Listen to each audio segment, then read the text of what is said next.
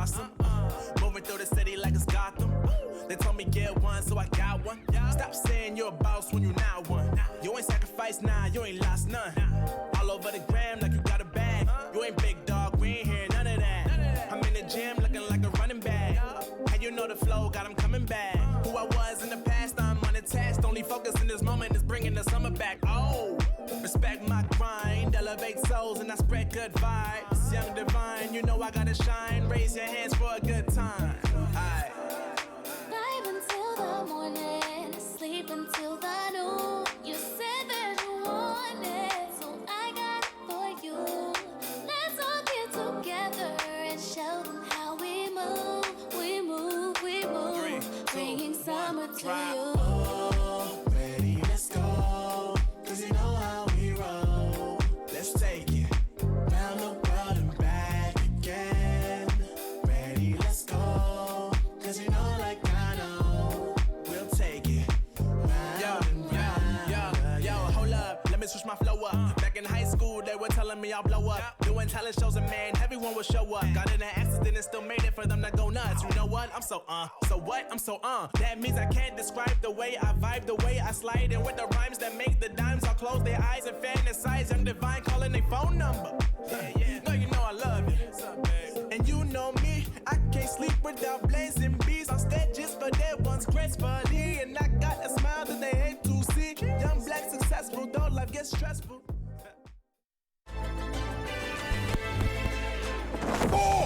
Maybe you like Caden and Hank, who get a real thrill from the speed of their HDDs.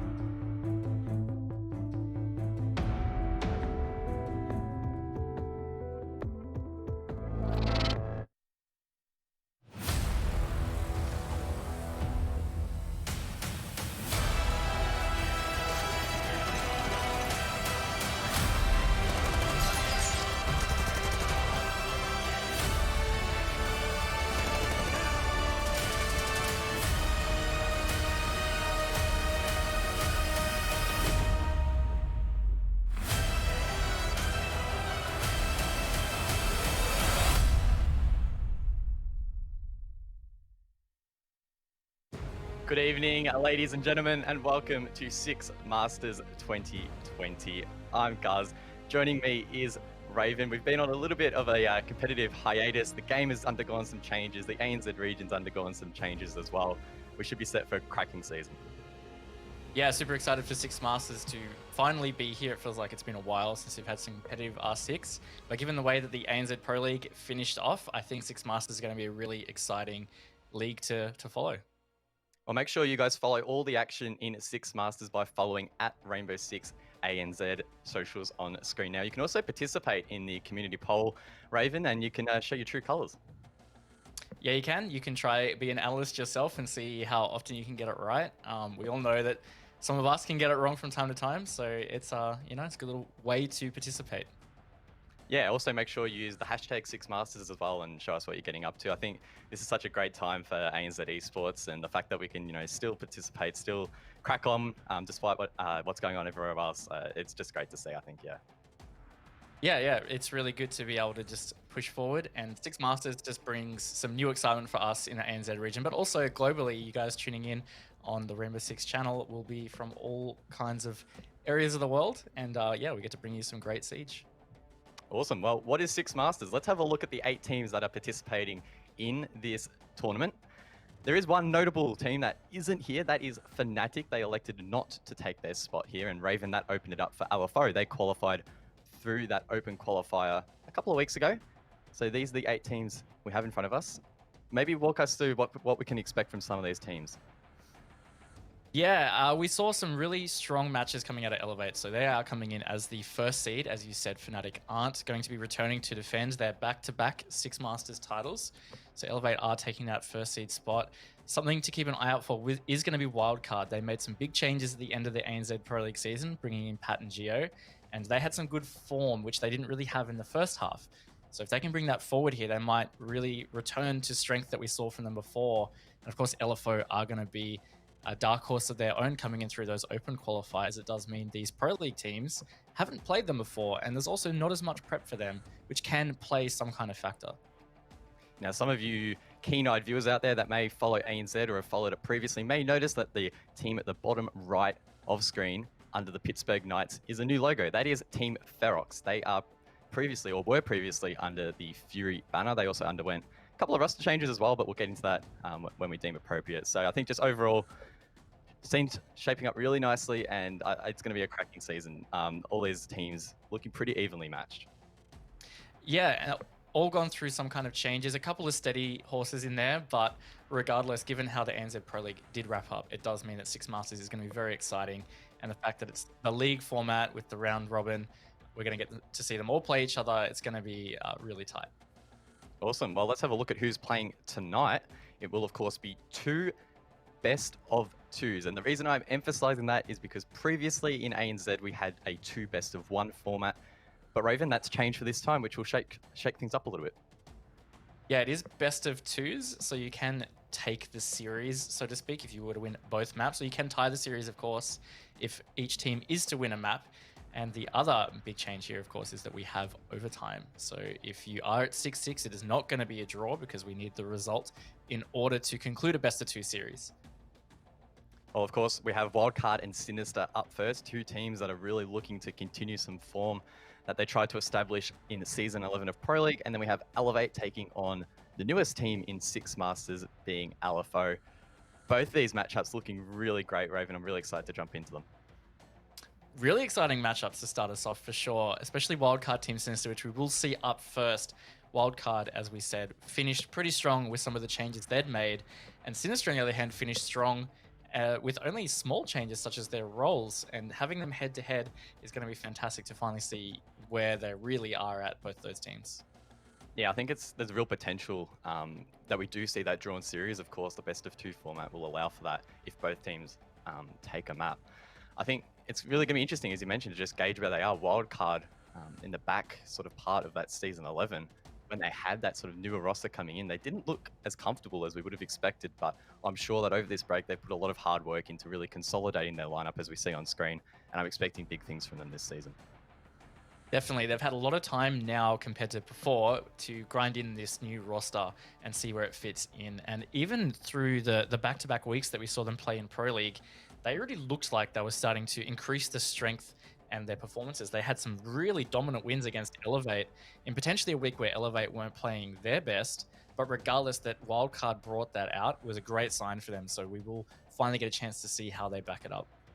Well, it is the battle of the Reds this evening. Wildcard will be taking on Team Sinister, who went undefeated in the second half of Season 11 in the Pro League.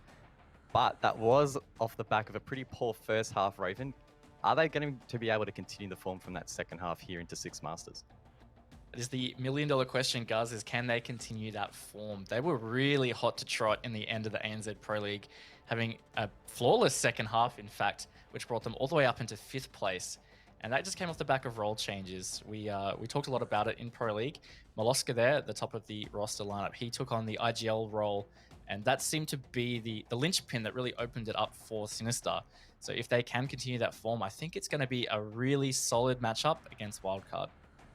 Yeah, I think Team Sinister on a good day will take it up to Wildcard, but we have seen in the past where they enter a map, they might have a couple good rounds or a good starts to particular rounds, and that starts to like drop away. If their mindset gets negative, that can really impact them. So hopefully they'll be looking strong here, and that leadership from Molosca could really prevail.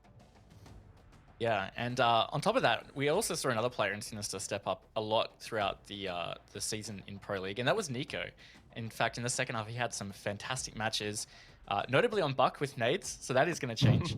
Yeah. But regardless, he had some great performances in their Pro League matches, stepping up, getting some really impactful kills, and as well as just always being consistent.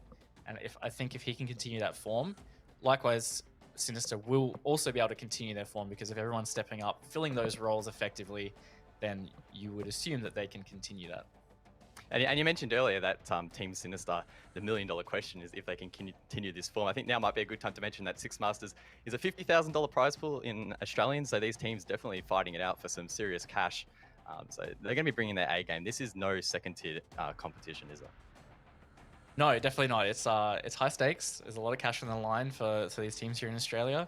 And on top of that, of course, bragging rights. I mean, Fnatic were back-to-back Six Masters champions.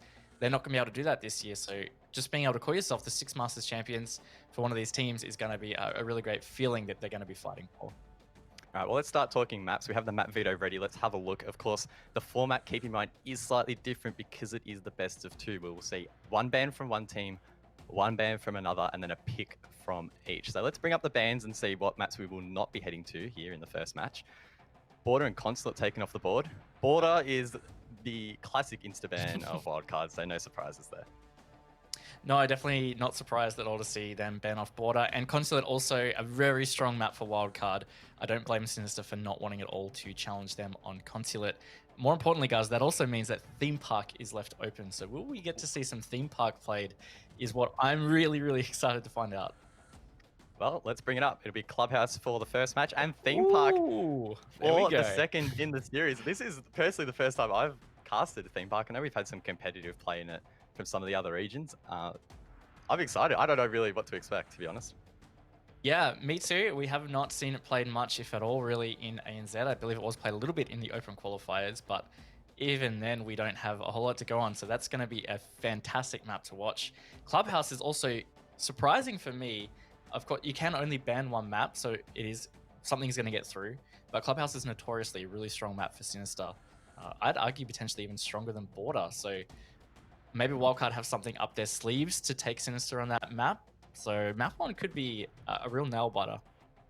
Yeah, I think if Sinister can bring their A game to what is, as you mentioned, one of the better maps, that's going to set themselves up nicely. And then when you're heading into the unknown of map number 2, I think that momentum will really mean a lot because, of course, it is the best of 2 series. So it's slightly different to how it was before. And that momentum just means a little bit more.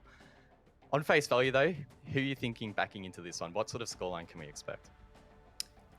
Really tough to predict, to be honest. Given how Sinister's form was at the end of Pro League, it's really hard to count them out. And then given the vetoes as well, with Clubhouse being that first map and Theme Park being a bit of an unknown, I don't know. I really can't call it. Maybe I'm leaning a little towards Sinister just because of how map 1 has turned out in terms of it being Clubhouse. But by no means am I discounting Wildcard. Yeah, it's just, as you mentioned, so difficult to say because Wildcard haven't hit their full stride with this newer, updated roster. We saw it in Season 11 of Pro League, but it was pretty obvious that it wasn't quite tuned, I think, the way they would have liked. But having that time now over that break to really refine things could make or break them in this first matchup. And again, it's going to be super interesting how we see it. And also, on top of that, let's mention the game changes that have occurred as well. There's been plenty of balancing changes. It's been a hot topic. Teams as well need to consider that when they're sort of forming new strategies and trying to develop how they're going to approach these matches. Is there a particular team in this instance that might have the upper hand with that? It's going to depend on operator bans, because I mean, we could talk about maybe one of them has really brought in the Ying changes to help them with their attacks, but maybe Ying will end up being banned, so that might not be a factor. But regardless, yeah, you're right. There have been some balancing changes. Some operators might see some more picks. I'd be interested to see if there's more Warden played, for example, on the defense. All things that we're going to be able to find out, because at this stage, being the first play week of Six Masters, there's a lot of unknowns for us. All right, well, both me and Raven are a little bit undecided on who we think is going to take this series. What do you guys at home think? Let's bring up the poll result. And it will be Wildcard, 63% to 24%. I think probably speaks for itself. I think Wildcard have a pretty solid backing, especially coming off the back of some big international events. For sure, very recognizable, often known as a strong team, so hard to go against them. And to be honest, even though I was slightly leaning towards Sinister because of the Clubhouse map coming through, Wildcard is still a great team, and they're good on Clubhouse as well. So there's no reason why they won't be able to counter Sinister on that. And I think it's going to be maybe even tighter than this poll suggests, but who knows, man? I think the interesting thing that you noted there is it's going to be up to Wildcard to really counter Sinister, suggesting maybe that Sinister do have a bit of an upper hand in terms of their strategy heading into this match. If you're in the Wildcard camp, what are you thinking heading into this one? What are you going to try and bring to the table to try and shut down Sinister on a map that they've proven time and time again they're pretty strong on? Yeah, I think the main thing for Wildcard is going to be don't get baited into the bait strat that we saw from Sinister. There you go. It's as easy as that, boys. Let's jump into it. That's simple. Wildcard versus Team Sinister. Here we go. The very first match of Six Masters 2020. It's going to be an absolute banger. The ban phase, Raven. Are we going to see a Ying ban? That is the $1 million question, as you sort of alluded to earlier. Yeah, and I'm not too sure we will actually see it banned. I think most teams will probably lean towards persevering with countering it. Thatcher ban is a classic Clubhouse ban, of course, and then likewise with the Maverick. Ying is actually banned though, so no Maverick ban this time, which means that hard walls and hatches will have a pretty high possibility of getting opened. And it's Wildcard that's actually banned out the Ying now, guys. Them declaring it, not wanting to deal with it. They are, of course, on the attack first, so arguably a little bit of a brave ban if you want to try and get that upper hand, but keep in mind, there is overtime, of course, in these matches, so it's not all but lost in regulation. Echo coming out as the second last ban, and it will be rounded out by another Intel gatherer. Yes, it will be. It is Maestro. Yep, Echo Maestro, pretty good bans for most maps, to be honest, and Clubhouse, of course, is not accepted from that. Something really important to talk about as well, Wildcard, like I said, they aren't pushovers on Clubhouse. In fact, they actually beat Fnatic 7-3 on Clubhouse on the final Playday of ANZ Pro League Season 11. So by all means, they can perform well on this map against some good teams. Sinister aren't going to have an easy run into this map as they start off on defense, going to the second floor, CCTV cash room to start us off. Diesel level 6 pick onto Maverick as well. An operator that we would often see sometimes as that second ban, but Ying has filled that spot. So it's going to be up to Sinister to be really mindful of the angles that Wildcard will be able to generate from that blowtorch. Of course, you can Maverick trick the wall or create smaller peaks, whatever the preference of the team is. And it's going to be up to Sinister to be extremely cautious of that. Man, I'm excited though. I just can't wait to see these teams duel it out. I feel like this best of 2 series is really going to make for a close match. If we go into overtime, I'm expecting some 7-8 results for sure between these two. Yeah, and it's going to be really exciting to be able to get conclusions to some of these matches where we won't be having those draws, and it is going to extend some of these matches out. So if it really is a back and forth affair, it's not going to end in that draw. We will get a conclusion, which is really, really nice to see. 5 seconds remaining. One thing to note as well while we jump into this game is Derpe. He will be playing for Team Sinister, filling in for Luna. Previously, Derpe did play for Wildcard, so he's actually versing his former teammates. And I think we discussed this a little bit maybe off broadcast a couple of weeks ago, Raven, but maybe it was someone else, I can't remember. But that dynamic of taking on your previous team, the knowledge that you can bring to your new roster and countering that old team can be pretty big. But it can. It's a lot of good insight that can help you counter a team. But you've got to say, with the lineup changing so dramatically on Wildcard, they've probably changed also a lot of their strats and the play style that they've got. So whether that translates over, we'll have to see. Maybe as soon as they do come out and win in a strong fashion, you could allude to the fact that maybe that was with some help from Derpe. Wildcard now preparing to open up that wall as their players get into position. Geo here on Habana will likely try and cut off the garage rotate as Diesel will start to work on the wall with that blowtorch. Mindful of the drone hold that he doesn't get shot through it. Mindful of the gas as well, slowing him down. I think so far Sinister are doing quite a good job in stalling this out and just making it a little bit challenging for Wildcard to get it open quickly. And I really like the use of these smoke babes here from Fisher Guy. He's actually using it to delay opening that wall, which is such a critical part of the attack. You can cut off the entirety of CCTV from rotates once that wall is open. So if you delay that as long as possible, they don't have that strong position. That being said, though, I do see that the Maverick trick has been successful now, which means Wildcard can get that open. Indeed they will, and Diesel will rotate as Ethan will come around with that skeleton key and open up a nice line of sight for Emo Rin. Pre-fires the wall. Not sure whether that play was inside of Con. Nonetheless, he doesn't hit the shot. And now in classic wildcard fashion, we will start to enter red time a little bit, under a minute, very shortly. And this is where we tend to see them explode. Yeah, really traditional for wildcard to have that slower style attack, you're right. And we will have to start see them doing something, obviously, as we enter the final minute. And that's one thing I really want to see from this new wildcard lineup is maybe a change in their attack meta, not leaving things to that last minute. Diesel is going to open the scorecard there. It's Milo off the table now. And if they can get a move on, it's looking like a pretty good attack so far from wildcard. Nade's being sent out there as Derpe tries to deny any sort of entry inside of Garage. He gets lit up from the main wall, now stuck, but he manages to get away. Nico gets one as well, so it's a 4-on-4 with 30 seconds left, and time could be very precious here for Wildcard. They're forced inside of Garage. Derpe still in such a strong position, but he doesn't hit the shot. He pre-aims the wrong angle, and now they can advance in towards the catwalk, in towards the B site. They try and get close towards that default. Sinister holding common positions to try and deny it. That's a shot from Vinny. That takes down one, and has 10 seconds left. Ethan on the plant, fakes it once. He won't be able to fake it again, though. They need to stick it. Is the denial there from Sinister? That is the question. They do have Nico below. Vinny gets a C4 kill as well, and Ethan is forced to stick it. Vinny makes his way up the main stairs in towards Cash. Does he have the angle, though? No! He will eventually down him as he gets off the plant, leaving it up to Geo in a 1 versus 2. We saw him clutch a 1-on-5 against this very team in the first round of Season 11. Now he needs to do it on a smaller scale, but he can't even get the first, and Sinister will successfully retake the site. Defenders have eyes on the diffuser. It's a great retake from Sinister there. They had the intel they needed. They had Geo stuck in that position on server rack. The fact that Wildcard are actually able to get that plant down, I was a little bit surprised about. I thought that Sinister might have had the denial there, but regardless, it got a bit messy, and great for Sinister's confidence. We talked about their mindset coming into this has always been a bit of an issue. So getting that first round on the board, you've got to say, is going to help them a lot. Good start for Sinister. Wildcard very close to taking that round, but time not quite on their side. And you alluded to it earlier, maybe we need to see a little bit of a shift in their attacking meta.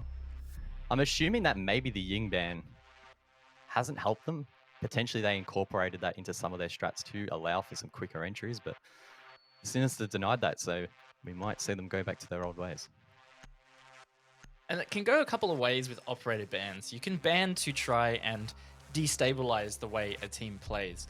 But on the other hand, that can also make them less predictable. So while you think you're messing them up, maybe it means they change their strats so the things you've done to counter aren't actually effective anymore.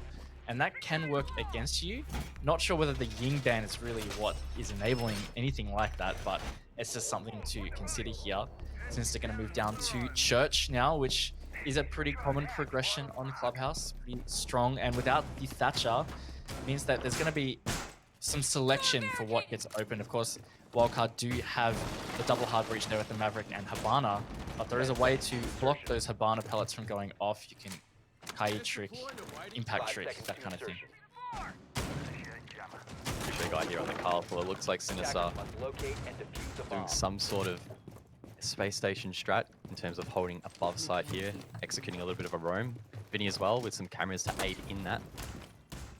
So keep an eye on bar here. There's going to be a lot of action happening here early round as Sinister would try to deplete as much time from Wildcard as possible. And to be honest, that might be a viable strategy. We saw their time management cost them a little bit there potentially in the last round. Maybe Sinister are trying to continue that for the rest of this map. I'd say for a majority of that last attack, Wildcard did a pretty good job with time. The final stall point was just getting that garage control. Derpe did a great job at stalling them out. On top of that, Sinister did a great job backing up Derpe. It was actually Nico that got the opening pick for Sinister while covering Derpe as they tried to rush and take that catwalk. So some good teamwork from Sinister enabled them to stall out Wildcard. And if they can do that again, it's really going to be what helps them win more defense rounds. Geo already using 2 of his ex-Kairos pellets, leaving 1 left in his inventory. Maybe accidental, a little bit hard to tell. Either way though, that will diminish their ability to open 2 more hatches if they so desire. It looks like Wildcard establishing decent control above here. But just like that, we've only got half the round to go. That's right, and they are taking a lot of time. Vinny is still on the roam here. He's actually being covered from above. Gonna run away and get back to site, but that's over half the round burned. No engagements have really come about, and there's a little bit of control towards site, but Kitchen Hatcher is able to still close. Dirt hasn't been touched. I'm not sure about the progression from Wildcard here. It's looking like it's going to be really leaning towards Sinister into this final minute. I know in the past we have seen Wildcard try and execute in towards the church wall and plant behind the black boxes in sight. That's going to be pretty hard with only one Habana pallet left. It'll take these a lot of time to open that, so they might need to switch things up here. Looks like they're trying to gain more control here from above. Ethan, with plenty of ammo left in that skeleton key, of course, it was slightly increased in the last patch, and Ethan taking full advantage of that. Bomb located by attackers. Nice shots coming out onto Pat as he comes to main stairs. He's definitely going to be a player to watch out for. We've seen him have some really sneaky aggressive plays, particularly on the Ash operator. If Sinister can keep that in check, then it's going to make it even harder for Wildcard to get something going. And as we say that, almost 20 seconds to go, guys, and Wildcard have very minimal control. Sinister sitting in some great positions, and a shot from Pat takes out Vincia, leaving it 15 seconds in a 5 versus 4. Pat's forced to rush in. Can he get one? He does. That's a double. But Sinister, they're getting frags back. It's a 3-on-2. Not much time left. Ethan needs to try and collect that diffuser and go for the plant. Sinister playing so patiently. That's Pat taken off the board, but he can't get the second. Ethan needs to go for the plant, but they get the kill in the final millisecond there from Ethan. I was wondering why he wasn't sticking the plant. He backed himself to go for the frag and hits it with a wallbang. Wow. Wow, man. I would love to see the millisecond count on that, because that was 0-0-0 as far as we could tell. So scraping through just in the final moments there was Wildcard. It was looking pretty sketch. It came to an absolute trade fest, but they got it. It's 1-1, and it means Sinister are going to reattempt that bomb site. Definitely getting the impression 2 rounds in that Wildcard will be sticking to their guns in terms of taking their time in establishing control in and around the map. And then waiting for that perfect time to strike. Sinister caught off guard a little bit there. I guess you could say a little bit unfortunate for them to be losing that round in such circumstances where they basically held out for as long as they possibly could, albeit maybe a couple of milliseconds. So maybe Sinister will try and hold above a little bit longer, or waste a bit more time on that entry down main stairs, because we saw that as a bit of a stall point for the majority of that round. But once Pat got that first kill, they really started to explode. That's true, and also with that time delay, you wouldn't even be able to put that down to the 20-second meta that we hear about, because there wasn't a Goyo pick. There wasn't actually that whole lot of soft utility they actually had to use soft breach on. So that wasn't really the stall out point for Wildcard. I think they just took a lot of time getting the map control they wanted. We saw Pat for a long time up on top floor, holding the rotates, and just Wildcard taking their time to drone out and push down. And at that stage, because they'd already burned 2 Habana charges and used the Maverick gas to open the bar hatch, just didn't have much else. So I think a lot of that actually just came down to Wildcard's organization. Sinister once again doing a slight roam, but both Milo and Derpe will find themselves back in towards site. Interesting Goyo shield placement there inside of blue to make that push a little bit harder. We didn't at least see on our feed Wildcard pushing that too heavily. It was mainly down the main stairs, but it does look like Wildcard could prepare for a push on this side of the map on this occasion. Emo Rin being droned in, Claymore placed down to cover his flank, and again Wildcard playing this quite passively. Mollusker as well, just ready and waiting. It's a bit of a standoff, I feel, for the majority of these rounds at the moment. Yeah, and I really like what Milo is doing here. He's playing it very carefully. Mind you, he's got himself in an engagement, but he's being backed up beautifully from his teammate there in blue, but he's going to be caught rotating back. Nice kill by Emo Rin there. And as I was saying, Milo was doing a great job shooting drones and dropping back, but maybe not expecting the hot pursuit from Emo. So well played by him, giving Wildcard the man advantage now. And that's going to allow them to speed up a bit on this take. Derpe trying to get aggressive in Oil Pit. Keep in mind it was Claymore. He does spot the red lasers, and Impact will be used to clear that utility. The question is, do Wildcard know that? Emo Rin did have a drone inside a garage, so they should be well and truly aware. Ethan does come to cover. Nico gets one back onto Geo. Now it's a 4-on-4. That's great from Derpe. He hasn't even gone up the ladder, and he's focused so much attention in that direction. Again, creating another stall point for Wildcard, allowing Sinister to get that other pick to make it man advantage, or equal man, I should say. And it means that there's a lot less progress happening from Wildcard. We see Pat down at main stairs again, ready to maybe go through into Armory. As Ethan finds Derpe, so it does mean Wildcard have regained that man advantage coming into the final moments of the round. Looks like Pat will rush in once again like he did in the last round. Can he get the frag? No, it's shut down. Vinny from Dirt gets him. Attackers have dropped He isn't the bomb. refragged either. Diesel as well gets shut down, and now Sinister have that man advantage. Make it a 3-on-1. As Vinny gets one more, and there we go. Sinister will close out that round. A shotgun to the face of Ethan will win them that round. Sinister with a fantastic stall out, and they did a really good job in denying that rush that came out once again from Pat. Yeah, I was wondering what exactly they were going to be doing to counter that rush from Pat, seeing as he got the Ash charge off and just ran straight through. But it was actually more of a passive bait, expecting him to do so. Vinny playing in Dirt, nice and comfortably peeked out when he knew that he had the cue that he was right there. And I really like that from Sinister. It meant that Wildcard really played into that trap. So 2-1 for Sinister means they're looking pretty good on defense so far, Guz. And I think if they can continue this, going to be trending towards a good half for them. Looking good so far as we head back to CCTV and Cash. We've seen this site played once so far in this matchup. Attackers need to locate and Went in the defuse way as of many bombs Sinister. as they can. They retook the site from Wildcard, who just managed to get that plant down, but unfortunately GA left in that 1v2 was unable to win the round. So it's going to be up to them to, again, work on that time management a little bit, try and get in there a little bit earlier and give themselves a bit more of a buffer in case Sinister are able to deny that plant or delay it.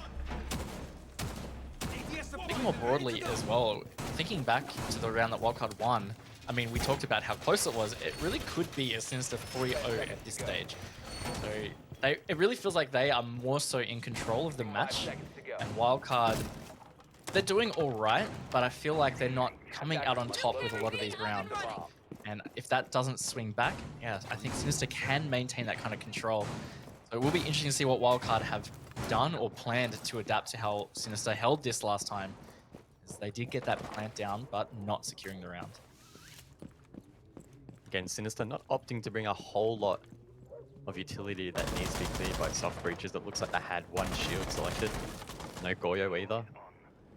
So Wildcard shouldn't have a whole lot of issues in clearing that. There might be some mute jammers from Nico that do need to be cleared out, but they shouldn't be too difficult. High charges as well can be taken out. Okay, that's of course it's Nico. Who else would it be doing that peak in the 6 Masters? Very, very Nico of Nico, huh? He's doing it with the SMG-11 as well on top of it, but not actually netting a kill from it. Derpe totally potatoing on that drone, not catching it. He sees one cross past Garage door, that pre-fire just a little too early, almost catching Zofia as he rotates, but nothing happening. And just a bit of a lull at the moment while Wildcard work on their positioning and just getting some control. Pat holding a long angle into Garage as Diesel is going to be opening up the CCTV wall. Again, it's very critical to be able to do this nice and early for the attack, as Diesel has done so on that right panel, as Emo opens it fully, as that gives them entry. And half the round to play, this is probably a bit better, I'd say, Guz. Diesel very efficient with that breaching torch, making it soft nice and quickly, and we can expect a soft breacher to come and clear that if Emo Rune hasn't already. I'm tipping that wall is well and truly open by now, and Sinister will need to be careful of their rotations on site. Talking about rotations, Nico still playing below. Not sure whether he's been droned out yet, so expect him to go for a big flank later in this round.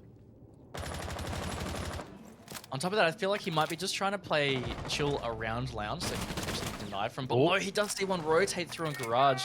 Derpe's been taken out elsewhere, as Nico is just trying to yeet it, but he's shut down by Diesel, which means that Wildcard will have a 2-man advantage coming towards the end of the round. Emo on a nice flank watch there.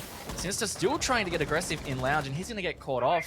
Sinister maybe just falling into a trap, playing way too aggressive, as Wildcard are going to have a strong man advantage coming into the final 30 seconds. Fisher Guy and Vinny need to try and hold site.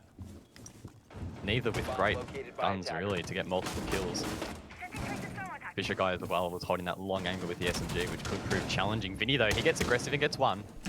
Oh, sees the second, but doesn't quite shoot yet. The trigger discipline is strong, but he can't quite net the kill. Fisher does eventually trade it from above, so it's a 3-on-1. Nade comes out, though, and he will be taken down. Too many for Fisher to handle, and Wildcard will even out the scoreline. Yeah, and a nice nade there from Diesel on the Maverick. Of course, Maverick now has frag grenades.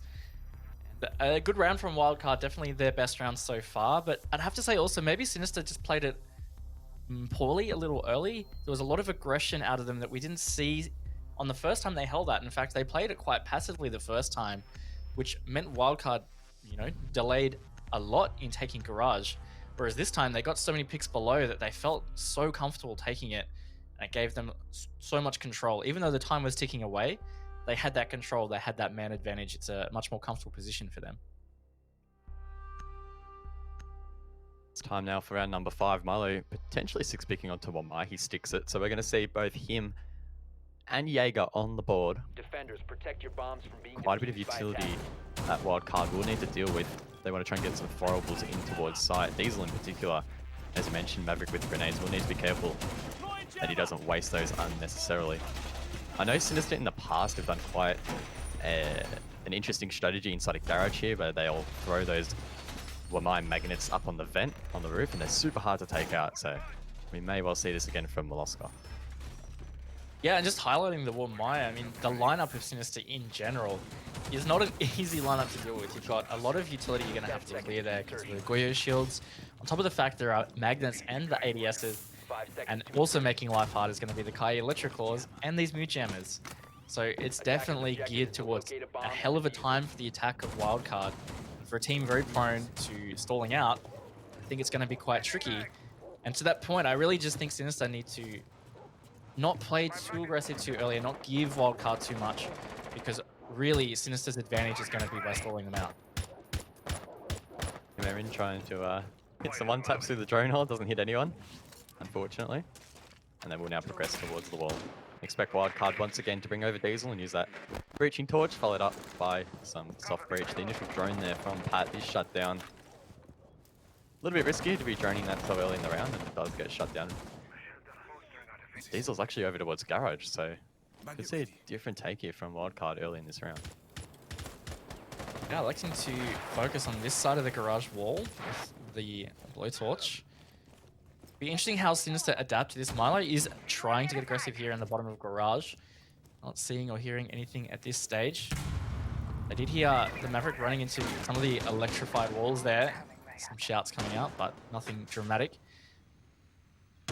Bit of a slow push so far, guys. Really nothing major going on besides focusing on the garage wall and Wildcard just setting up some positions.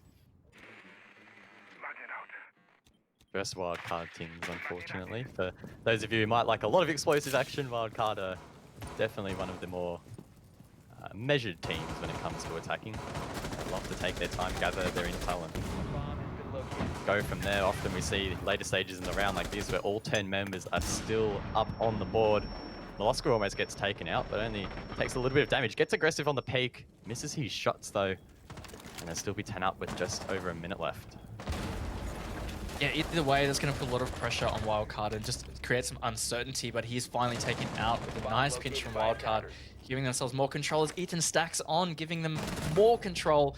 Oh, Nico answers back, but doesn't find the second, which means that it's going to be a similar affair for Wildcard, but Diffuser's dropped outside by Derpe, going to give Sinister a bit more of a chance.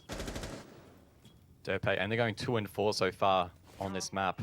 Needs to go big here and stopping Wildcard from getting that diffuser and going for that plant. Wildcard may opt to go for frags. Derpe almost exposing himself there, so close. Emo Rin almost had him. Very far comes out, but it doesn't hit. As that diffuser has now been picked up. Vinny, he'll rotate up the main stairs to try and aid Derpe here and holding that main wall and the CC window. It's going to be up to Wildcard to try and flush them out. There is utility coming out in flashbangs, but Derpe, he's not blind yet. Still able to play aggressive. C4 comes out from Vinny, misses it though. Oh, this is an awkward gunfight between these two. Neither able to get out on top. But look at the time. It's almost run down. Wildcard will need to stick the plant. Geo is on that Dirtpay needs to deny it, but there we go. Wildcard will shut down that rotate and take the round. Yeah, look, I thought Sinister were actually going to be able to bring that back. Vinny finally escapes the cash stairs, which could have been his doom, but was just taken too low HP to be able to take a gunfight after that. So well played by Wildcard in the end. It looked like they had some pretty good control by around the midpoint of the round, but Sinister did almost bring it back. It means that Wildcard are going to have a 3-2 advantage now in the final round of the half, which means Sinister at best can get it to 3-3. Given the way they started their defenses, I think they'd be pretty disappointed with that. Still plenty of time for them to bring it back. Church and Arsenal will be the final objective of this first half. We've seen this objective played twice so far tonight between these two. Attackers need to The locate record is and one defuse apiece, bombs. so this round could really go either way. Interested to see if Sinister again try and play more aggressive off site. They haven't brought the castle on this occasion, so we could see them turtle back towards the bomb side just a little bit more here. Would make a lot of sense because, again, I think they should really be creating stalls for Wildcard to fall into, as that seems to be their natural attack path, and also forcing them to utility clear. So I like that they've stuck the Goyo shield, or the Goyo pick. It's going to mean that Wildcard have to think about the use of their soft breach, and they've got 2 nades and the impact charges from Zofia, and that's pretty much it. They do have breach charges, but they're not going to help with the shield, for example. Does mean that things will have to be spared. So it's going to come down to, again, I think if Sinister don't give Wildcard the early picks, it heavily increases their percentage win chance.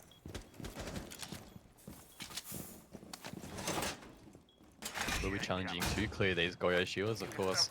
In the most recent patch, the number that Goyo possesses was reduced from 3 down to 2. But Wildcard only have the 2 nades in hand to clear those out, outside of Emo Ring. With the lifeline, because of course Buck lost his grenades. Interestingly enough though, Wildcard's still sticking that pick, so I think the Skeleton Key is still proving to be a really useful utility, particularly on maps that have a lot of soft destruction. Oh, for sure. The Skeleton Key is just too good, and the fact that it has more ammo now is incredibly helpful. You can make a lot of work on the floors with that increased ammo, and even just bringing the stuns, that allows you to burn things like the ADSs or the magnets from Omai if there was one. So he's still a very helpful operator with a lot of utility, and it's hard to overlook that.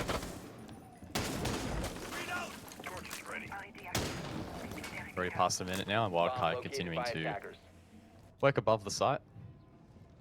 Often we would see that cleared and then a grenade come out from the Buck over to where Vinny is sitting under that hatch to clear a Kair charge, but of course, as we just mentioned, there are no grenades on Buck anymore, so the hatch will actually be opened by the breaching torch. And now Wildcard can try and start to mount this attack.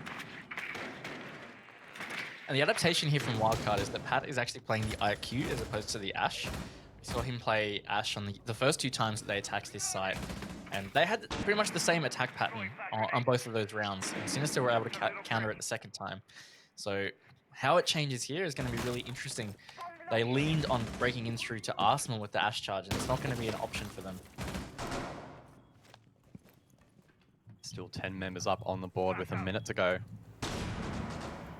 Expect a lot of quick trades coming out here late in the round. Lost holding blue once again, not having the greatest game in terms of the frag department. Currently going 1-5. Will find himself in a big gunfight soon as Emo Ring does drone that out. Meanwhile, Geo uses the Habana pallets to open above Armory, and they're looking pretty set now to push side, aren't they, Raven? They are. They've got their positioning. They've got some control. Mind you, they don't have a lot of time, which is not uncommon for them. Oh. This is a great pixel, though, from Nico in between the shield and the ammo crate. He's going to be able to look at the head and catches him as he cooks the grenade. That was a live grenade there that could have done even more damage, but either way, this is going to be hard to deal with as Geo gets one. Leaving it into the final 10 seconds now, guys.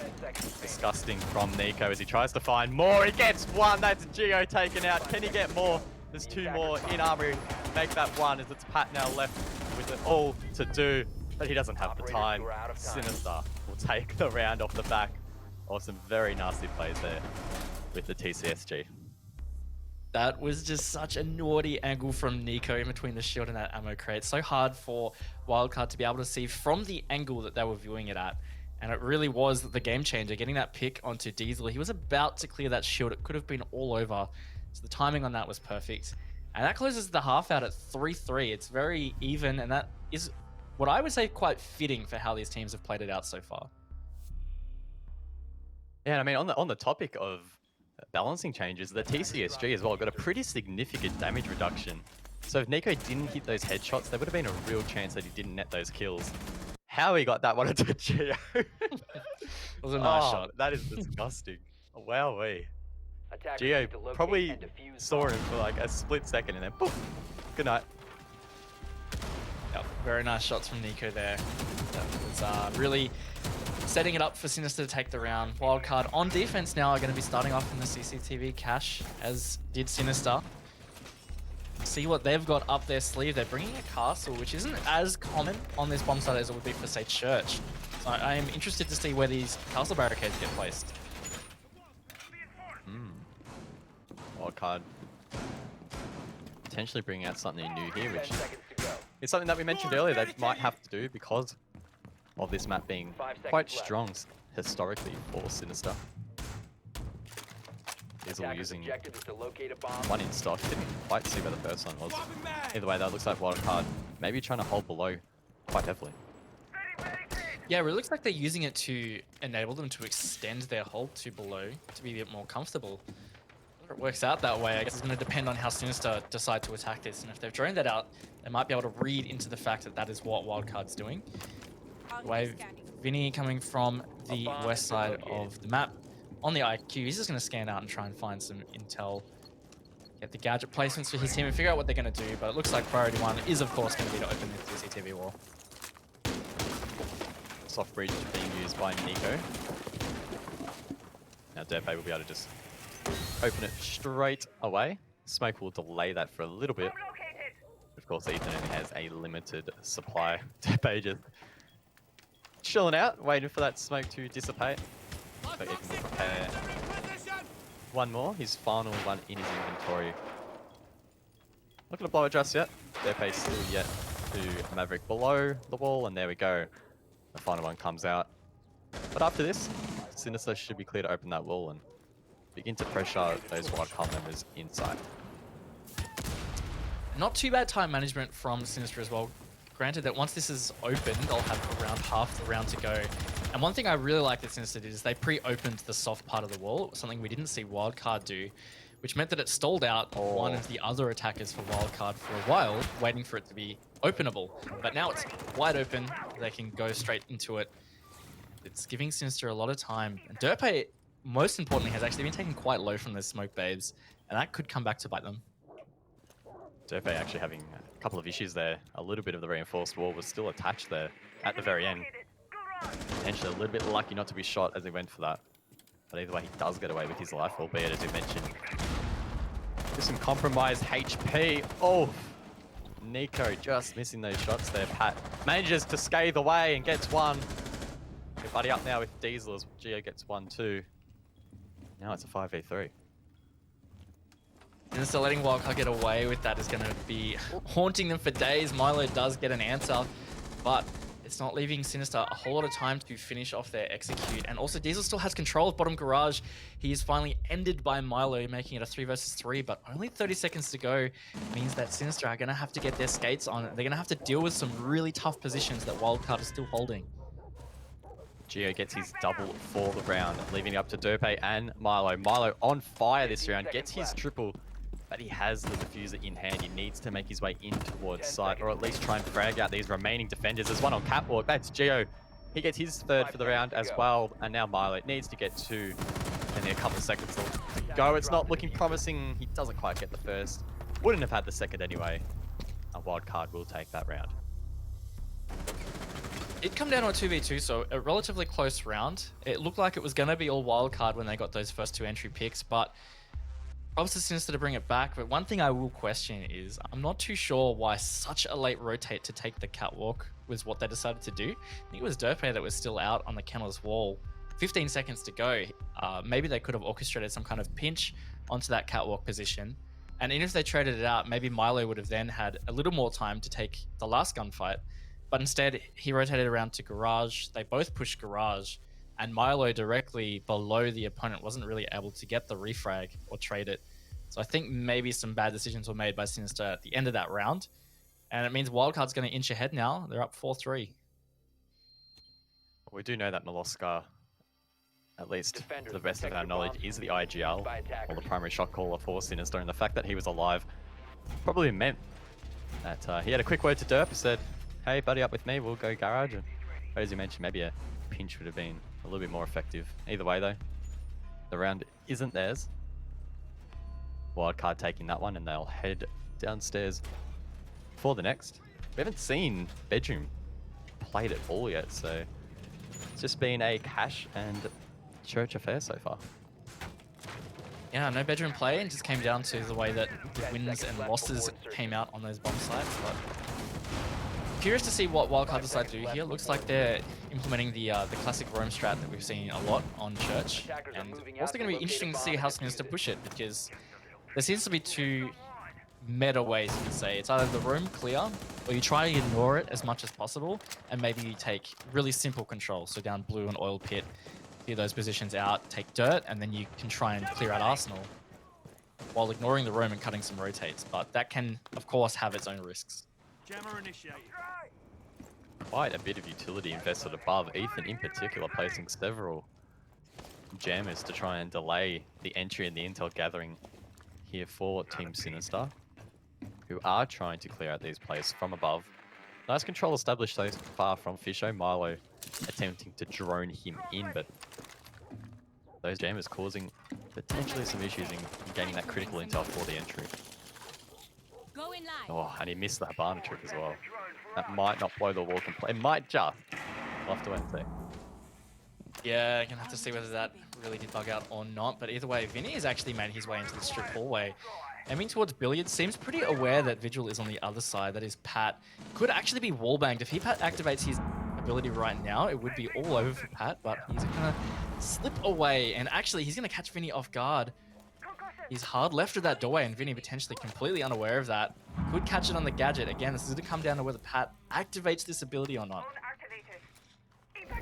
Pat may have heard his gun before and will not activate his ability. Instead, though, he gets aggressive. Somehow, he isn't shut down. He gets away with the kill and now can make his way over towards Strip and cause more issues for these remaining attackers. Unfortunate there for Vinny. The timing not quite going his way. Speaking of time, Sinister have invested so much time into clear this room. They finally have that top floor control, but they haven't given themselves a whole lot extra to start that push on the side and get control. And of course, they still have to deal with Pat here in Strip. It's going to be Fisher Guy on the hunt. He's going to be the first one to face it. And he's maybe not sure he's around the corner. Thankfully, he's low HP. Finally finished off, but 50 seconds to go means Sinister have a lot in front of them. 4 versus 4, 44 seconds left. That was a terrible joke. But you know what isn't a joke? This defense from Wildcard, they're playing so passively at the moment, just trying to bait in these Sinister attackers. Keep an eye on Molosca, he has the diffuser in hand. Once again on the Habana. Looking now to get the kitchen hatch open. That's the last of his palace. If these ones get disrupted, he will not be able to open it. And they are. Him dropped as well. Nico will res him though. No one there to finish him off. Now they're basically going to be forced down the main stairs or drop any of the hatches that have been opened, but Wildcard is seemingly just denying it. Leaving up to Molosca, who was resed once, now low on HP, makes his way inside a church, but he can't find anyone to greet him, and Wildcard will take 2 straight. Did come down to a 2v1, but of course that time really went against Sinister, and it meant with that kitchen hatch, when it got impact tricked, unfortunately Milo did get downed by that impact grenade, but it also meant he had no chance to potentially reattempt it. I didn't check whether he had Habana pellets to reattempt it, but regardless, there was no time for it either way. It meant that they just had to yeet it down Moto hatch and down main stairs, and Wildcard were expecting that, so a really well executed defense from Wildcard, only losing one on that roam, and that was Pat, who ended up in Strip, burning off 2 minutes of time. That's really well played from them. We are going to finally see Jim and Bedjim here in round number 9. Wildcard opting to bring a lot of Attackers need to utility locate and that defuse Sinister the will bomb. need to clear. They've got Pat on the Goyo, so that's 2 shields. Diesel with 4 jammers. And then of course we have projectile denial from both Ethan and Geo. So Sinister have a lot to balance this round, a lot to clear before they can even think about getting in towards site and attempting a plan. Definitely going to come down to some well-organized planning in terms of how they dole out their utility and how Wildcard hold. It looks like it's going to be the classic hold of cash, which means it's going to be 10 really seconds tough to for go. Sinister to take control of that and the investment that's happening here from Wildcard. 5 seconds left before insertion. Attacker's objective is to locate a Geo bomb currently and going defuse it. 9-3 there on the Mumbai, been a solid map for him so far, and I think it's safe to say that his transition here into this team has been quite strong as well, performing quite well, and I think it's fitting quite nicely with this roster. So far, so good. Looks like Vinny is again coming from the west side of Clubhouse here. Bomb located by Not attackers. prioritizing opening the jacuzzi wall at this stage. Looks like they are going to really just hard push into that CCTV roam, which is going to take up a lot of that utility, and by the time they get to site, they might not have a whole lot left to deal with things like the Goyo shields, or even the magnets, depending where they've been placed, or how many have accumulated that Geo will use later. These are all things that Sinister will have to consider with this investment of utility to take this map control. Drones coming out from Sinister as they try and locate, somehow said the 2 words combined. Because they're looking for 2 things. They're looking for enemies, and they're also, again, looking for that utility to try and work out exactly how they would counter that. Fisher guy as well, trying to watch any rotations on the main stairs. Uses 1 lifeline. There is a player inside of a Logi to his left. But he doesn't see him, of course. They don't have the ability to see through the walls that we do. They need to use those drones, as I mentioned earlier, they need to use those drones to find that intel. Yes, you would hope not. I like that Sinister have now finally got this jacuzzi wall open. They've still got half the round, and actually they've really worked it with utility well to clear that Goyo shield nice and early with the Zofia. It was really well played, and now they're stacked on his side. Bomb diffuser has been I don't dropped. believe they've really hard pushed in that Attackers will CC. cover the Fisho is bomb actually the one that dies over there, though, to the hand of Ethan. But that's a nice refrag on a long angle from Derpe onto his old teammate. 4 versus 4 with a minute to go. And Sinister do have a bit of control, so this could be a tight finish to this round. Pat still inside of Logi. His rotation is cut off as Geo's dropped. So that's 1 member off site, and they need to worry about less. Diesel trying to reclaim that position as they're just falling apart. Diesel now somehow left in a 1-on-4. He's going to attempt the res here onto Geo to make it potentially winnable, but the diffuser goes down. The intel has been taken down as well by Sinister, forcing Geo and Diesel to basically enter the site blind for the retake. Diesel worried that there could be a player below, takes out a drone watching that flank. Surely someone was watching that and they know where they're coming from. That's 1 taken down. And now Diesel will need to hit 3. Sees the first, but doesn't land any shots. Gets aggressive on the second and will get it. But the trade from Sinister is basically spot on. And they'll take the 9th round. It was a really great attack from Sinister as well. The only utility they ended up investing on that CC side was to get the kennels wall open to help cut that position. And I mean, it was Fisher that actually died from that, but it was refragged straight away. And then they had tabs on it. We saw Geo get downed over there. And the rest of the utility was put into the actual push on the site. And that worked out perfectly. They cleared those shields early. They were able to then work themselves towards site and get the picks. And then they had all the control. I really liked that from Sinister. And I like that Wildcard are not going to do it again because it really looked like they were hard counted.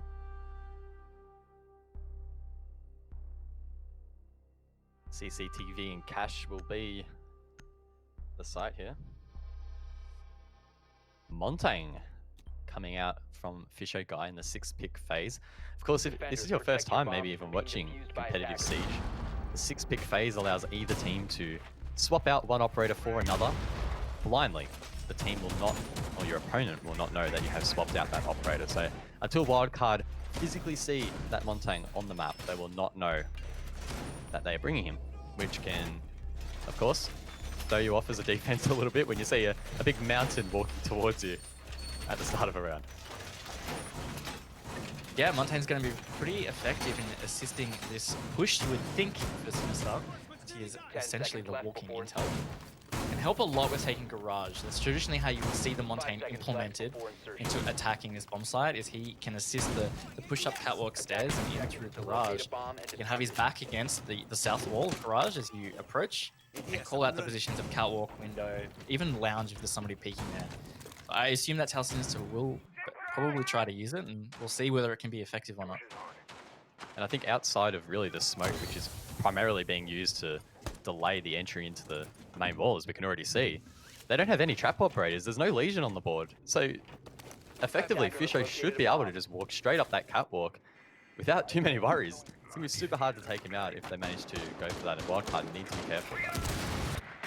Yeah, and that's worth pointing out. That's a great use of the 6-pick strategy. It's not something that Wildcard would have seen coming. Sinister haven't indicated at all they were ever going to bring a Montaigne.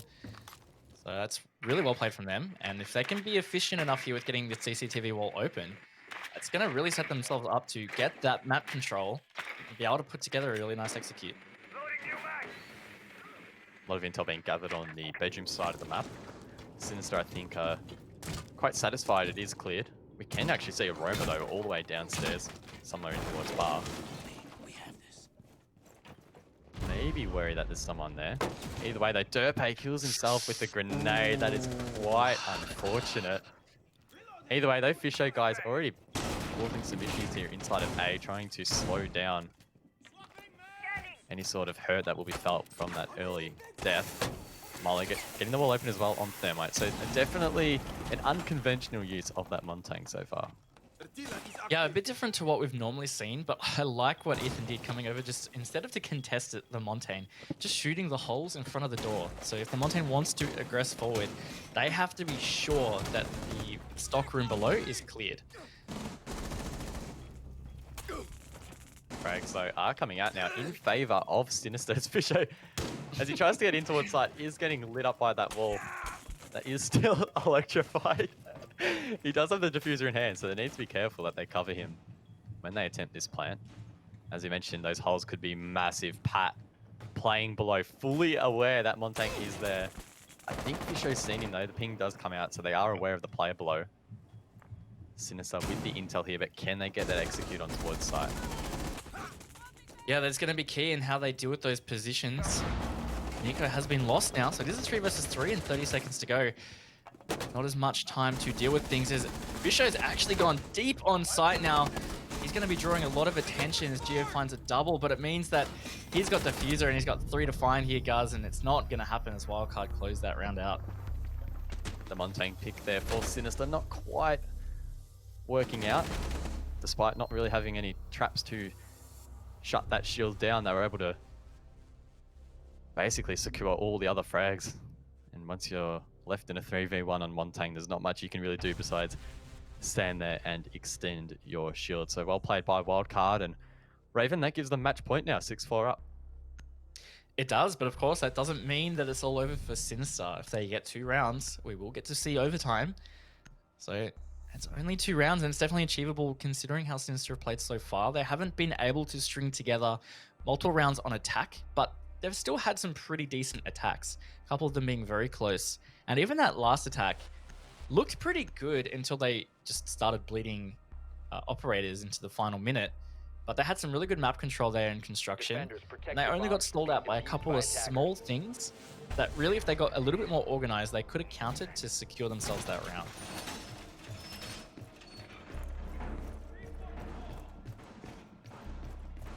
I think it's still safe to say that this performance from Sinister against what you could probably claim to be an A-class ANZ team has definitely been better than what we came to expect in that first half of Pro League Season 11. And we haven't really had them go up against a team of this caliber yet. So this first map does give a decent indication so far as to what we can expect. And so far, I think they can definitely take some positives out of this matchup. Sinister looking a lot better than they had previously, particularly against some of these better teams. Yeah, it is feeling more like the Sinister of the second half of the Pro League than the first, which is the really Attackers important bomb thing diffuser here. has been dropped. They Attackers feel like they're recover pretty the in touch with diffuser. this match. There's just been a couple of rounds that have not gone their way. Some really close rounds. We talked about it in the first 3 rounds when they were on defense. There was one there, it was the absolute final microsecond where Ethan got that headshot to win Wildcard around. It could have easily been Sinister's. This could have easily been 5-5 if you want to go down that path. But either way, it's, from what I would say so far, a pass mark for Sinister, given the form that they had at the end of Pro League.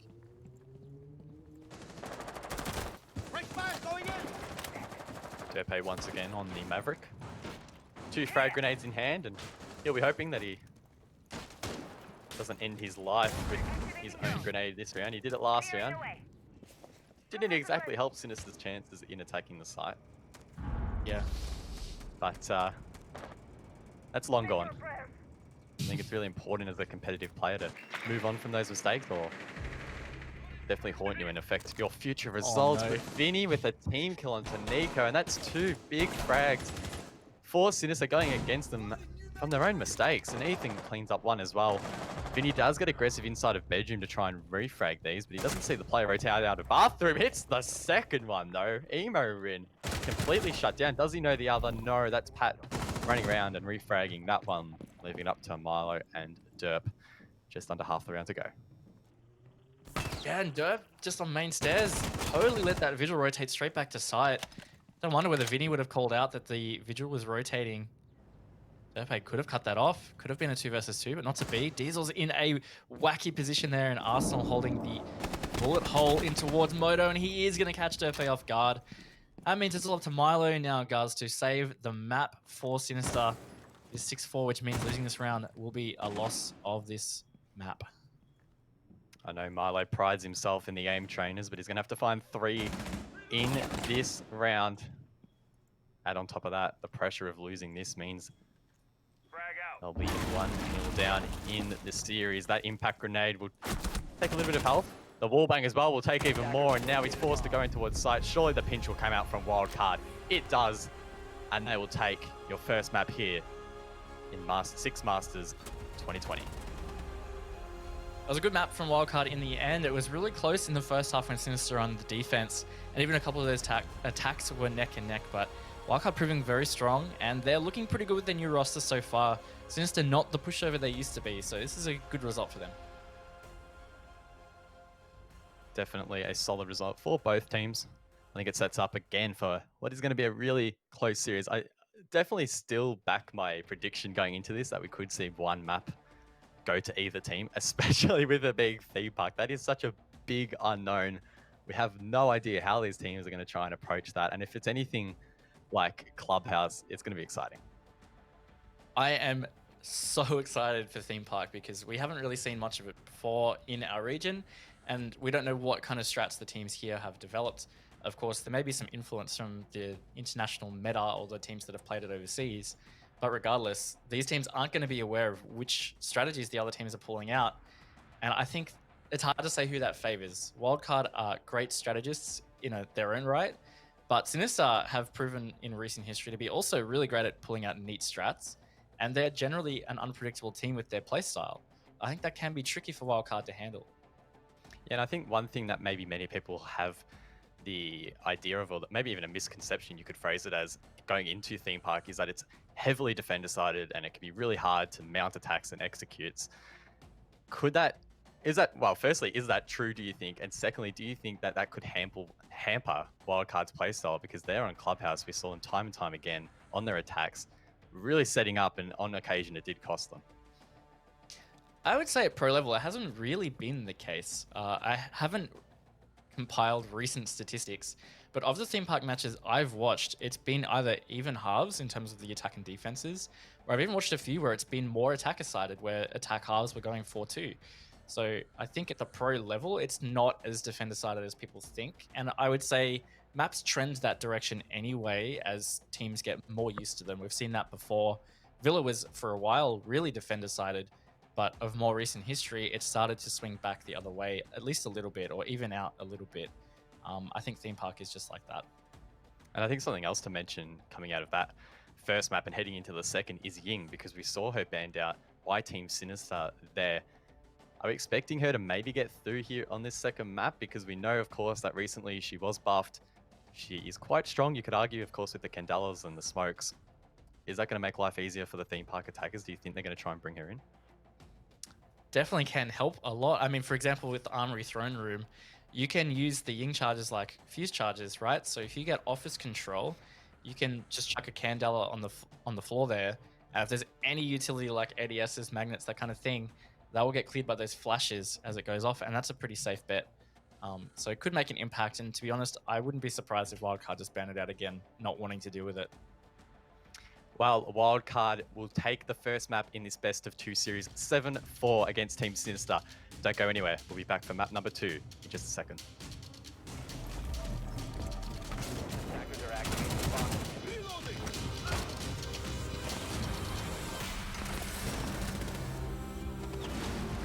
Seconds to go. Attackers bomb.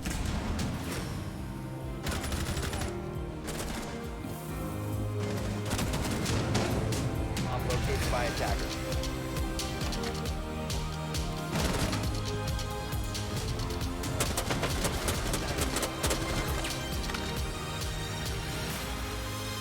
Attackers dropped the diffuser. 10 seconds remaining. Remaining.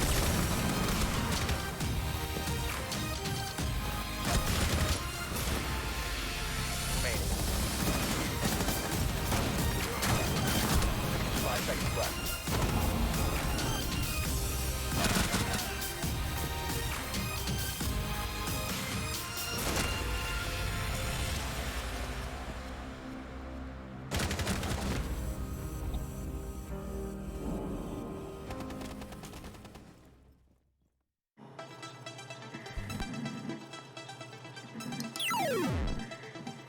Are you like Caden, who loves to make the most of the slow loading times of his HDD?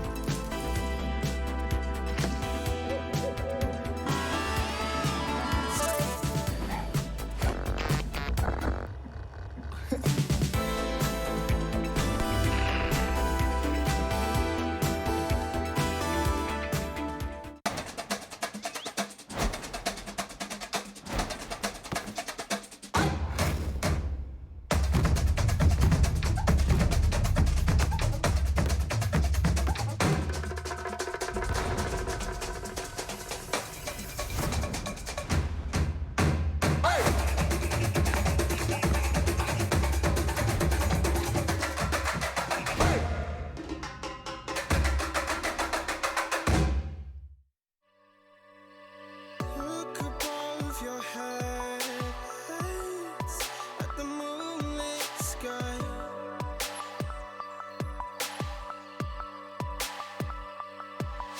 The stardust drifts and shines brightly in your eye.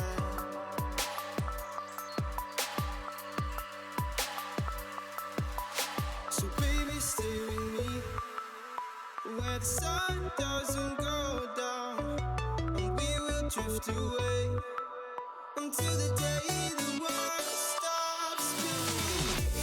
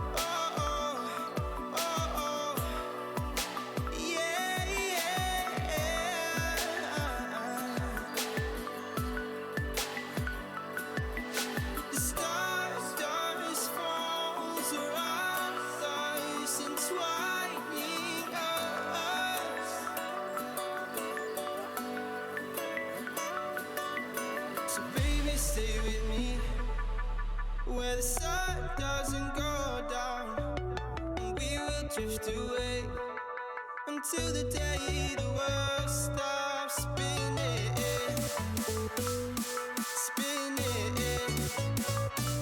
spinning, until the day the world stops spinning.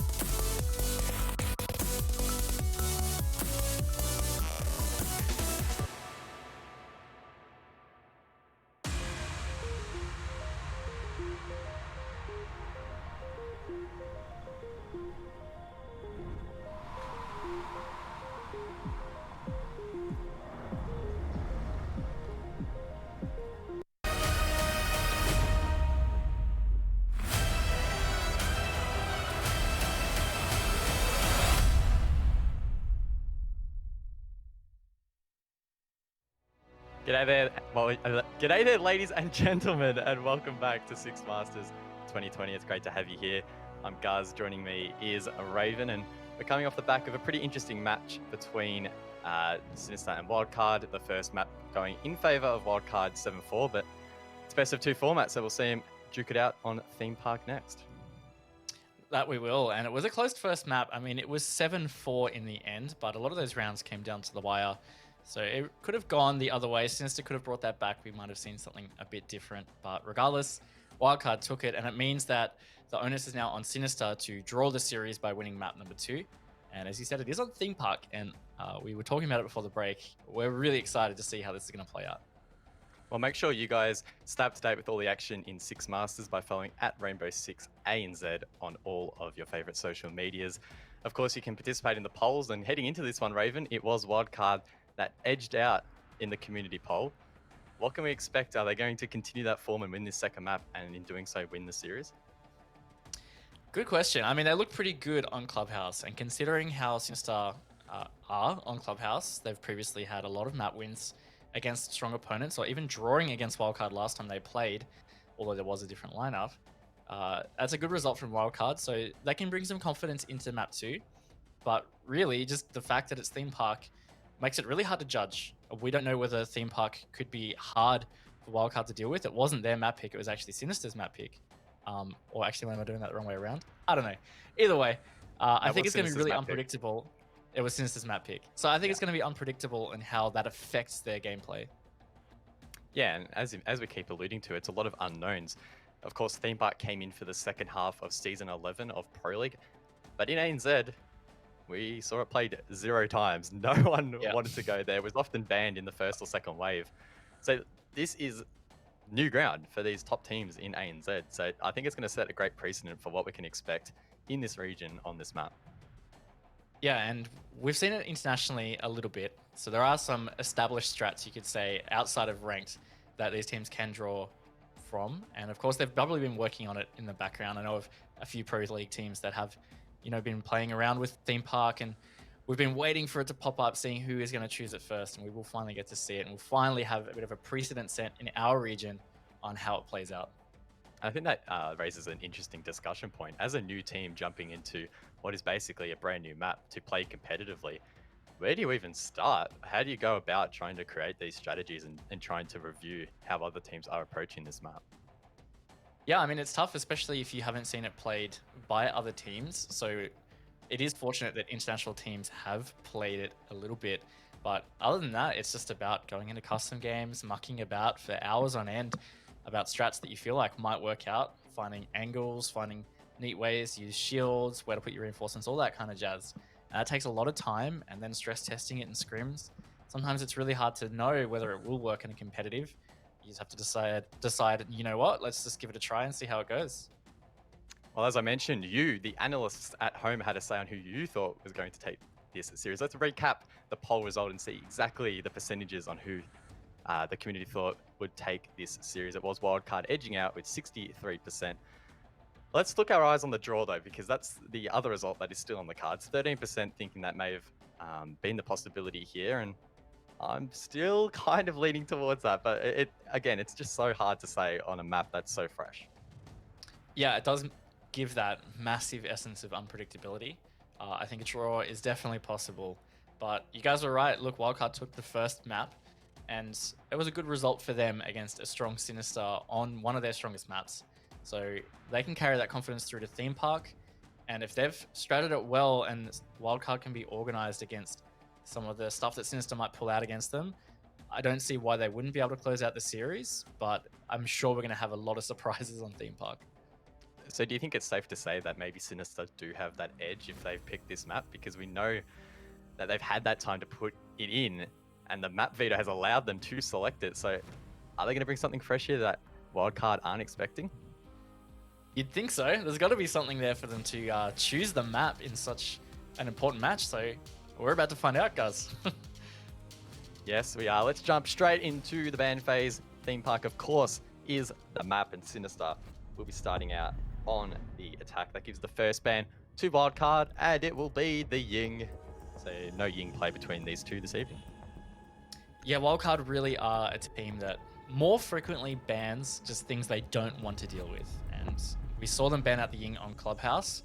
Not too surprised they've decided to carry that forward to Theme Park. On top of that, Sinister have also banned out Thatcher, so we're seeing exact bans we saw on Clubhouse.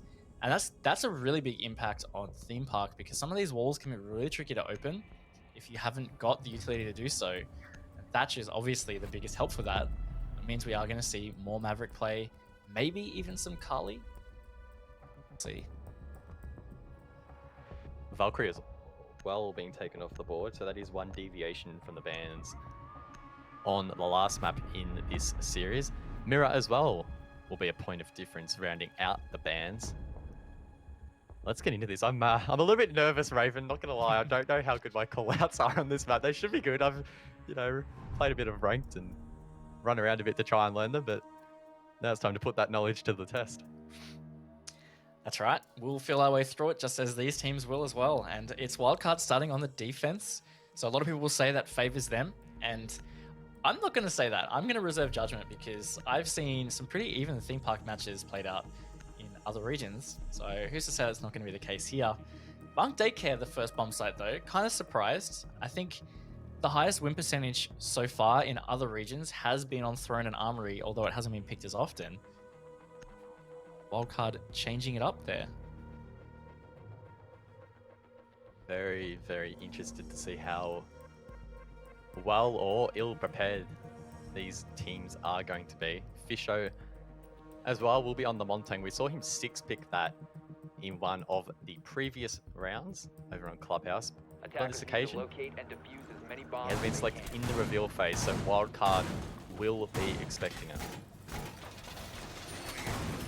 Yeah, no, I'm just excited to see the strats that they've employed here. We're seeing a nice rotate already made into initiation, so they're going to extend this hole out into initiation. Office. Contest at control.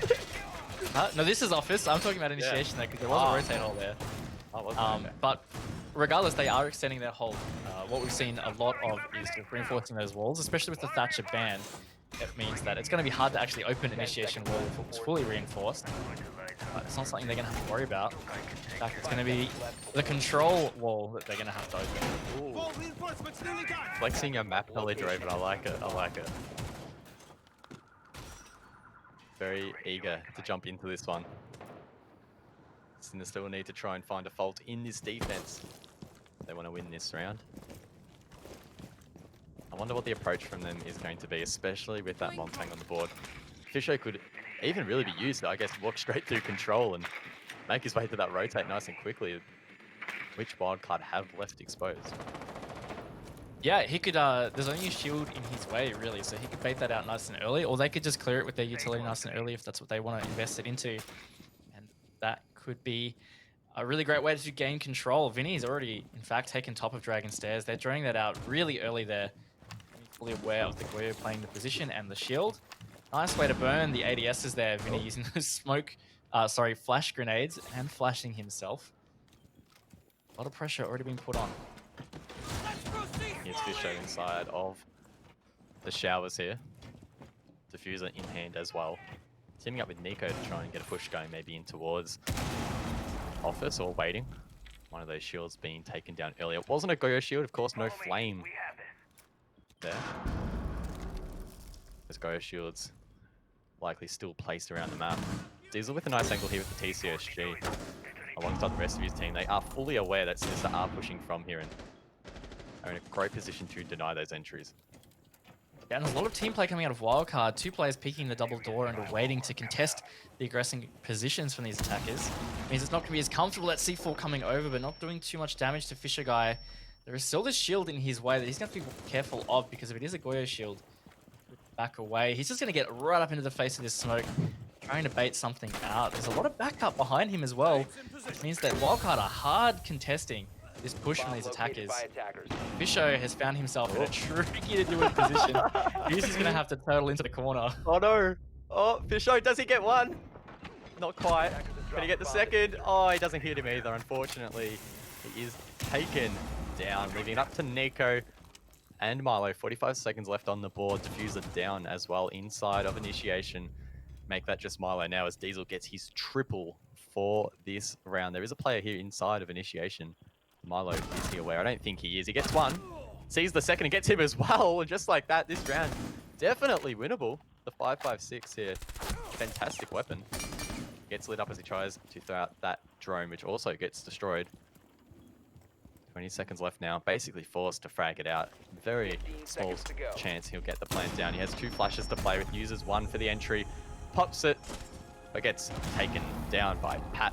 And Wildcard will take round number 1. It was a real hard contest there through the middle of the map in initiation, waiting in office. And Wildcard came out on top of that. Milo did almost bring it back, but either way, that really just looked strong for Wildcard.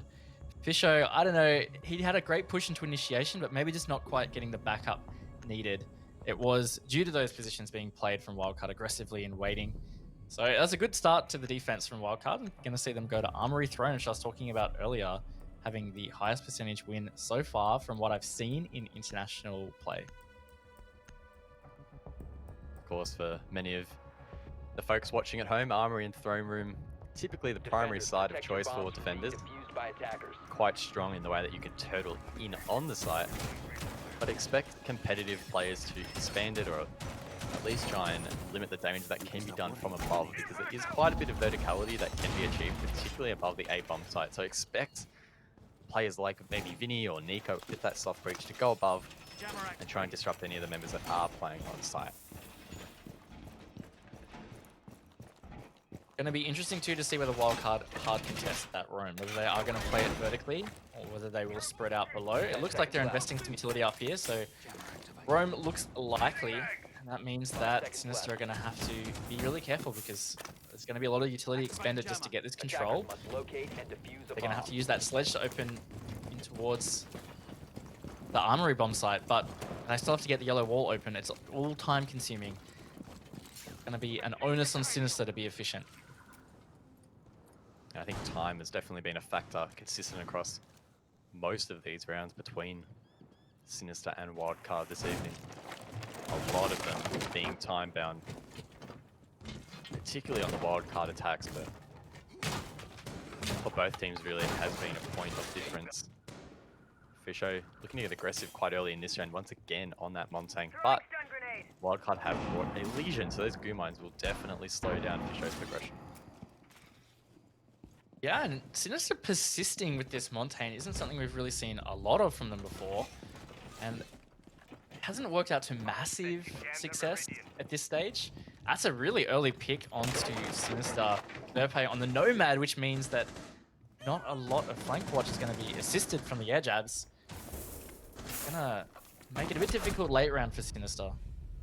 Blind entry there from Vinny will cost him his life. Geo just allowed to rotate down yellow. Quite a costly endeavor there from the Ash.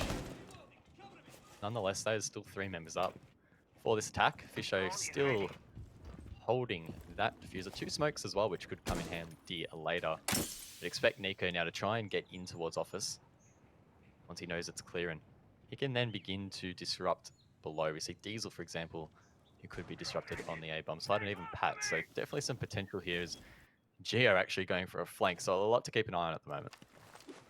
Yeah, and Pat's got the C4 as well. So if the sledge starts making some work on the roof, it could be an easy pick for Pat if he can read the sound of the feet properly. So is going to start potentially renovating now, and this will be a telltale sign on how this round could play out. 3 versus 4 though, guys, with 100 minutes to go. It's going to be pretty hard for Sinister to push on the side, but they do still have the Montaigne up, which could assist getting in through a doorway. Well, Oscar trying to find a pick inside of maintenance. Fisho maybe seeing his shoulder there to give the call, not too sure, as an eco now try to regroup with his teammates. As Gumazo will slow down the shield. Milo trying to pinch this player potentially. Will he be able to? He misses the shots and Geo makes him pay with his triple. Fortunately, Fisho unable to follow that up. Nico gets taken down and Geo could well and truly be on for the ace here on the Legion. He needs to find one more here. It's Fisho at the bottom of Dragon. Can he do it? Yes, he will. Geo will get the first ace of Six Masters 2020, and I think he'll be pretty happy with that one. They just could not keep track of where Geo was going. He was all over the place, getting his opening picks from over on the office side, rotating down the hatch or down yellow stairs, and then looping all the way back around to maintenance, really baiting that Montaigne in as well with the goo mines. Fantastic played round from him, and Wildcard in general, just able to get away with too much. There were 2 down players that were never capitalized on. It was the Mute and the Echo. So Sinister, close, but then just ran over the top of by Geo, basically. And it means that we could be seeing a sweep of sites here. Wildcard are going to move on to Initiation Office. So far, Sinister have struggled a bit with their attacks. Initiation on Office will be the tertiary Attackers need to site locate of and choice defuse here bombs. for Wildcard, opting not to go over towards Drug Lab. Of course, being the 4th bomb site on this map. Wildcard seem to be sticking to their guns with quite a bit of utility clearing, not opting though to bring the Legion on this occasion, despite Sinister once again sticking to Montaigne. Yeah, and I'm not really sure it's worked out to much success. I mean, he got 1 down and a kill in the first round, but that was at high cost because his teammates had to try back him up, and they kind of walked into a trap. And second round, it didn't really have much of an impact. So I don't know. We'll see whether it works out for them. Maybe they'll get a round off it, or maybe there's just something else that we're unaware of that's going wrong for them that they feel like they can fix and make it work.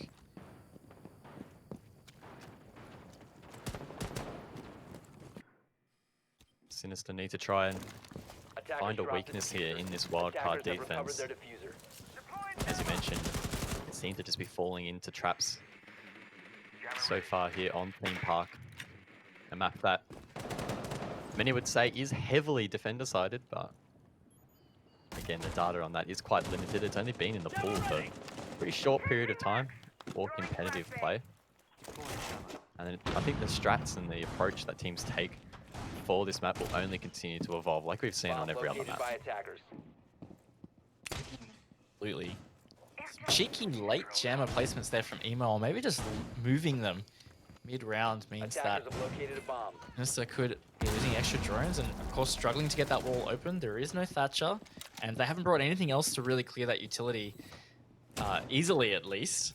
So if they're going to be using a Thermite Breach in towards Initiation, be a bit of a struggle. Some aggressive pushing here from Nico. Almost gets the shot into Initiation, but actually takes a lot more damage himself. In fact, all of the damage in that engagement, so not really rewarded at all. Lucky to not be punished for it.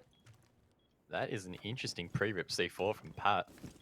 He'll be able to yeet that over the wall in front of him, and the soft wall that has been breached. That could be massive if Nico rotates back in towards Cash.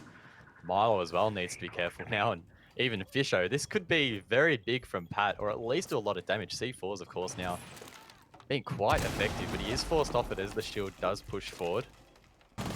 Will tease it. Pat playing so patiently here. When will he throw it? It comes out. Will he get the kill? Yes, he will. Malok taken down as he places down that charge. I think that might spell the end of this round for Sinister already. That's going to make it very tough for them. I mean, they're not going to get any critical walls open, so the only angles available are going to be through the doorways. That's a bit of a trap in itself. Ethan, nice peek in front of the Montaigne shield.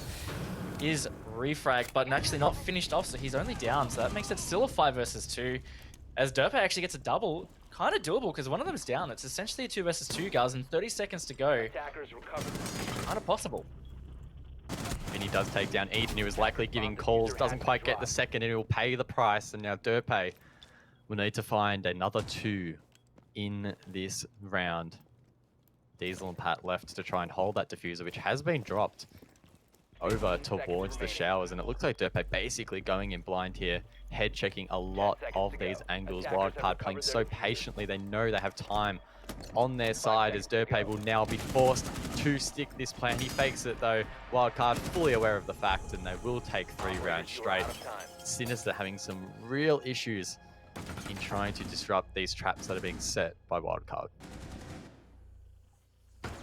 Yeah, they really are struggling to gain some really solid map control. They're trying to push aggressively, and I like the hustle, but it's not being rewarded. No, there's no success there. And the Montaigne, I still don't think is really working out that much, because he even got the intel on that C4 that ended up being the end of Milo, but it didn't really help them in that situation at all, when it kind of should have. He should have called out, hey, there's a guy here.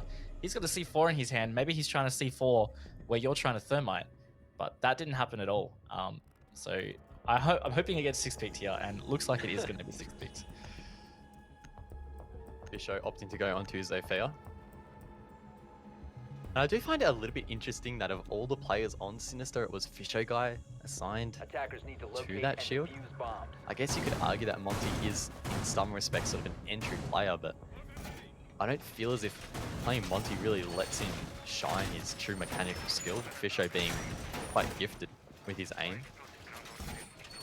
So I think that, you know, they tested it, it didn't quite work. Put him on the Zephyr now, allow him to clear some more of these traps that are being set by Wildcard. Give him a higher chance of getting some entry picks. That could shift the tide for them for the rest of this first half. Another thing that's going to help Sinister is that they've now seen Wildcard's primary 3 bomb sites for this map and how they play it out. And Wildcard might have some adjustments to make, but generally the total strategy depth isn't there on such a fresh map, and maybe Wildcard aren't fully prepared for it. Of course, they've got some strat. Maybe they don't have that depth otherwise. So you would think that Sinister then now know how to counter it, and they can execute on that, and hopefully that is what we see. Of course, sort of will be Molosca really primarily trying to drive the direction of his team for the rest of this half. Once again, sticking the thermite. Very interesting transition for Milo. He really entered the competitive siege scene as an entry fragger, playing roles like Ash and Jaeger. But then he's transitioned to more of this IGL role, playing heavy support for the most part. Still getting kills though when required. I think it's definitely interesting to see a play undergo such a big transition, and for the most part, I think it's been quite successful. And sometimes it's actually really beneficial having a solid fragger play a role like this hard breach role, because Thermite, he's got such a great gun. Once those walls are open, there's no real massive support aspect of it, right? You can simply go frag out because you've done your most priority job. So having a strong fragger with a gun like that is actually really good. And even on Clubhouse, you called him out at some stage for not really being in the game on the defense. But on attack, he ended up getting a heap of kills. He ended up on like 10 or 11 kills in the end. So he can definitely frag out in that role. Talking about frags, Emo Rin gets the first onto Vinny. So that's Ash taken off the board all the way over at Gong near the front door. So very cheeky there from Emo Rin, denying that entry. And again, things just not looking great for Sinister in the early stages of their attack. Just another unsuccessful entry. And Vinny also has been struggling a bit, not having a massive impact on the game as we've seen him have before. And another player on Sinister struggling, Derpe, he hasn't really gotten into the game either. And maybe you could chalk that up to the fact he's playing against his old teammates that can create some extra nerves or just a bit of an unsteady mindset. Might be a factor, it might not be. It's hard to say at this stage. But time burned away here, guys. Less than 40 seconds to go, and it feels like Sinister have hardly progressed at all. This is looking like it's probably going to be another wildcard round.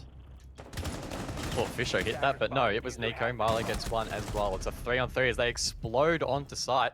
Things looking good so far, but the diffuser has been dropped. Pat holding that alongside Diesel, and Sinister basically forced to hunt them down until they can get that diffuser. Diesel gets Derpay. That's the double for him this round.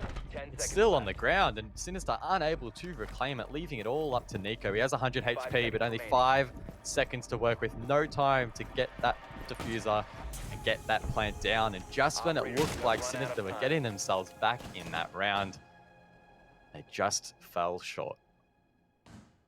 They got it down to a 3v2, which I think was a bit of a surprise in itself, considering the control that Wildcard had at that stage of the round. But then they never utilized that to their advantage. That really came down to all just 1v1 gunfights instead of utilizing that man advantage. No real attempted refrag, or good attempt at refrag, came out there, which is what Sinister had going for them. So a real big misplay from them on a round that they might have been able to capitalize on. Wildcard is starting to run away with this. 4 rounds. Sure, you might say they're more comfortable on the defense, but either way, it's 4 rounds that you are in deficit. Fisher guy once again will be jumping onto Montang, despite Legion being revealed there by Wildcard. I don't know how I feel about that one. I mean, it's easy for us to sort of sit here and be a little bit critical of operator choices. Obviously, these players are got a very limited amount of time to make adjustments, but it just feels like that Monty hasn't had a big impact, and when you're 4-0 down, repeating the same strats might not be the way to go. Yeah, I'm still pretty critical on this Monty. I don't think it's worked out to great success. So we'll see if Fisher can turn that around in this round, but I'm very skeptical at the moment. And I don't know whether it just feels maybe they're not feeling strong with their entry droning, because of course that's one really easy way to fix that, of course, is bring the Monty as an entry droner, so to speak. But I think that's not the play. I don't know. We'll see how the round pans out.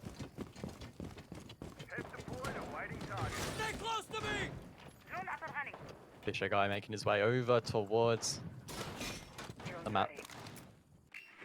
I think I've been pretty satisfied so far with how these teams have been playing out Clean Pocket. Feels like it's flowing quite well. Wildcard have brought some interesting stuff to the table. It hasn't felt like either of these teams are overly underprepared. Again, we'll have to wait to see Sinister's defensive lineups, but at least from the side of Wildcard, it looks like some time has definitely been invested in this map, and I guess so far it's paying off. Yeah, Wildcard have looked pretty good. And on the other hand, I mean, it's 4 defense wins to Wildcard, but it's not like Sinister have been losing these rounds due to the way the map plays out or some really difficult to deal with strategical areas. For example, like that last round, they had a 3v2 man advantage in strong positions. I think it just came down to an error of how they played it. So it feels like it's a pretty even matchup, even though the scoreboard says otherwise. The entries have been not too bad from Sinister on this round, at least, halfway through, but no casualties at least. We've often seen them lose first player on the server. Hopefully, for their sake, they don't repeat that here in round number 5. That's the scary man, though. Geo on Legion running around the map. We saw him get an ace earlier on this map. Yet to get a kill so far, but he's just probing around and could cause issues later. Sinister now trying to advance towards Throne. That mute gem is there to stop Milo from being able to open it, and they've got Electroclaw ready to trick it. It's going to be an uphill battle to get any wall open here for Sinister. They're going to try, though. See whether it's successful. No, that's the mute jammer. ADS is in the way. Electroclaw takes it off. No real chance there. And this is where the Monty could be helpful, but it's still going to be a bit of a sandwich, just straight through the doorways. Milo still with some hope that he can get the wall open, but it's not looking good. Quite a grim start to this round for Sinister. It's not really even the start of the round. There's 30 seconds left now for them to work with. All 10 members still alive on 100 HP. It's going to be a trade fest as they try and enter towards site. They managed to get the north wall open. Diesel in an off angle, holding that as Fisher Guy enters from the west. So they have a little bit of a pinch going. The call will go out that Diesel's hard left of the wall, but he can't get the kill on the entry.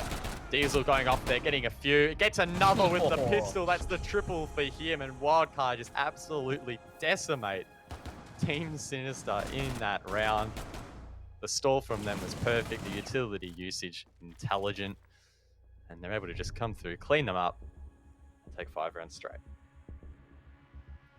Throne is definitely proving to be an absolute weakness for Sinister's attacks. They have not been able to get anything happening at all, hacking this bomb site, and that's some really strong defense position there from Wildcard. No chance for Sinister on that entry into site. That means that Wildcard are facing a perfect half here on Theme Park, and very, very quickly is Sinister's chance of drawing this series coming to a close. Keep in mind, of course, if Wildcard do win this next round, they are going to be on match point. However, this is a best of 2 series with overtime. Attackers need to locate So and Sinister defuse could bombs. potentially win a whole bunch of rounds straight to even out the series, but so far it's not looking like it's going to go that way. Even the optimistic Guz inside of me is thinking that Sinister are going to have their work cut out for them, because it hasn't even really been a round yet where they've looked like winning it.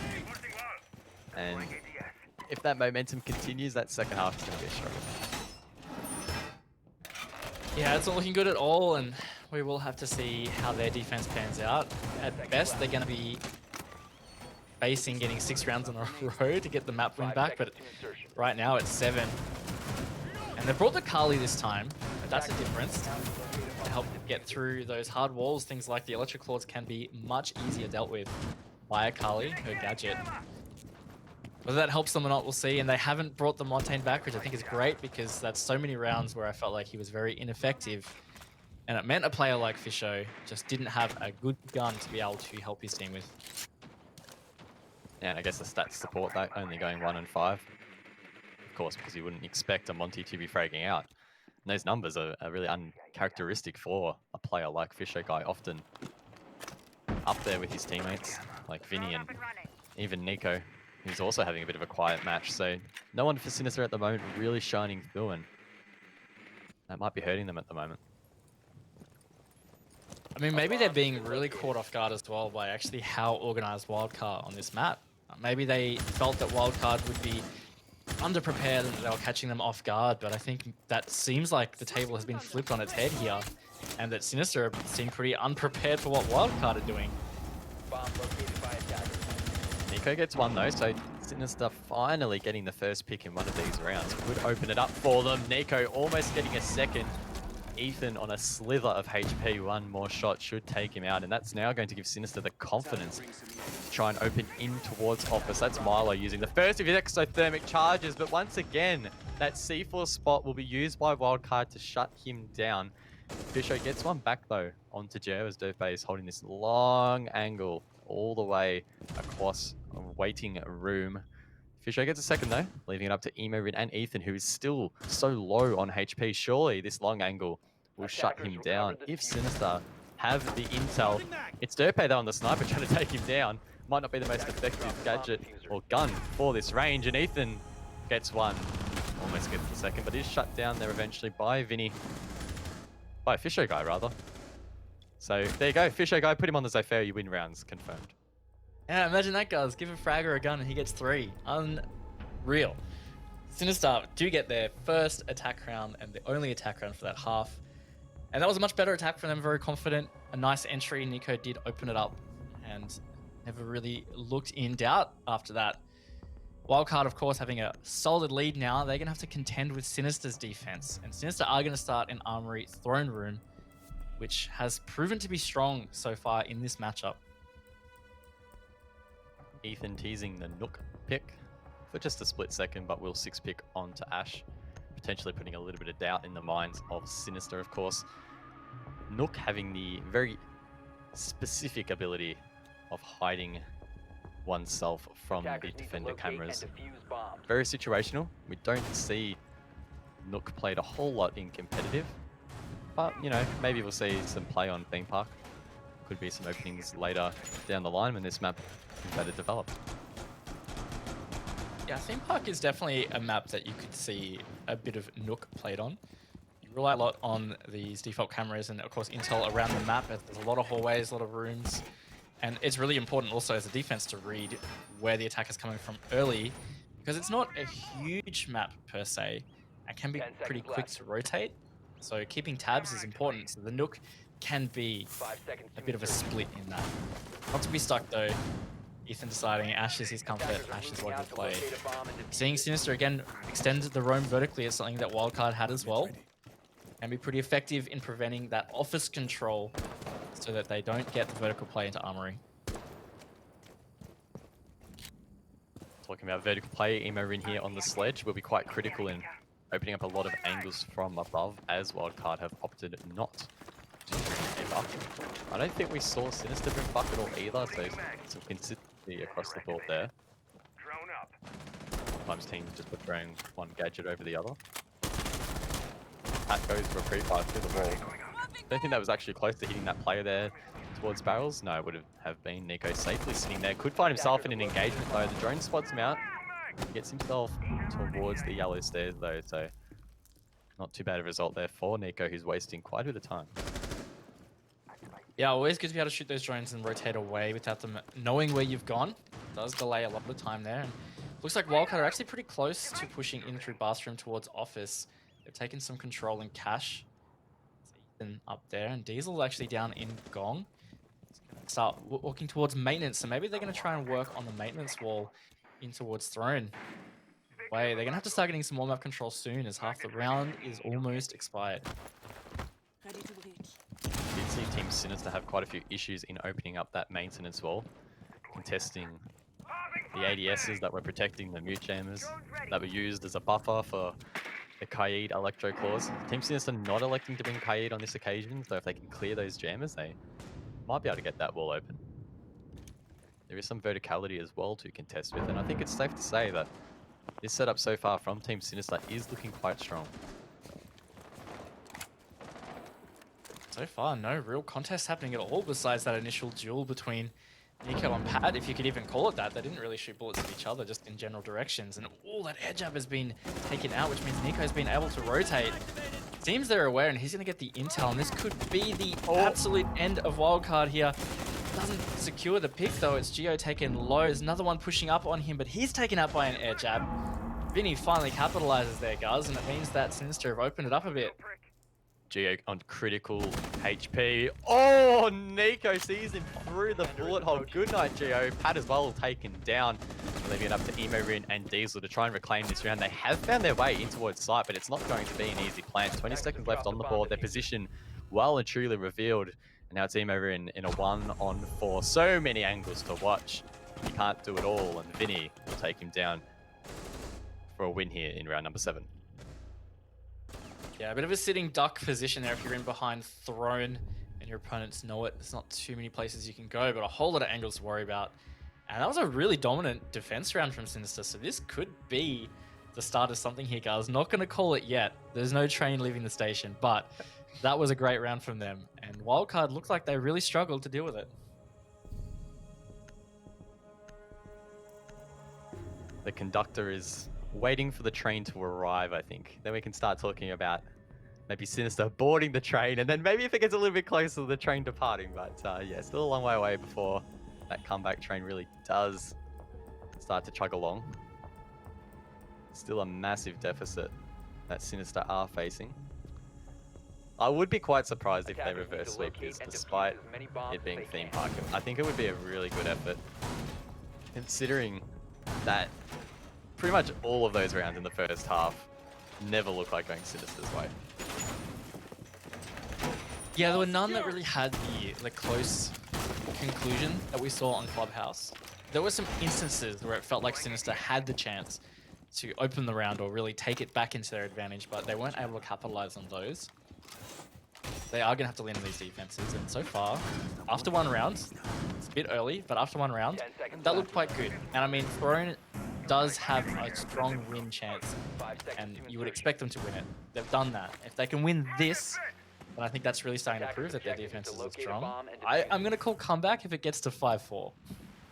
Ooh, okay. Yeah, I'll back you on that. I will agree. Oh, thanks, bro. I guess the question is then, when does the pressure start to mount on Wildcard a little bit? Because I'm tipping after the first half, they would have felt quite comfortable. And I mean, losing one round on your first attack is never the end of the world. You're not going to be too stressed about that. But I'm sure if these rounds start to compile a little bit, they might start to feel a little bit worried. We have seen these teams actually draw it out recently in their competitive history. Of course, no draws in this format, but definitely a chance for it to be a close finish. Been on the hunt downstairs here for any roamer around, and there is one below. It's Nico on the pulse, getting intel for his team out of Drug Lab. He might be running straight into the crosshairs of Ethan, though. He hasn't pulsed this room at all and actually just rotates straight through into the crosshair, taken out. So that's a good start for Wildcard, and it's going to boost them a lot.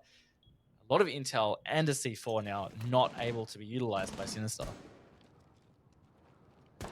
So Wildcard preparing to enter in towards Cash. Both Fisho and Milo trying to delay that for as long as possible. Nomad air jabs going out as well from Geo to try and disrupt this hold. Does look like the utility is posing some problems for Wildcard, but they still have half the round to go, and most importantly, they have that man advantage. And this is going to be a real tough decision point for Sinister. Do they try and play aggressive to even it back out? Or do they turtle and then try and just get Wildcard to stall so that they can then have time advantage? It looks like Milo and Vinny are still playing pretty aggressive here. Milo looking to peek out and support Fisho as Wildcard are pushing in through Cash. There's a lot of consistent pressure meeting in the middle. Got to give one way here, and we're about to find out which way that will go. Fisho guy definitely known for his proficiency on the shotgun, but instead he will pull out the SMG. Milo, they shuts him down. Fisho lights one up, but doesn't get the kill. So 3-on-4 now as he rotates in towards office. That cross still being held alongside Milo. They're not wanting to give up this ground whatsoever. Trying to prevent the entry at all costs. There's 30 seconds left on the board. It does look like they have entered. Sinister, not quite aware, I don't think, that they are inside a cache. That barbed wire, that will be a good audio cue for them. Flash is coming out. Fisho so low on HP. 1 or 2 shots will definitely take him down as the push comes in. Thermite seemingly unaware that he's in here. That's Diesel taken down. 10 seconds left. And Ethan as well, so it's a 3-on-2. Emerin has to get aggressive and try and go for this peak. He gets one. They need to frag it out though. They're not going to get this plant down. Surely Sinister can deny it. Derpe on the Echo drone would have been able to do so anyway, as Sinister managed to protect the bombs and win the round. Did they try and plant it there at the end? Surely not. I don't think they did. I'm going to say no. That, Guz. I'm gonna side with Wildcard and say no.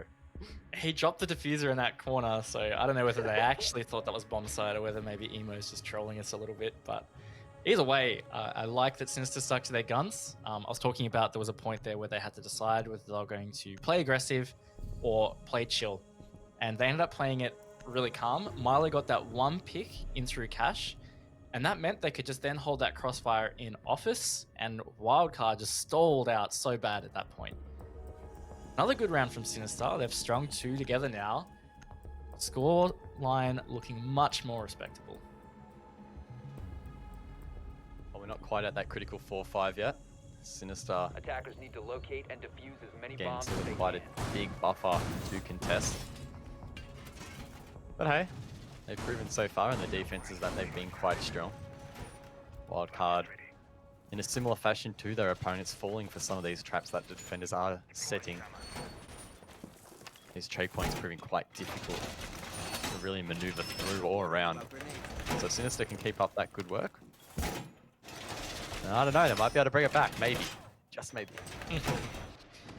Edging closer and closer. We'll wait and see. It looks like they're going to extend their roam across. Milo is in cafe at the moment at least, so maybe he's going to early contest on that side if that's where Wildcard push from. But it looks like they've got a lot of drones set up on the east here. Or at least Diesel and Ethan with their drones on that side. A lot spawning here too, so Bumper's push it is. Maybe trying to take some vertical control through control and cash and put pressure into initiation or office.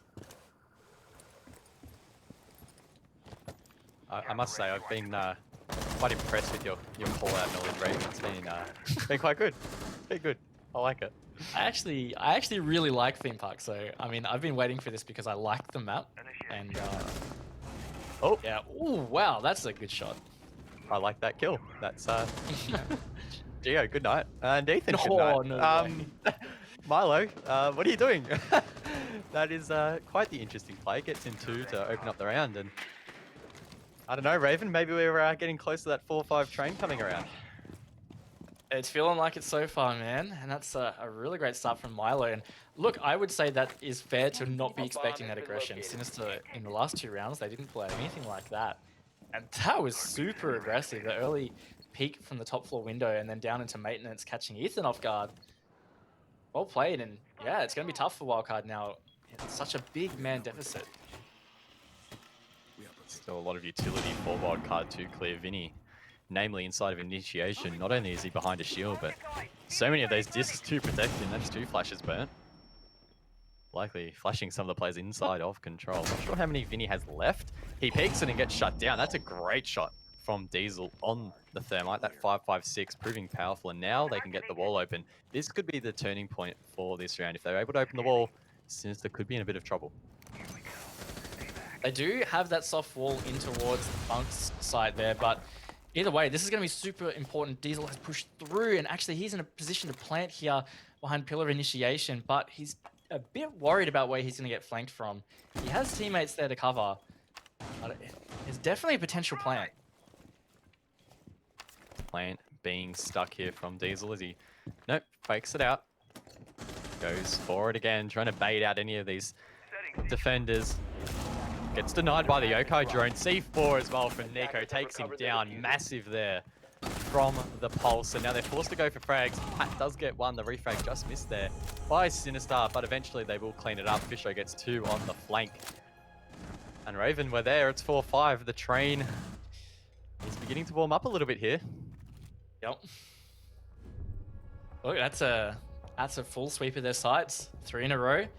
It's looking pretty good for Sinister. Wildcard, they had a window there, I would say, but that Echo drone above, I didn't see whether it was there the whole time that Diesel was ready to plant, but maybe if he just went and planted straight away, might have been successful with it. We won't know. Either way, Wildcard, they were playing from behind that whole round there where they lost the first opening picks to Milo. And yeah, if they lose Armory Throne Room, which so far has a 100% win rate, it's gonna be tough, man. 5-5. Wildcard, it's a lot of pressure to be under. Sinister on this occasion, 6 picking onto Kaid, so they will have both the Electro Claws and Mooch Jammers to deny these walls. Molosca as well with the ADS devices to protect any projectiles used to clear those. So I don't know, Wildcard are going to have a lot of troubles, I think, opening some of these walls, which could prove costly. deployed and ready to go. Very interesting to see how they try and deal with it. Yeah, Thatcher not being there makes such a big difference attacking this map in general, and especially this bomb site.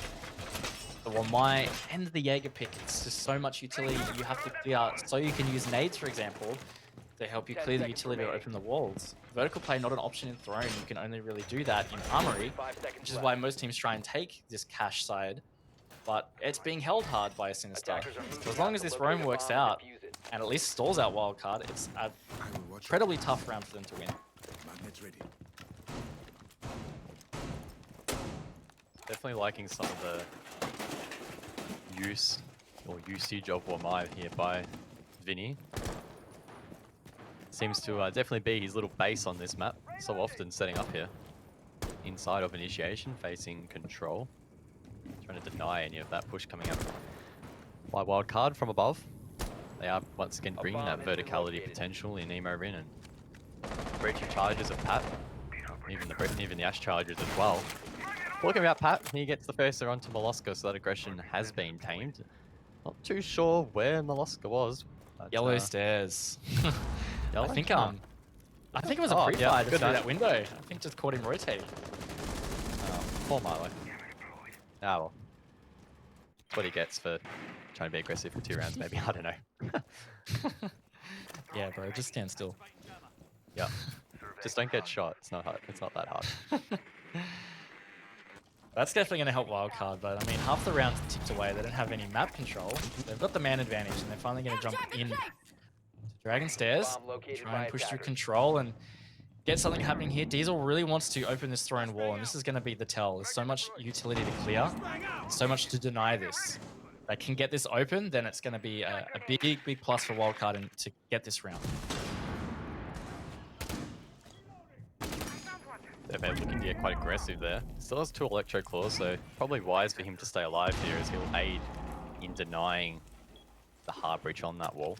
C4 coming out from Fisher Guy. Will not find a target. Emo being able to scathe away from that one, not taking any damage. Diesel as well. A little bit close on his drone, but again, still on full HP. Looks like Wildcard have pretty good presence around the map holding these flanks, but it's just getting those walls open that's proving so challenging. And they're trying to play really cautious. They're maintaining their map control, sure, which is really good. And they really want to get these walls open, but it's stalling them out a lot. Down to 40 seconds now. They haven't had any other picks besides that opening one. That being said, Vinny's been downed as Nico does try and save him. They're exploding onto that though, so that's going to get them 2 picks, meaning it's a 4 versus 2, guys. 30 seconds to go. No walls open, but with the man advantage, they can attempt to trade outside. C4 again coming over that wall in towards maintenance. Doesn't net a kill. Now Derpe needs to try and hold this entry. 15 seconds to go. Wildcard basically forced him, brute forcing this Derpe as he turns his back. Almost gets shot, but Fisho's watching the cross. He gets 2. Can he get 3? Surely he will. He does. The Fisho is dropped. But Gio could get him back. No! Fisho goes absolutely massive in that round. Just decimating Wildcard. And we'll continue this streak for Team Sinister. Raven, it's now 5-5. That was an insane anchor job there from Fisho. Great job from him. And yep, Sinister 5-5. He said they've fully brought this back, and we're going to wind it back here and see Fisho's beautiful little 4K all in the last 10 seconds here. Really, really well played from him, and just an absolute fail to trade that out from Wildcard, and it was a great crossfire from Sinister. And they're up against the wall. Wildcard have lost all momentum now. It's all in the favor of Sinister. They've lost all advantages. What do you think, guys? 5-5. Can Sinister get the final 2 rounds and actually close the map? That is the golden question at the moment. It's Attackers need to locate still so and tricky to defuse say the bomb. because, I mean, up until this stage, Wildcard, they managed to win their first 5 rounds on their defense and then lost their final 1. So if that pattern continues, then we'll see Wildcard edge that advantage. So, actually, no, sorry, I'm getting my rounds mixed up. We still have, no, so, okay, so what I was thinking I was saying there was Wildcard, of course, they lost their final defense, which then meant it was 5-1 in the half. If Sinister lose this round, they potentially put themselves at the advantage of losing the map. It's not going to go into overtime if Wildcard win the next 2. So just ignore everything I said there. I was trying to be a little bit big brain and trying to find a pattern, but I did not connect the dots. Objective is to locate a bomb and defuse It's alright, at least you tried, you know? You got to put the effort in, yeah? A for effort. A for effort for Sinister so far. We can say that. That is Oh, right. absolutely. It doesn't matter how one-sided a map can be. Coming back from such a deficit is still Attackers have a big located bomb. task. You have to battle against momentum and mindset. You can always look at it and accept, hey, it's defender-sided map. It's okay, guys. But it still doesn't count the fact that you look at that scoreline and you think, wow, we're 2 rounds away from losing this map. And they've brought it back, and now they have momentum in this position. It's really good for them, but ooh, some shots being missed by Ethan. Would have got the opening, and we're seeing slower entry again from Wildcard, but a different one. They're trying to push the cafe, which we haven't really seen either of these teams do so far. Definitely could be interesting.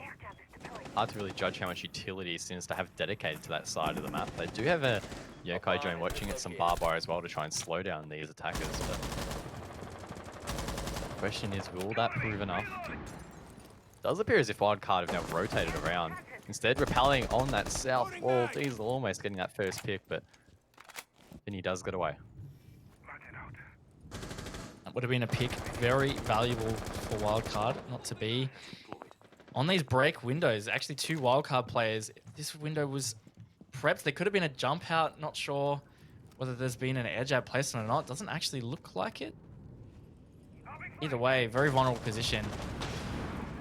Hard to see. A trade coming out though, 4 versus 4, coming into the final stage of the round. And that's going to have to favor Sinister.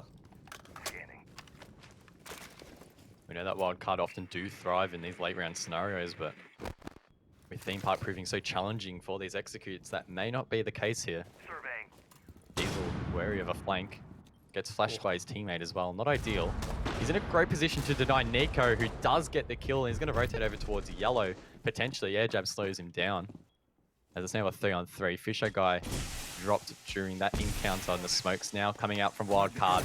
The diffuser being planted by Diesel. Where's the denial from Team Sinister? That is the question. The Yoko drone from Derpe, it's too far away, and the bomb is planted.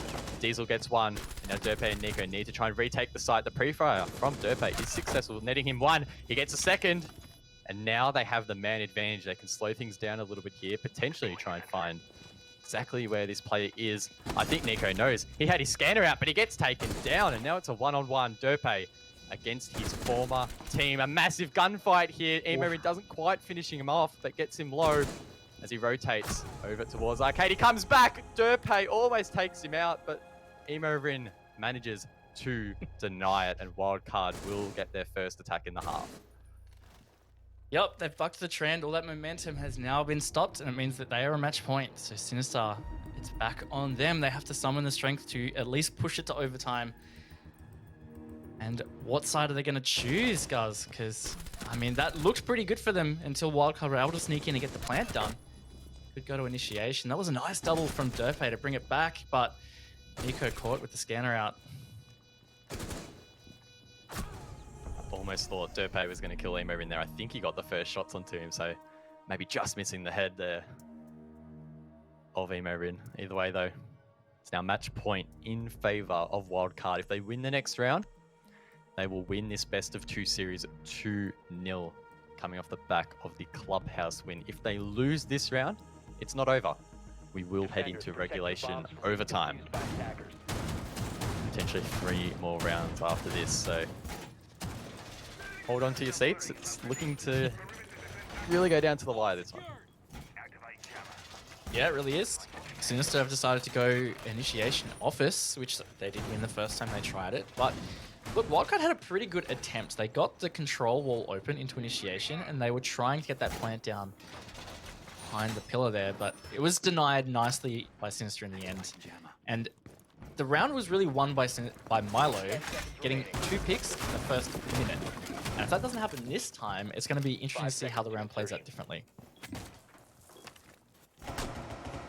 Attackers objective is to locate a Time will bomb tell and as the defuse it. preparation phase will cease. And Wildcard now have 3 minutes to mount their attack. Defender has left the Oh, area. this of could be aggressive from operation. Milo. Defender has been discovered. Oh no, Milo. Settle down. Doesn't see anyone. Gonna pre-fire through the barricade as well, but again, not really netting a kill. Would have been a very spicy way to open the round, but unfortunately, like that previous round where we saw his ultra-aggressive playstyle, it hasn't quite worked out. Yeah, no early picks at this stage. Wildcard are going to approach. Imran opening the hatches on the roof just to create some rotate points as well, put a little bit of pressure on the defense. Going to be down to how Sinister read this. It looks like it's quite a split push, in fact. Maybe orchestrating some kind of pinch in the mid to late round. How Wildcard execute it. Oh, a nice pre-fire from Ethan there onto the top of yellow stairs means Fisho Bomb not located by have attackers. play in the rest of the round. We've seen Sinister really Attackers thrive when located they've a bomb. gone to the opening, killing some of these some of these rounds rather, and struggling in others where they've lost that man. Of course, this round being one of those, so it's gonna be up to them to try and recover. Try and find a pick. Gunfight comes out, and Diesel manages to win that against Derpe behind the shield. A big kill for him and his team. And Raven, I think this one might well and truly go in the way of Wildcard now, unless something big comes out from Sinister. We do see Nico below. He has the scanner and could be gathering some intel here. He doesn't quite get the kill though. Geo shuts him down, and now it's a 2-on-5. Yeah, it's not looking good for Sinister here. It's all up to Milo and Vinny. They can both really frag out though, so They're going to have to anchor deep to hold on for a whole minute. Wildcard with 5 players. Diesel low, but still a strong man advantage. Oscar and Vinny, 2 big gunners for this team, but they're going to have to find 5. It's a tall ask, and now it's going to be a 1-on-5 as Milo gets shut down by Geo.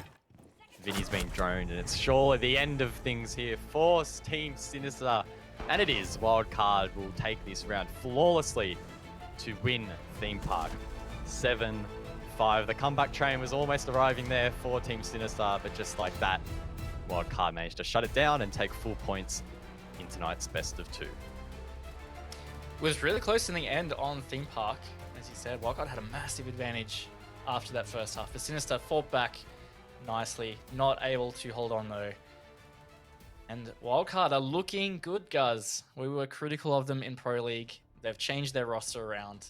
And again, it's not like Sinister were the pushover team we saw in that first half of Pro League. Sinister have come back really strong in the second half of Pro League. And even against Wildcard, as you said, they are still considered an A-class team here in ANZ. So being able to perform so well against them in Six Masters is definitely a positive thing for Sinister, but not able to actually secure any points. Yeah, I think the fact that they didn't secure any points will hurt them a little bit deep down, because we saw, harping back again to Season 11 of Pro League, that cost them in the end quite a bit. And I think it took them quite a bit of time to recover from that. So hopefully, despite not taking any points tonight, they can really highlight the positives that they did bring. Because, for example, on Clubhouse, they managed to really trade rounds quite well and kept it quite tight. And then if you want to move on to Theme Park, I mean, they lost 5 rounds straight. Looked like they're on the verge of losing the map and the series. Mounted a decent comeback, but it wasn't quite enough in the end. Yeah, and there's definitely a lot of positives Sinister can look into for tonight. You're right, though. There's no way they're going to be happy with the fact they got no points. And Wildcard, I don't know. I'm really curious to find out how they felt about Theme Park in general coming into it. They looked fantastic on defense, and on attack, they looked pretty sketchy. They finally got something happening. The first attack that they did manage to win, that one in Bunk Daycare, that was real close. If that plan had been denied, completely different story for Wildcard. And maybe we would have seen the map go in a completely different direction. But either way, wasn't totally convincing on Theme Park, but Wildcard are looking pretty good. Well, I mean, of course, that was pretty much the first time in high-level competitive play in ANZ we have seen Theme Park played. How are you feeling coming out of that one? Because I know, at least speaking for myself, and I'm pretty sure you as well, we're both pretty excited heading into this matchup, expecting to see some interesting plays. I guess, did it live up to your expectations? Because for me personally, I think it played out quite nicely. Yeah, I mean, besides the fact that we saw a lot of defense rounds 1, which I was a little bit surprised about, I thought we might have seen more attacks. I enjoyed watching it. I thought it was an enjoyable matchup. It was pretty close. Some of those rounds went to the wire, and some of the rounds were a bit blowouty. But at the end of the day, I just think we saw a couple of teams that were feeling out their strategies and how to play on the map. We don't know how often they've really scrimmed it. Maybe there's some teams out there that haven't been scrimming it because it's their Insta-ban. We won't really know, but I'm excited to see how it develops through the series of Six Masters. Well, I mean, now we can take a little bit of a look into the future, of course. Wildcard taking full points this evening. Their next opponent will be Team Ferox, who were previously under the banner of Fury. What can we expect taking into that one? Because I'm tipping that one might not be as close as this one. But it's hard to say because Ferox have had some roster changes. Yeah, that's another unknown. Ferox have changed their roster quite a bit. They've changed the banner they're under. So there's a lot of variables at play there. It's hard to say whether they will continue the form they had in Pro League, which wasn't fantastic. There is a chance there that it will be more one-sided than tonight. I would lean towards that being the case, considering Wildcard seem to be in good form. And even if Ferox have improved, I don't think they're going to improve to the point where they will be able to go toe-to-toe with Wildcard. Well, unfortunately, Team Sinister were unable to get any points this evening in the best of 2. Let's have a word to Vinny and see what he thinks of tonight. Hey guys, G'day, Vinny. Probably not the result you guys would have wanted tonight, but off the bat, how does it feel just coming in and coming back and playing some competitive Siege? I mean, we've all missed it, obviously. Breaks are good for our mentality, but it's good to be back, yeah. Yeah, I want to ask you about Theme Park. I mean, that was your map pick. Tell us about that. Was there something in particular that you felt you had on your side going into that map? So we knew that Wildcard was a team that relies pretty heavily on counter stratting and botting and stuff, and obviously nobody's played theme park yet in ANZ, so we thought that was our best chance to get something a bit different in. Yeah. Sweet. Yep. And you obviously had a roster change as well. You had Derp playing tonight instead of Luna. I'm curious to hear how that went, because you guys were going from strength to strength at the end of Pro League, and having a change, some people thought maybe that might stunt it. But how did it feel for you guys? So yeah, Luna told us about 3 weeks ago that she was going to have internet issues for a little while. So we knew we had to pick up somebody that could fill that role that she played, and that she played really well. And yeah, Dirt was a bit of a no-brainer to at least trial, and yeah, he's impressed us a lot since he's come in. Obviously some teething issues, but you know, that's expected. Sweet. Well, I guess looking ahead, you guys will be taking on Pittsburgh Knights in your next Playday. Of course, Stiggs recently leaving that team. What are your thoughts on that, and how do you guys think you'll go against them in your next match? Well, first off, congratulations to Stiggs. He's a really hardworking player, and he definitely deserves it. And like, it doesn't change anything that we do going into the next game. We know that Pittsburgh's a really strong team, a very frag heavy team, but you know, not to be underestimated at all. Even with a roster change, I'm sure they have somebody who can fill the role just as well. So same prep for any other team. All right, sweet. Vinny, we'll wrap it up there. We appreciate your time, and all the best for the rest of the season. No worries. Thanks, guys. Pass the wholesome vibe check. So good start to the Six Masters. Yeah, I mean, it's pretty obvious that he's not very happy with the result, but at the same time, as he mentioned, Derpe coming in causing some teething issues, and I think the fact that they took it up relatively well to Wildcard, you know, can't be underestimated, because they are a strong team. I mean, they recently went to the Sixth Invitational, which is the best of the best. Yeah, I think considering some of the circumstances, Sinister they've done all right, and I think they could have done better. So they can take that in their stride into their next matches. How they're going to go against Pittsburgh is going to be interesting, because like some of these other teams that we've already mentioned, there's been some changes that you mentioned as well, with Stiggs going to Fnatic. But either way, I think Sinister have some good things ahead of them. You've got to assume that they'll only start to tighten things up, and that maybe their performance will start to creep up a bit and boost. There's definitely a chance they could finish top 4 in Six Masters based on what we've seen tonight. And if they're able to continue to fix some of these small mistakes, for sure, I think they can really climb up in the ladder. Well, I guess we can start talking a little bit about how Wildcard are feeling coming out of tonight. Do you think they'll be satisfied with the result? Because of course they did win and take full points, but do you think they really were able to flex their muscles maybe as much as they would have liked? I think it's will show that they've got some things to work on, a couple of areas they need to tighten up, but I think they'll generally be pretty happy with how they played.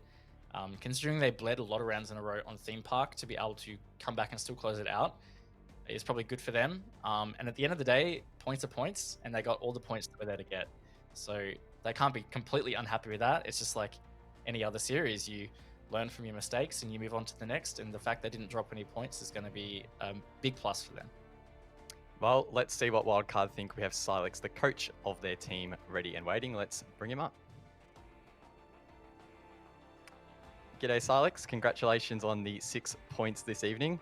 How does it feel coming back into Siege? Is it a good feeling? Good vibe? Hey guys, hey Raven. Yeah, it's like nice to be back. Brand new season, brand new team. Well, we played with Gio and Pat at the end of the last season, but been working on some stuff. Paid off. It's nice to have a couple of wins to start the season off. So yeah. Cool. I mean, I want to talk about the maps a little bit, and specifically maybe about the veto system change. You don't have to reveal too much, but obviously that changes a lot how you would prepare coming into this, and you ended up on Clubhouse and Theme Park. How did that really match up with your expectations? So I think it's public knowledge. Please don't shoot me down if I'm wrong, but you get one ban now, and 3 maps are left in the pool after you pick as well. So it changes things a little bit, especially for teams who don't have a wider pool. We banned Border, which if anyone's watching, it's no surprise. um, and we expected them to ban Consulate against us. They've done that in the past, and we picked Club against them. Turned out as we pretty much expected. And them picking Theme, it wasn't a massive surprise because Derp kind of knows that we like our mentality. We're not like massive fans of really getting into the new maps as soon as they're out. We like to test the waters a bit, experiment and whatever. So maybe that drove their decision to pick Theme Park against us. But in the end, we came out on top on that map. It was a bit rough, but still, a win's a win.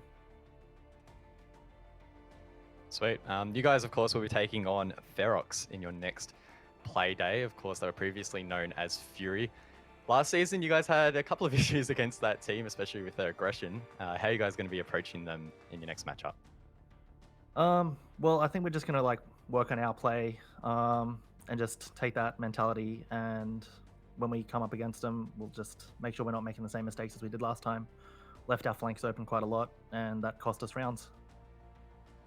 Awesome. Well, Salix, as always, we appreciate your time a lot, and we hope to see you soon. Good night. Have a good night, guys. See ya. Bye. Another wholesome interview. Let's go. Yeah. Yeah. I mean, it was good to hear a bit more insight about how that veto went out.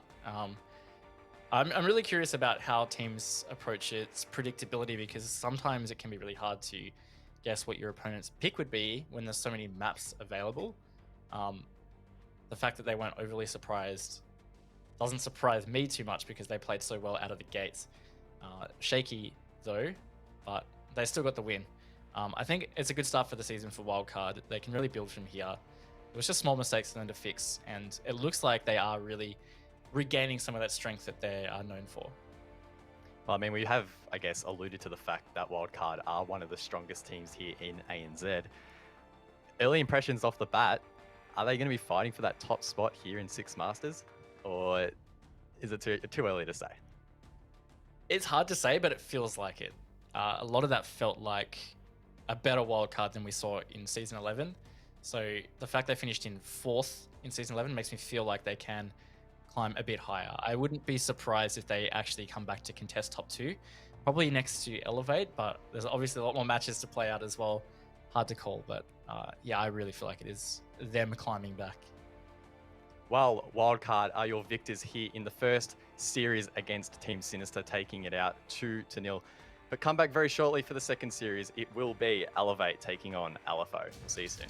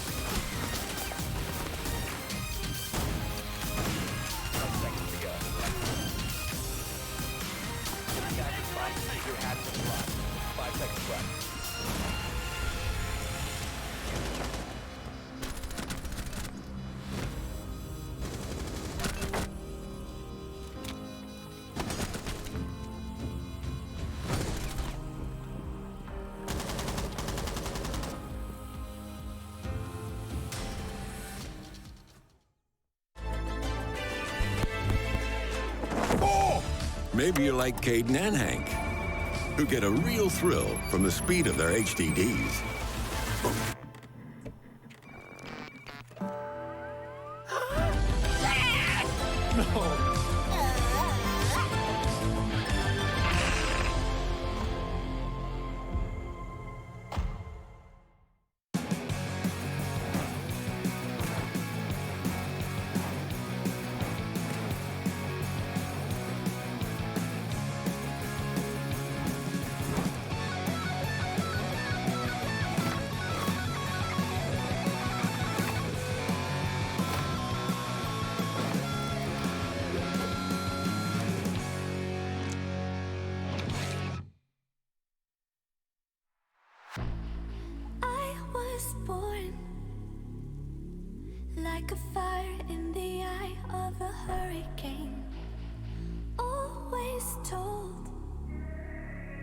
Stay in line, be alright, better play it safe.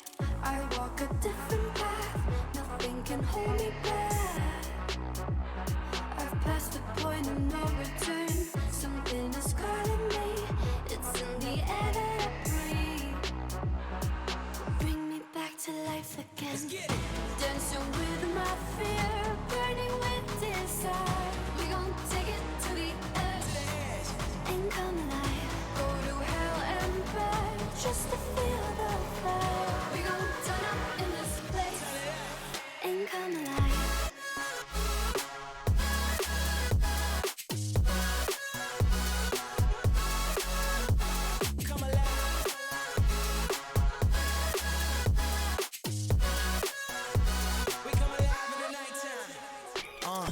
Fly so high they can't touch us. So top notch, none above us. We done came so far, now we up now. Had a vision, stuck to it, never back down. Never had much, now we own the whole thing. Spread it all around the world, watch it all change. Came alive, now they all see the greatness. Light shine so hard they can't take it. Dancing with my fear, burning with desire. We gon' take it to the edge and come alive. Go to hell and back just to feel the fire. We gon' turn up in this place and come alive.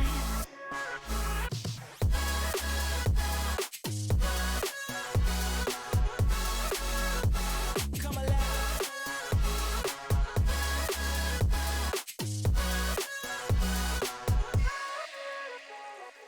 I walk a different path, nothing can hold me back. I passed the point of no return, something is calling me. It's in the air that I breathe. Bring me back to life again. Dancing with my fear, burning with desire. We gon' take it to the edge and come alive. Go to hell and back just to feel the fire. We gon' turn up in this place and come alive.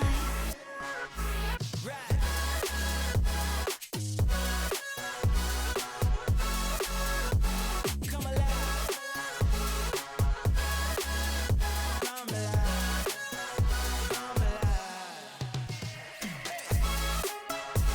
Come alive, come alive, come alive in the nighttime.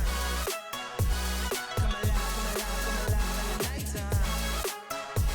Come alive, come alive, come alive in the nighttime.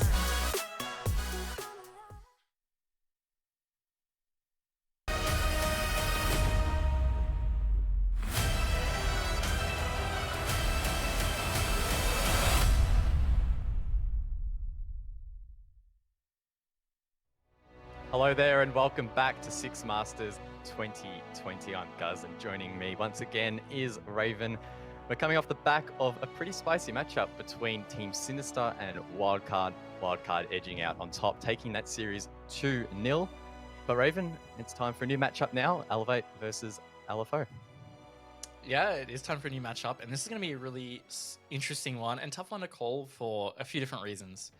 The main one being LFO are quite the dark horse. They got in through the open qualifier for the spot that Fnatic left behind. And we don't know how they're going to match up against these Pro League teams. We haven't seen them in an official capacity against teams of this caliber. While we did see them against Sinister in LPL, that's still, different circumstances. The prize pool's different. The stakes are different. It's really going to be tough to see how they are going to match up. Make sure you guys have your say on who you will think will win this matchup at Rainbow Six ANZ on all of your favorite social medias. And of course, you can participate in the poll. But as you mentioned, yeah, this matchup's going to be so tough. LFO, the one and only team that have qualified for Six Masters 2020 through the open qualifiers. And correct me if I'm wrong, they only dropped one map, so they've got some pretty good form. Yeah, that's correct. Only one map, and that was against PC 419. And that was in the semi-final of the upper bracket, which meant they flawlessed the upper bracket final and flawlessed the actual grand final. So pretty dominant fashion for them coming here, but I'm sure that's about to change up for them. They're against the first seeded team coming out of Pro League, which is Elevate. First seed because Fnatic has pulled out. But regardless, Elevate had a fantastic Pro League season, and I would be surprised if that was to change here for Six Masters. Yeah, Elevate definitely looking like a scary team at the moment. If I was LFO going into this first one, I'd be a little bit nervous. But let's have a look at that lineup. Let's bring them up and see who will be playing this evening for LFO. Some names here that I'm sure some people are unfamiliar with outside of ANZ, but many of these have become household names in the Tier 2 scene. And of course, now you could argue they're Tier 1. Run us through what we can expect on this team, Raven. Well, the most recognizable name for most people is probably going to be Hills. He did play with Acme for a while there in Lust, Six Masters notably, playing at the Six Masters LAN at Melbourne Esports Open. That team now Pittsburgh Knights. But he's a pretty nutty fragger, pretty impactful for the teams that he's played on before. So I keep an eye out for him. But these other guys, many people might not know of. Keep an eye out for Angmo. I've seen him go off a little bit before.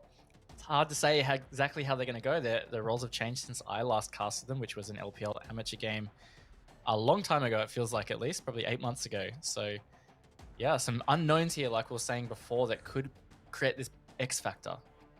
A lot of question marks there for LFO, and I guess that then raises the question itself is, could that pose issues for Elevate? Because going against a team that you may not have a lot of information about can be quite challenging. Let's bring up that Elevate roster and see what we can expect from them tonight. All these names now should be quite familiar. They've stuck together since Season 11 of Pro League, where you mentioned they finished second. So they are definitely looking strong heading into Six Masters. Some solid form coming in, finishing second to Fnatic, and only by a couple of points, which really came down to the head-to-head series that they had, where they dropped one map to Fnatic. So it could have completely gone the other way. In fact, Elevate really could have finished on top of ANZ. So they got a lot ahead of them here. Recognizable names. God Legion, of course, is a big standout. A fragger that can go absolutely off, and one of the best in ANZ. And that's not to discount the other guys. It's just that God Legion is the one that seems to get the highlight clips. But either way, this is a dominant roster that has proven time and time again that they can continue to step up and be consistent. Yeah, definitely looking quite scary, I would say, on surface value. That's probably the word that I'm going to use to continually describe this roster, is just scary. They have a little bit of a fear factor about them at the moment, coming off such a strong Pro League season. Of course, a lot of the skills and traits that they have acquired and learnt from that Pro League season will transition over here into Six Masters. I guess now we can look ahead to maybe what we can expect in the map veto. You mentioned earlier with Silex that it is quite a different format now, can definitely play into some different strategies. Any maps that we can maybe expect to see here or insta-ban from either team from what we know so far? I wouldn't be surprised if maybe Border or Theme Park is another insta-ban. Probably Border. Elevate don't play Border a whole lot. We saw them play it against Fnatic both times because they were single best of ones. Yep. But that was like the only time I've seen them play it in probably the last 12 months, competitively at least. So against a team like LFO, I would not be surprised if that's their ban.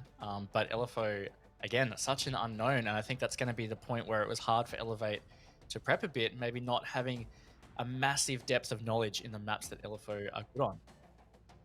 Well, guess what? The map veto is ready and waiting for us. Let's have a look at what maps will be banned out first. Of course, each team getting one ban.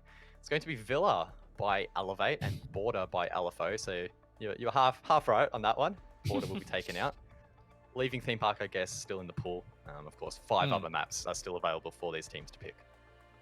I mean, the surprise for me there is it's kind of the opposite of what I was expecting. I thought Elevate would ban Border because it's a bit of an X-Factor map that maybe an unknown like LFO could be good on. But also, Elevate have been pretty good on Villa before. So banning that out, maybe that's something that they have with inside knowledge, maybe through scrims with LFO or other means. But either way, that's left a lot of good maps in play here. Well, of course, it is a best of 2 series. Each team gets 1 map pick each. Let's see where we'll be heading for this series soon. Okay, well, we can theory. Oh, there we go. Bang, right on point. Consulate and Clubhouse. Okay. I'm not too sure what to expect here, at least from LFO, because again, we don't have a lot of information that you would consider, I guess, comparable or transferable to this sort of level of play. For Elevate, they did take on TBD, must have been in the final week of Pro League, and drew. So, yeah, but again, it's a long time ago. The game's changed, so I don't know, I wouldn't really be taking that as gospel for now. I mean, the other thing to point out with Elevate as well is they had a good season overall in Season 11, but they did lose Geo in the break to Wildcard. And they've had a bit of time to grind in with Worthy. And the fact that they've had the break now means that they can refine that a lot. So this could be an even more refined Elevate than we saw in Pro League, which is going to spell a lot of danger for LFO. And Elevate have done all right on Consulate in the past. It's been one of those 50-50 maps for them, though, where they've had some close games or even some blowout games in both directions. So maybe there's something there they see counter-wise in Consulate that has led them to that pick. Well, I'm asking you this every series. Who do you think is going to come out on top? For me personally, I'm probably going to have to back Elevate 2-0 just because they're first seeded in this tournament, coming off a strong season of Pro League, and LFO are basically fresh meat. What are your thoughts? I have to agree. Elevator just looked too good coming out of Season 11, even after they had a roster change mid-season. So coming up against a team like LFO, sure, they had a great run in open quals. This is a completely different scenario, and their previous experience is LPL, which is, again, a completely different scenario to this. And I just unfortunately think for them, this is going to be their rude awakening to the start of Six Masters. All right, well, we're heavily favouring Elevate. Let's see what you guys at home think. Let's bring up the results for the community poll and see who is the favourite. That's going to be Elevate, 71%. Probably not even as one-sided as I really expected, so there must be some LFO fans out there. Yeah, a bit of support behind them there, but I think in general the results justify a lot of what we're talking about and what people think. I think it's really fair to have that thought process. But yeah, a bit of backing behind LFO, and you know what? This is their chance to prove that they deserve an org, because of course their name is LFO, looking for organization. If they're able to topple Elevate, well, that's a massive statement. Yeah, all right, well, let's have a look ahead at Consulate. It's going to be the first map, of course, that Elevate did select. If you're LFO in this scenario, of course, you're going up against the other team's pick. What can they be doing on this map in particular to try and tame some of the confidence that I think Elevate really try and bring to a lot of these matches than they have done previously? Yeah, it's a bit of a tough one, because I think coming at Elevate with a lot of aggression and just trying to be a little unpredictable might be a way to destabilize them. And maybe what you need to do is target a bit of a mindset play. If you are able to get some spawn peaks, jump outs, that kind of thing, while they're high risk, high reward, it could put Elevate off their game to the point where you take them out. All right, well, the ban phase is waiting for us. Let's jump into it. It's Elevate taking on LFO. Now, we've seen Ying and Thatcher banned in both maps tonight thus far. Wonder if that trend will continue. It won't. LFO taking a Nomad off the board, and maybe that's to allow them to bring some more aggression to the table. Definitely. I mean, they're on defense first, and Nomad is a fantastic tool on Consulate, not just for those jump outs, but flanks on the stairwells. Nomad covers that beautifully. So not having that to worry about is going to be helpful to run around. And of course, Thatcher is not going to survive another attack ban phase. He's out. So there'll be at least 3 of the 4 map scars with no Thatcher. Most importantly, though, Ying has made it through this ban phase. Of course, Ying in the most recent patch has been buffed, now has smokes and an extra Candela, so a lot of utility clearing potential from her. So expect these teams to bring her in some of these rounds at least, as we see Valkyrie and Echo round things off. I like the Valkyrie ban because we were talking about what LFO might need to do to destabilize Elevate, and that being run outs or jump outs.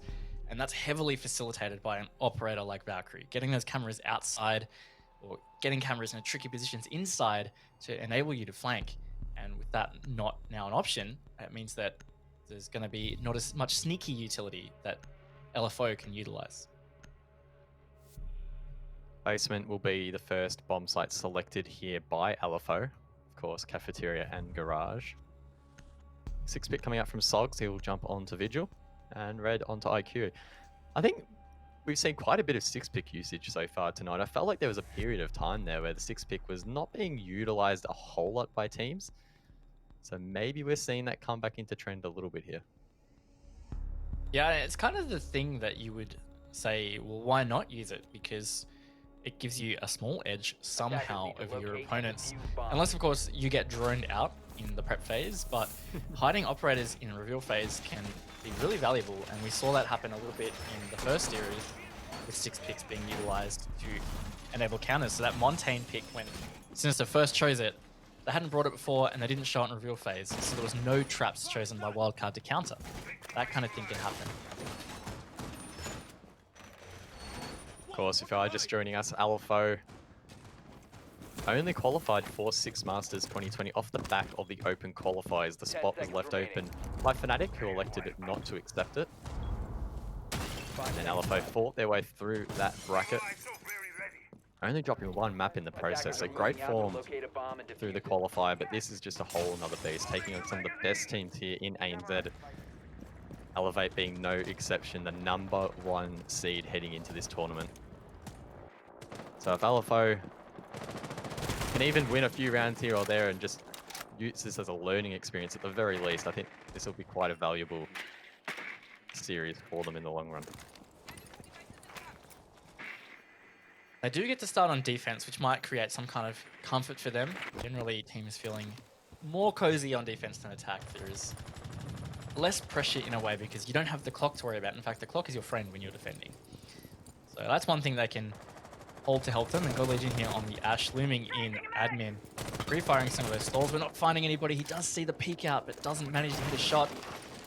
This entry is now taking a bit of time here, but there's a pinch starting to happen with Vast on the printer window, and Go Legion does finally get that pick onto Sogs. So a successful entry from Elevate. Sogs managing to deplete a minute. Maybe not quite as much as he would have liked, but it's better than nothing. That is the Vigil taken off the board. Hills, though, he's upstairs as well. Of course, previously played for Acme, who made it to the LAN for 6 Masters 2019. Just falling short to then Mindfreak. God Legion, though, he shuts him down as I try to give him a nice little speech. Just being absolutely unleashed already here on map #1, and you alluded to it earlier, Raven. He's definitely one of the bigger fraggers here in ANZ. Absolutely. I think it's almost 2 seasons in a row where he's been top 3, if not top, in terms of frag count. So he's a man to watch out for, and the fact he's playing Ash is going to spell doom for somebody like LFO who might be caught off guard, or of course they're going to be feeling a bit of pressure. This is the big stage for them. They've never played with anything with higher stakes as this against teams with the caliber of Elevate. So that's got to be weighing on their minds to some extent. And I guess that's really got to be on Hills, who has sort of been in these pressure scenarios with these kind of stakes, to really stabilize his team and just reassure them that you can't let the pressure get to you as much as it may be prevalent against a team like Elevate. The rest of this round will be telling if they can maybe try and get a couple of picks here and bring this round back. Keep in mind the wall, the garage wall that is, still hasn't been opened, which could pose some issues. It is being torched there by Digital as Nasty. He's going for a flank. He gets one onto God Legion, so the frag is shut down. Luckily, he doesn't peek that, or he would have been taken out himself. 20 seconds left now. Tries to get aggressive on that ping. Might be able to wide going this. If he gets the kill, it could be massive. He connects. That's Red taken down with the headshot. The SMG coming up massive there for LFO. And now there's only 10 seconds left for Elevate. This is very dangerous for them. A player has been downed as well. The intel there for the defenders. Mims gets aggressive, manages to get one with the Electro Claw, and somehow, out of nowhere, LFO will take the round. Well played, particularly by Nasty there at the end, giving his team a fighting chance, and secured nicely there by the remaining defenders. Yeah, I think he was caught a bit fortunate with God Legion being on such low HP in that engagement. He did hit body shots, but SMG-11, close range, great gun, got some big picks, and LFO secure that first round. I think time also really going against Elevate. As you said, with about 40 seconds to go, that the garage wall was still closed. So we had LFO players all playing throughout garage. Solid map control, and it meant that it just came to this explosion that didn't work out. Another interesting 6-pick dynamic there. Sogs jumping off Warden, as Red also 6-picking there onto IQ. So LFO Attackers need to locate and defuse prepared any bombs if they can. for that Ying on this occasion. 6-picking off it, and probably wise, as the attackers didn't actually end up bringing her. I think that's probably an underrated or an under-discussed, underdeveloped sort of aspect of competitive at the current sense is Ying can offer a lot more opportunities outside of the fact that she can util clear, there's a whole dynamic of banning her and then that freeing up maybe Thatcher being brought, or the 6-pick dynamic that we're already starting to see here. So I think it's a little bit more complex, and I think we'll see that more and more as these rounds play out, and that Ying might eventually get played.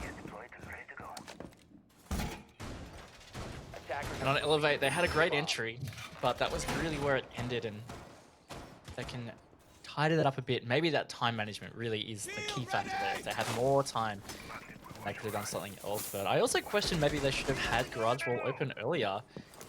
Even if they weren't going to utilize it at the start, I mean, it puts pressure on the defense because they don't feel as comfortable to rotate through the site there. Might have been the big oversight for Elevate on that round, but they've got a chance at redemption. That was only the first. Many more rounds ahead of them. LFO, of course, now with 100% win rate in Six Masters 2020. So congrats on them for that, as Mims shuts down Gold Legion. That's a little bit dangerous for Elevate. Of course, Gold Legion got the first 2 frags in the previous round. And really was looking like he'd win the round rather, for Elevate. Of course, didn't quite work out, as my sentence didn't quite work out there. Digital as well, they're on the Maverick, trying to create some additional angles. Very interested to see how Elevate try and approach this hold. Yeah, they're starting to put a lot of pressure towards meeting now. That player behind table is going to be heavily exposed now that it's opened by Worthy. And he's actually going to get out of there from the hatch, giving himself a rotate. Of course, he doesn't have the super shorty now, so he can't open that bathroom hatch himself. Not really being pushed.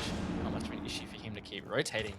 And Elevate have given themselves here half the round to finish this push into meeting and get it plant down. So time management looking pretty good so far. Minute 20 to go. Position still being held here by Elevate. Drones being sent out to try and gather some intel here. Red may be preparing to wide peek that. Fast meanwhile, he's going to enter the low. There is a player there inside of bathroom. He doesn't seem aware.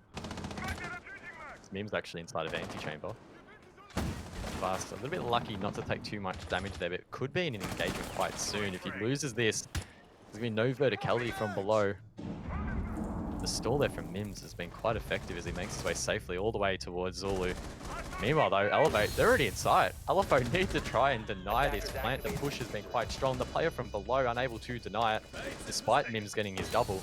And now it's all up for the retake. Digital and Worthy need to try and hold that diffuser. One inside of Con. One inside the balcony and one at the top off service stairs. Connects his shots, but not enough for the down. Will eventually be taken out though. That's kills, as Mims now needs to hit 4 kills in this round. It's a 1-on-1. Who can win the gunfight? The C4 comes out. Digital takes a little bit of damage from it.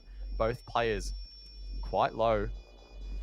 Who has the nerve? Mims goes for the res. Probably not the play there in the end. And now it's Hills left to try and get the kill, but the time has already gone down too far. And Elevate will take the round. That was a big round from Digital there, and an almost a successful retake from LFO, but that plant really slept through the cracks there because Mozzie was below to deny for so long in a position to do so, and it just didn't come out. So that plant going down was a big deal for Elevate to get that round. Makes it 1-1, and of course, importantly, stunts momentum on a team that's going to be relying so much momentum, and that's LFO. Because of the pressure on them, if they can maintain momentum, then of course that keeps the ball in their court for a lot longer. But the fact that Elevate have been able to stunt that already means pressure starts to creep back. LFO will now reattempt the top floor, console and meeting. Need to try and find a way to deny that plant a little bit more effectively. As you mentioned, they did have that Mozzie below, but either didn't have the intel or was distracted by maybe another attacker downstairs, unable to deny it and narrowly losing that post plant. I think the encouraging sign for LFO so far is that none of these rounds have been like massive blowouts towards Elevate at all, so they're definitely holding their own thus far. And keep in mind, this is Elevate's pick. Yeah, that's very true. Elevate are also making some pretty bad mistakes. One big one that I didn't get to talk about, but I just remembered, is that the default outside lobby was up until halfway through the round. So LFO would have been getting intel off that to take out Gold Legion at the start. They would have had full intel on the player on the balcony. They had the intel when Vast went below the lobby door. That was a massive oversight. That really could have been the end of 3 players just by not shooting that default.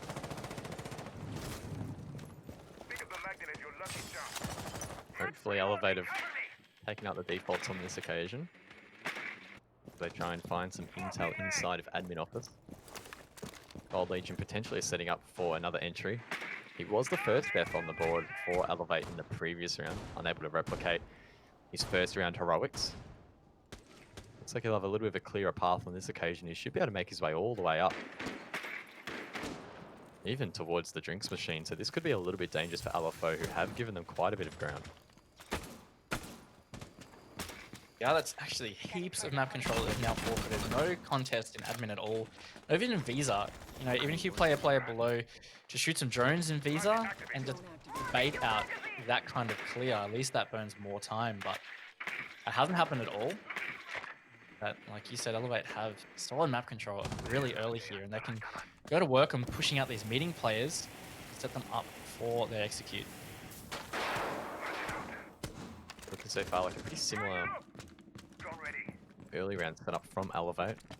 Digital carrying the stairs, and Gold Legion now getting aggressive towards the long desk, trying to expend any of those ADS devices. It does sound like he got rid of that shield.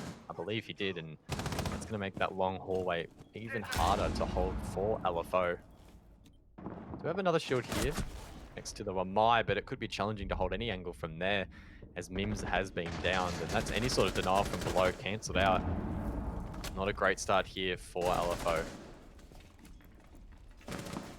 And Mims has been a big impact player for LFO in the last 2 rounds, and the fact that he won't have a chance to have an impact on this one is going to be big for LFO. Somebody else is going to have to step up.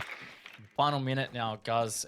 Elevate looking to clear below as they've pushed the player out of meeting, which means that this execute is coming closer and closer with still quite a bit of time on the board. LFO really cramped up on that console side of the map. As Vast will try and disrupt that now using the newly added flash grenades on Buck. Worthy now preparing to jump in and execute the plan. Just waiting for the right time, waiting for that call.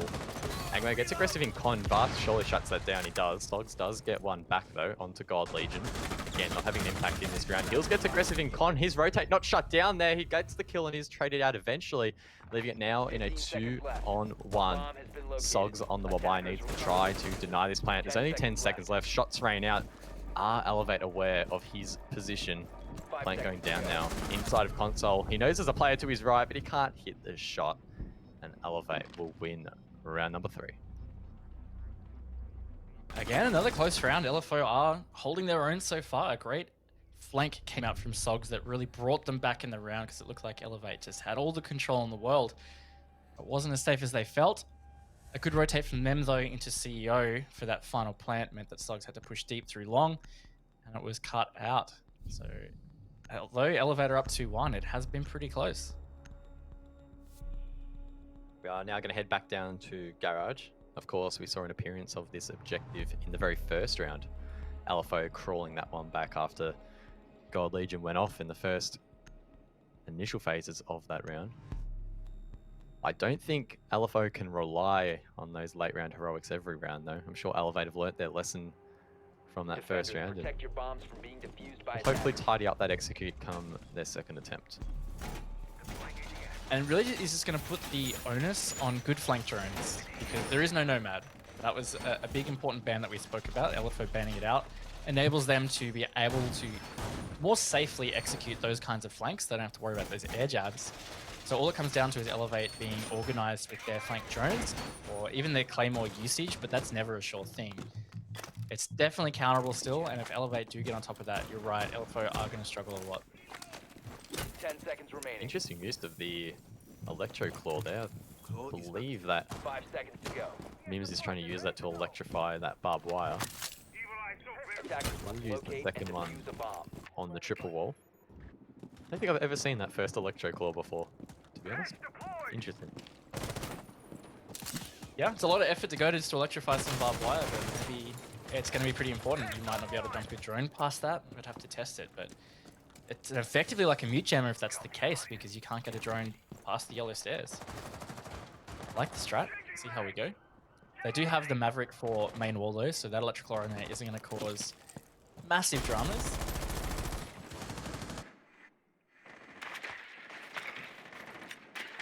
Drone's being used here by Elevate to try and gain some early round intel. Digital once again on Maverick, already getting to work on the wall. Looks like they will try and Maverick trick the right side, so Digital will flame out the tops and the bottom of that reinforcement, which will leave it soft for someone like Worthy to come through and destroy it, or Ash in the hands of God Legion. It looks like Digital though is rotating off that, so maybe Elevate pivoting towards an Eastern take. Seems like they're very conscious of that Kaid trying to throw a C4 through that gap. So maybe not wanting to worry about that and just continue to push elsewhere. Which, again, I don't think is really the player. It puts so much pressure on the defense having that wall open. I think the earlier they get it open, the better. On top of that, the Kaid has to fit it through. It's a pretty small gap, and it's an electrified wall. So if there's any error, then his C4 is gone. So maybe even just a player watching it would be what they should do. Fast now inside of console. Going to create some angles to watch potentially bathroom or even all the way down below in garage. Does appear as if there is a player inside of bathroom. Can't quite tell who. Could cause some issues for Elevate later in this round. Digital continues to torch the wall. It is in fact nasty there inside of the bathroom. Fantastic angle to hold that shotgun at close range. We've seen so many players go off in this very position. And he could well do the same here. Digital, though, gets shut down. He failed in getting that little piece of the wall, and it costs him his life. He is refragged eventually as Worthy makes his way down yellow. No one watching that in the meantime. They now have 40 seconds to try and go for this execute. Does mean it's going to have to be a funnel there if they're going to push down the yellow stairs. Someone might have to push below from the rear, but either way, it's going to be tough. Red gets another though, so it's a man advantage for Elevate. Final 30 seconds. It's a back and forth, guys making it 2 versus 2, but only 20 seconds to try and get a plant down. Nasty finally coming up big there with the SMG, leaving it up to Worthy in a 1-on-2, forced to try and get some frags. Can't find the first, and Alifo will once again successfully defend the basement. It's definitely proving to be a strong slot for them so far this evening. Yeah, well, the 2 rounds they've won have been Garage, so it's been going well. Elevate not able to deal with that, and a lot of it, I think, comes down to that Garage wall. Got open really late on that first round, and the round just then, Digital seemed super hesitant to do anything about it, and he didn't quite get it open because he was fragged out by the Kaid. Maybe more cover required for Digital. Either way, it's not working out for them, and it means that LFO are going to choose a different bomb site, and they're not going upstairs. They're actually going to go to lobby. Definitely an interesting choice. Maybe identifying that the top floor is not really going to be working out for them in the way they would have liked. Lobby and press, of course, still a very viable site. May well favour their traditionally quite aggressive playstyle. It'll be interesting to see how they decide to set it up and how much utility they use above.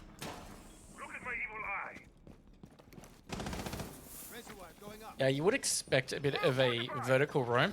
It's really important to try and maintain some meeting control, for example, because once your attacker opponents get control of meeting, it's a lot easier to control lobby, and then that's the majority of your execute ready to go. And as we said, we are seeing a lot of utility put up here. There's shield, evil eye, reinforcements. Looks like it's all going to be happening up here, and it's going to be up to Elevate whether they really push into that, or maybe they try and orchestrate a more piano push, which they clear out CEO. Of course, this is the first time again we are seeing this site played between these two. Does raise a couple of question marks on how either team will approach it. So far, Elevate bringing too many crazy things to the table. Been relatively straightforward in how you would expect a concept of attack to be executed. Coming up to their players like God Legion though, 2 shine. He's only got 2 kills credited to his name after 4 rounds, and both of those came in the very first round, in fact. He's been a little bit quiet since then. Hopefully he can pop off here and help his team get a nice start to round number 5. Another pretty steady entry so far from Elevate. No massive contests. They're just taking their time to get their positions. And something that worked out really well for them in the first round was Gold Legion on a successful entry. And that's probably more credit to LFO not giving those early picks to players like God Legion. In fact, they are the only 2 kills for God Legion were his first round entries. Trying to hunt for maybe a defender below as he is droned ahead. Report comes out that it is clear and Free Fire's do rain out. Elevate just struggling really to find this opening pick. Maybe we'll have to play for a wildcard-esque late round plan. They can't find it soon. They've got the meeting controller, and I'm kind of surprised that LFO have pretty openly just given it to them. Either way, the hatch is closed, and it's got an electric claw on it.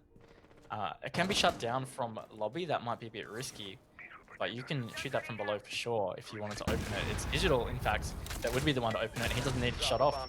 But it looks like it might actually be a bit of a rush push here. That frag grenade almost taking out a teammate. It's taking Gold Legion low and out. And now it's looking very much like an LFO round here, guys. Elevate just falling apart. That execute style not really working out for them so far as Nasty does get one and the rest are finished off. A flawless round here for LFO. Really starting to make a statement here in Six Masters 2020. Of course, they are the bottom seeded team, the only team to make it through the open qualifier. Definitely the underdogs in this tournament, but I mean, they've got the lead.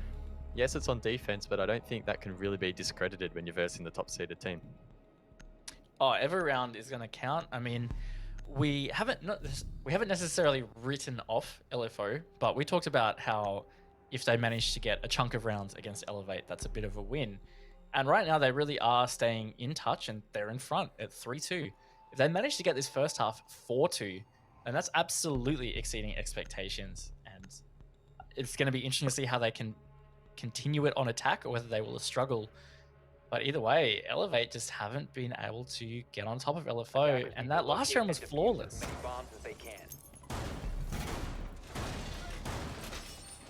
Definitely great for the momentum. But now they are forced to go above, electing not to go to the split bomb site. LFO have attempted this twice so far in the half, and in this final round of the half here, they'll be looking to extend their lead. 0% win rate here so far, so not the greatest fall, but maybe they'll be able to switch it up a little bit and try and counter what has been a pretty default take from Elevate so far. They haven't brought anything out the bag too crazy. They've just been establishing that long desk control, covering the vault here, and like a hard post plan for LFO. A lot more admin presence this time as well, is where Elevate were hard taking last time, but they look like they've read into that. Looks not so much like an admin push.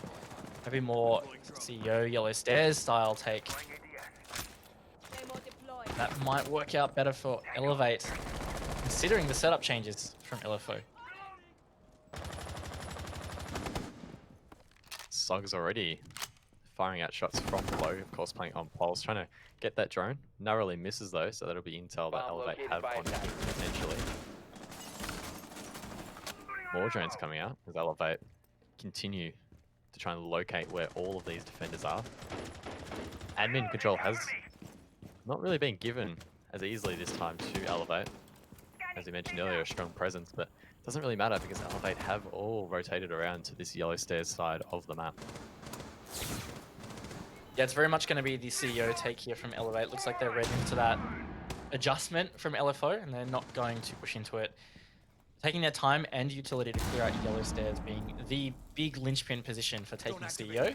If you do get Yellow Stairs and private bathroom control, then that's a massive part of the battle to being able to execute in CEO. Gold Legion still on 2 kills. Gonna find a couple more this round potentially. Run out though comes out from Nasty, just narrowly misses his shot and actually manages to get away. Unfortunate timing there for Elevate. He will eventually be taken down. That's Gold Legion. There we go. He manages to get himself back on the board. And now LFO have the main disadvantage once again on this side. Yeah, really, maybe not worth that jump out, but we did save. That's one thing that LFO could do to destabilize the Elevate. Would have netted him a pick. Red is the one that he got, or that he shot at, so he's been taken out now by Hills. Last is below in Piano and potentially getting flanked on here from the Pulse. He's getting shot at though, unbeknownst, and oh my god, he just peeks the corner into two Elevate players.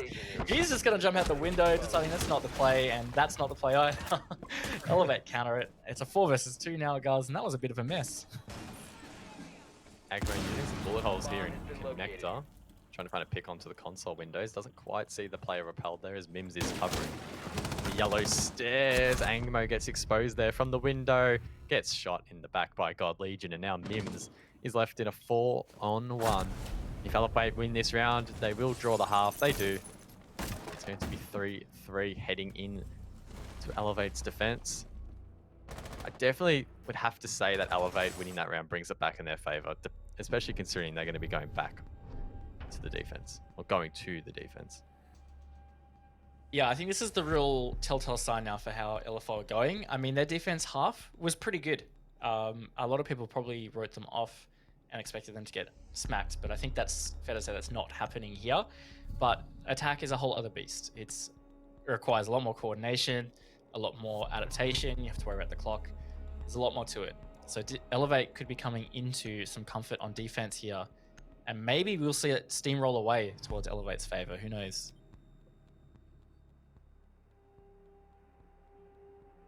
Defenders, protect your bombs from being defused by Loading now to the second half.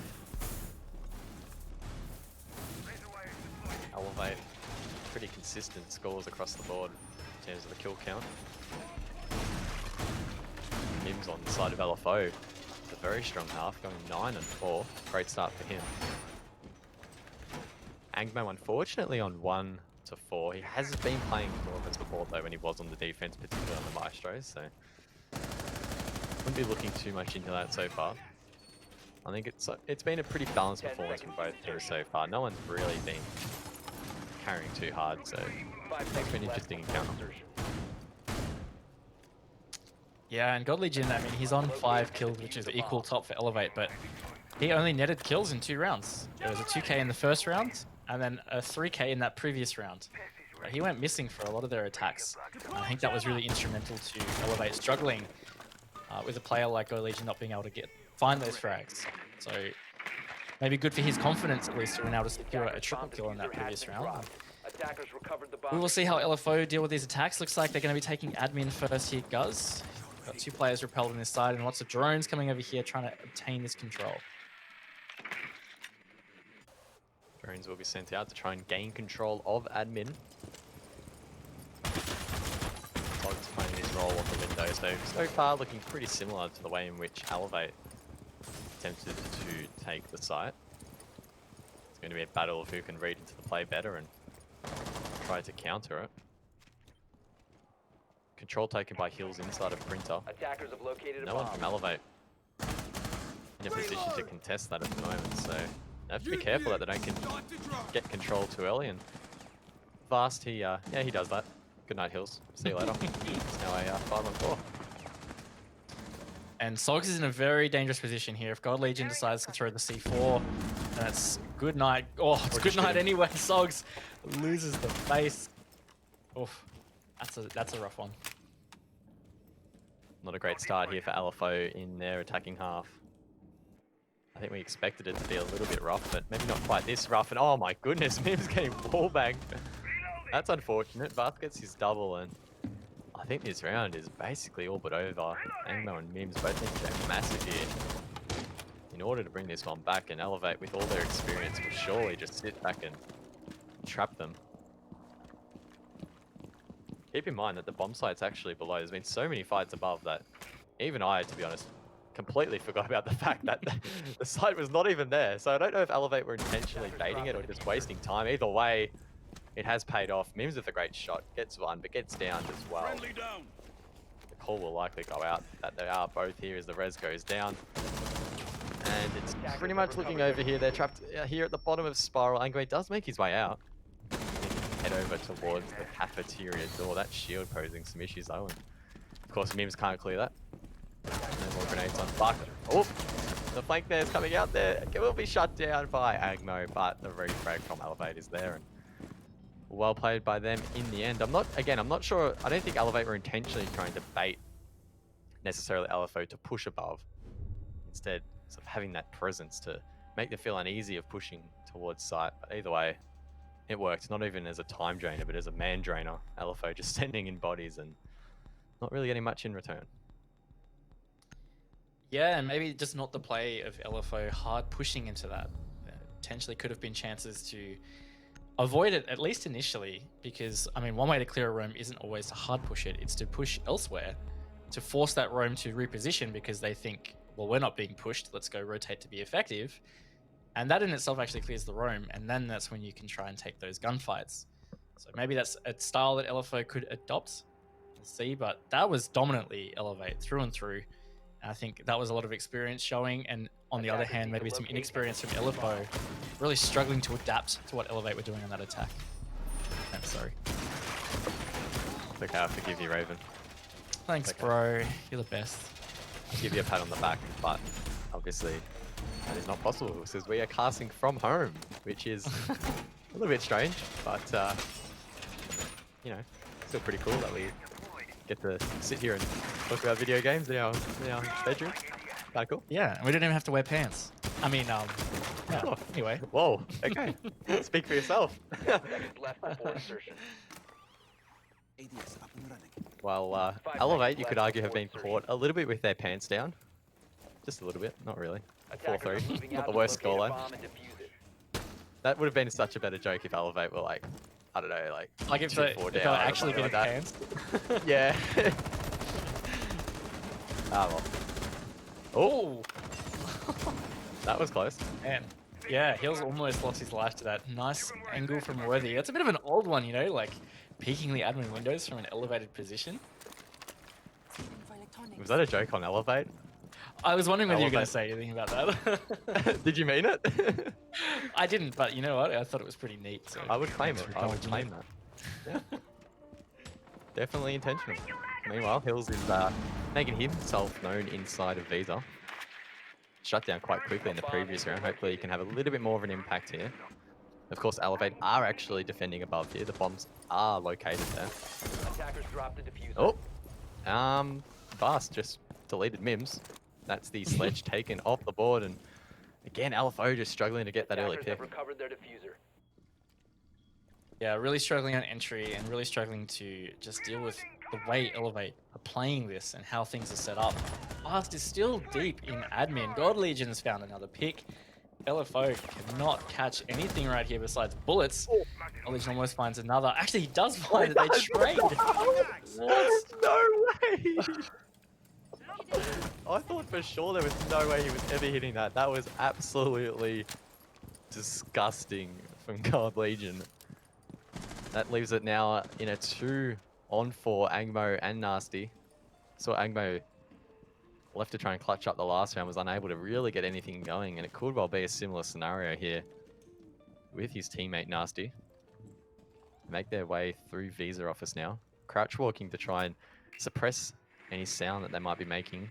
Maybe try and find a couple of picks by surprise, but it's going to be pretty hard when the default camera is still up. Angmo as well, blocked by that castle barricade, and I think that may well call for the end of the round here. LFO going to really struggle to get some of these picks. Nasty could come around with those X-Kairos and open up the barricade. It looks like that might be the play. But I'm tipping Elevate will probably hear this and be ready. Yeah, they're going to be running into a lot of crossfires here, but also Elevate playing passive. And I'm not sure they're going to be able to get too much done from this double door. It's going to be difficult at best. And that shield as well going to make it a bit easier. The Almighty yeeting it over, getting a little aggressive, hunting this final player. Playing an aggressive spot there at long desk. Does get shot though, make it a 3 versus 1. 20 seconds. 15 seconds. 3 fires the second, but doesn't hit any shots as Angway will suffer the same fate of entering those crossfires. Elevate taking round number 8. It's not looking great for LFO here in the early stages of their attacking half. No, it's definitely not, and it's something that I was speaking about a little bit when we finished the first half. Is that I really felt that if LFO were going to struggle, then it would be exposed in their attack phase, and that's really what it feels like. They have not been able to gain any entries, and they're just being manhandled for a majority of the rounds. No trades coming out, nothing like that. So if Elevate continue to have their way, then we really could be seeing a swift 7-3. Lobby and press will now be attempted by Elevate. Of course, the site rotation dictates that they have to go here or split after winning the last 2 rounds. In response, Sogs is going to 6-pick onto the Nook, so keep an eye out for that. Defenders, protect your bombs from being I think maybe the defused by concerning attackers. thing here for LFO is it feels like Elevate haven't really brought anything crazy out so far. Everything's felt like relatively default comp setups. And LFO just really struggling to even attempt to clear some of these setups just because of the fact that they're losing so many men early, which is really hurting them. Yeah, God Legion running amok as well. He's had 2 double kills now in the 2 defense rounds we've seen Elevate play. And like you said, I don't think Elevate have pulled out anything super special, so to speak. But the way they're executing it, their playstyle is just totally destroying the hopes of LFO. And it's stalling them out. Because once God Legion got those first couple of picks, they're just hanging out on windows or outside doorways, and they're not really getting into the building until even halfway through the round. Interesting anti-spawn peek technique there from Sogs with the Deagle, looking potentially for a 1-tap, doesn't find it. Looks like they might be going for some sort of takeover towards the yellow. A little bit hard to say so far. Elevate did set up above, so they will need to be mindful of all the verticality above them as they enter site. Just keep in mind, a lot of that floor above is destructible. Bass is the one holed up in the bathroom here. What a nice rotate hole out. Red on the yellow stairs also as the Wamai trying to hold that strong position. In fact, they've got 3 up above. Really, really strong presence, which I can only imagine LFO is really going to struggle with. And maybe they'll decide not to go for it. They're actually entering below, which is good because it's going to give them some map control, which is a lot more to say than the previous 2 attacks we've seen. Red now trying to get a little bit aggressive on yellow stairs. Agmo is below, but Red probably won't have the intel to go for that. He does, however, hear a player quite close. That's Mims on the barbed wire. Meanwhile, though, we actually get Sogs who wide peaks him, so that makes it a 4-on-4 as Ango does actually manage to find one. That's God Legion shut down, so an informed player on Elevate taken out. He'll have no further impact in this round. Red as well able to get rezzed up or stimmed up, but it doesn't matter. Hills is ready and waiting for that cross. He'll take him out. And now LFO have the man advantage. Definitely a much better round from them so far. Time will start to become a factor though as we come down to this final minute. There's one on the lower spiral. Digital goes to engage and actually hunts it, just going straight down towards the Capitao. Trading some shots. Capitao actually running away from that engagement, not wanting to contest. He's 1 HP. Digital finds Mims. It might be falling apart here for LFO. Vast is still at the front door. Is his position known to LFO? That is the question. Hills does shut down Worthy, playing above and covering him. Vast now will get aggressive. It pays off, and Hills is dropped. Angmo now left to clutch out yet another round for LFO. Somehow finds the first. Potentially winnable here, but Vast is on full HP. Angmo 1 shot. Vast could surely just sit with the SMG. Or the gas will kill him. There we go. He's shut down. Elevate will take the round. And it's looking pretty grim at the moment for LFO. Yeah, I mean, he had a chance to shoot a couple of bullets before the smoke ticked away, but yeah, he was in a position. Sneeze on him, he's dead. And it's kind of what happened. He got gassed out in the end. So match point now, Elevate. A little bit of a weird sneeze. Little bit of a weird sneeze. So 6-3 to Elevate, and we're seeing the full reverse sweep in effect here, guys, if this round is won. Yes. Of course, keep in mind if LFO want any chance of coming back into this, they will need to win 3 rounds straight, and then we do head into overtime. But I think it's safe to say that's looking like it might not be the case, and Raven, we will finally see Ying. I cannot believe it took us this long to see Ying tonight, but there we go. Yeah. She will finally be picked. Yeah, it is surprising that it really took this long, but it is what it is. We'll see whether it actually gets used to much effect or not. Attackers have located a bomb. Fast having a big round in that previous one. He's actually up onto double digits now for his team. He was actually a player that really had a solid season 11 in Pro League. Constantly playing more of a flex support role, but last season he really was able to step up and get a lot more frags for his team and net some really positive ratings, and it seems like that's going to be continuing for Six Masters. I guess as well, going back to that Ying pick, the concerning thing potentially for Elevate in this round is they only have the Jaeger. They don't have Wamai on the board. They also don't have Warden. 5 seconds to go. So just based on that, Ying is a strong pick here potentially, but again, we've seen so many occasions where Agmo, for example, has been left in such dire situations without able to really use his utility. So Ying is one of those operators where you want as many of your teammates up as possible to really capitalize on those $10.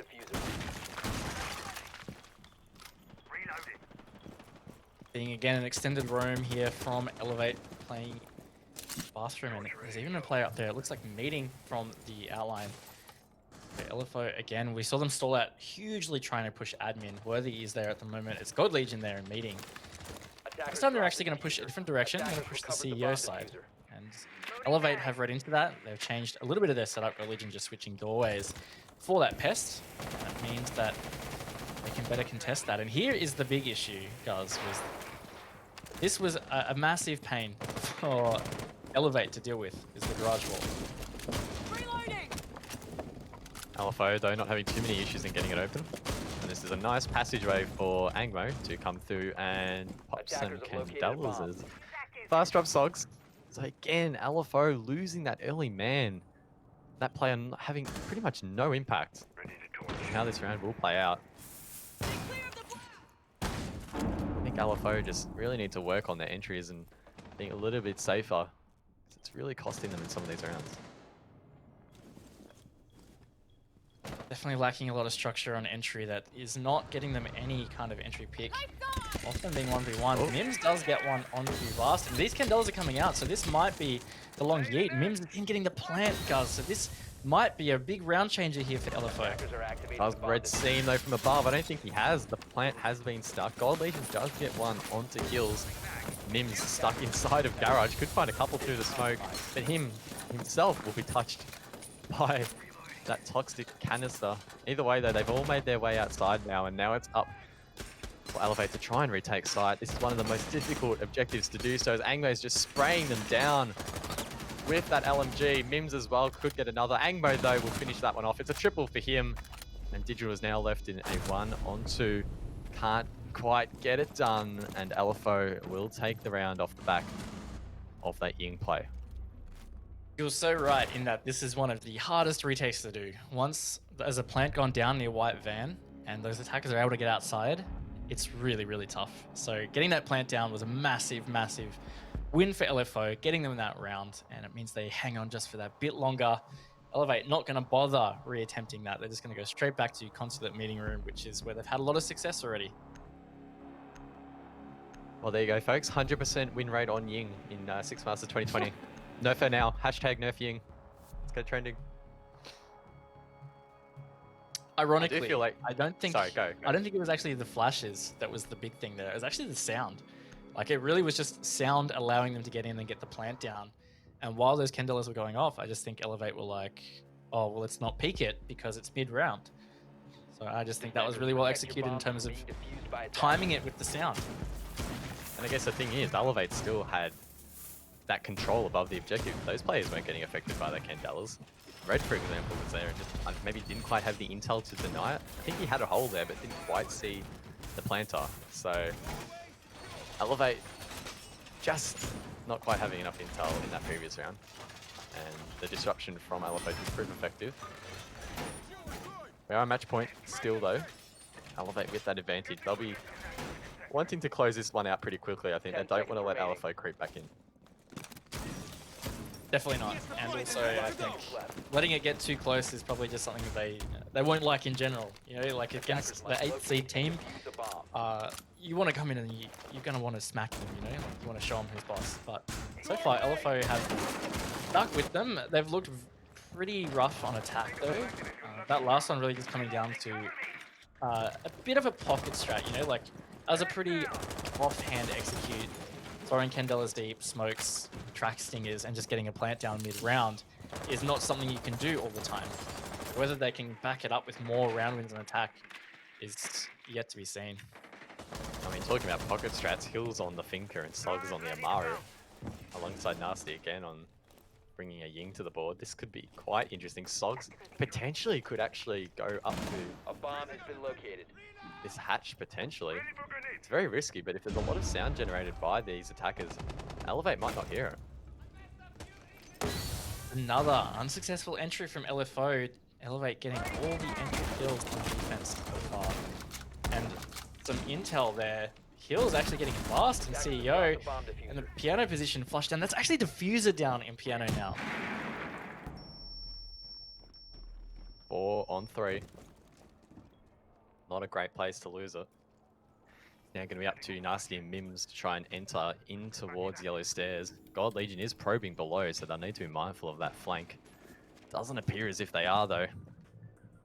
God Legion is very low, so he'll probably play it quite passively. Track Stinger's going out. God Legion, again, we'll have to be mindful of those. Attackers recover Step the in some of those and you'll probably be taken bomb out. located by attackers. LFO now with just over a minute to set up an attack. God Legion always going to be posing a threat here while he lurks downstairs. Trigger Discipline, a plus there. 2 players now going to be repelled on CEO windows, potentially even 3. So if God Legion does get a chance to poke his head out this yellow door, could get a few picks.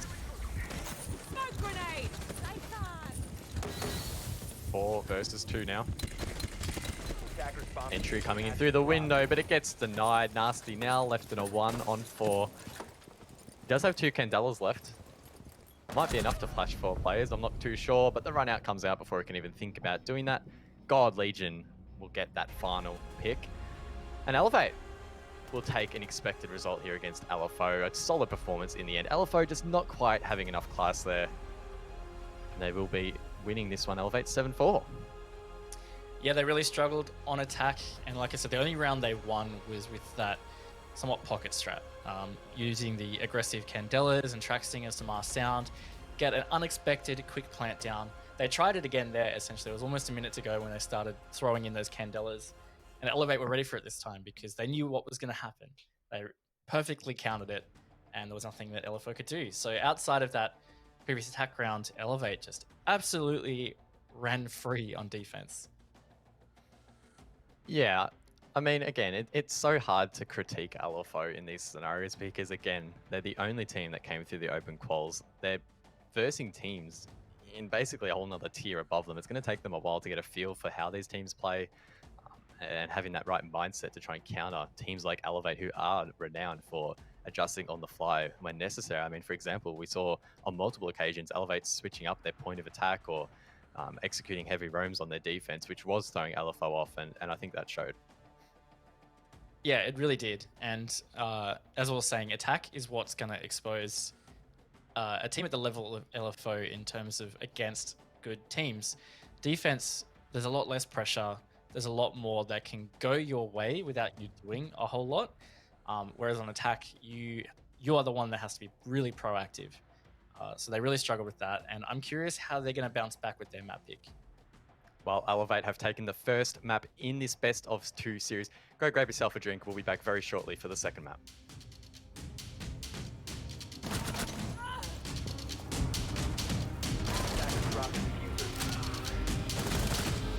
Oh, man, I'm getting so tired. Yeah, it's getting like that, isn't it?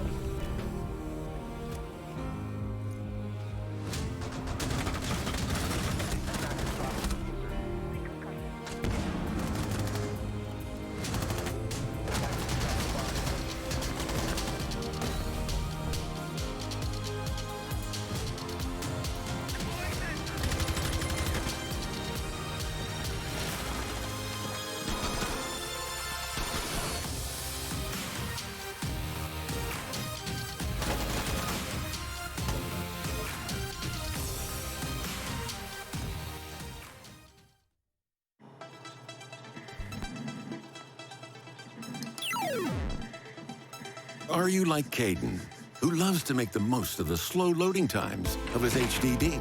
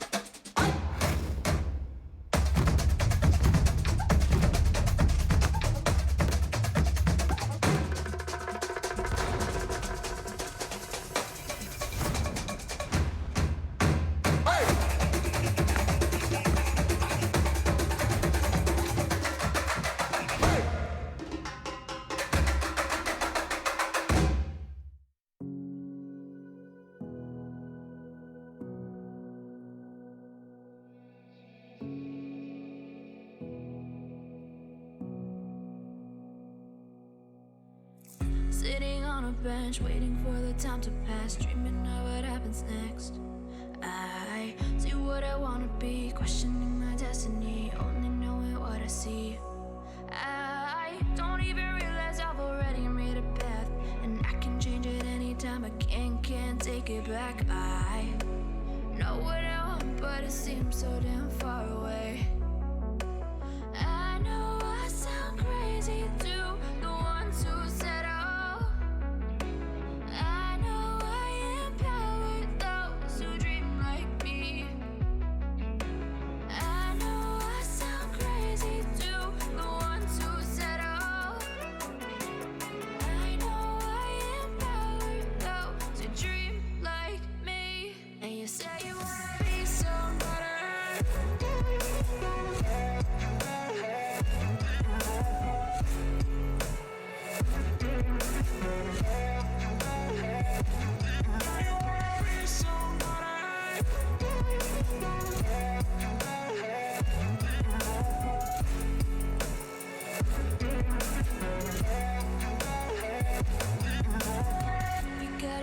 Then you better use it.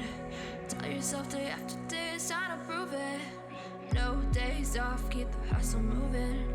Wanna see you be what you wanted to be, prove it. I know I sound crazy to the ones who said I know I empower those who dream like me. I know I sound crazy to the ones who said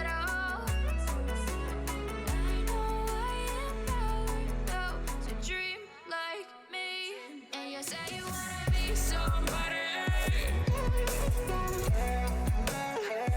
And you say you wanna be somebody.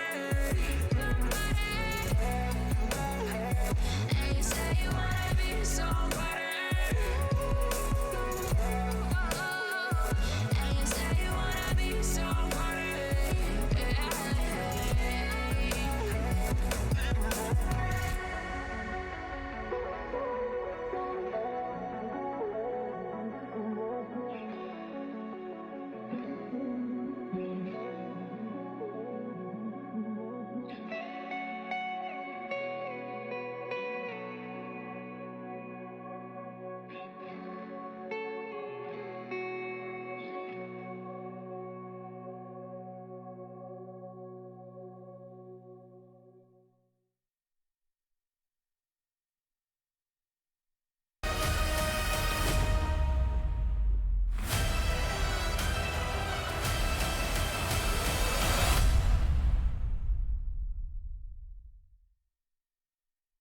G'day there, ladies and gents, and welcome back to Six Masters 2020. I'm Guz, Raven alongside once again, and we're coming straight out of the Elevate versus LFO map number 1. Elevate taking that matchup pretty confidently on Consulate. Raven, what can we expect heading into Clubhouse? Good question. I mean, LFO, it's their pick, and they had some really good defenses on Consulate. So Clubhouse being a little bit more of a defender map, maybe they've got some nifty stuff there that could derail Elevate. I'm going to put a spotlight on LFO's attacks though, because that's what they really struggled with on Consulate. And Clubhouse isn't necessarily an easy map to attack. I think that's really been a trend so far tonight. We've seen some teams really have some time management issues in particular, I feel, on attack.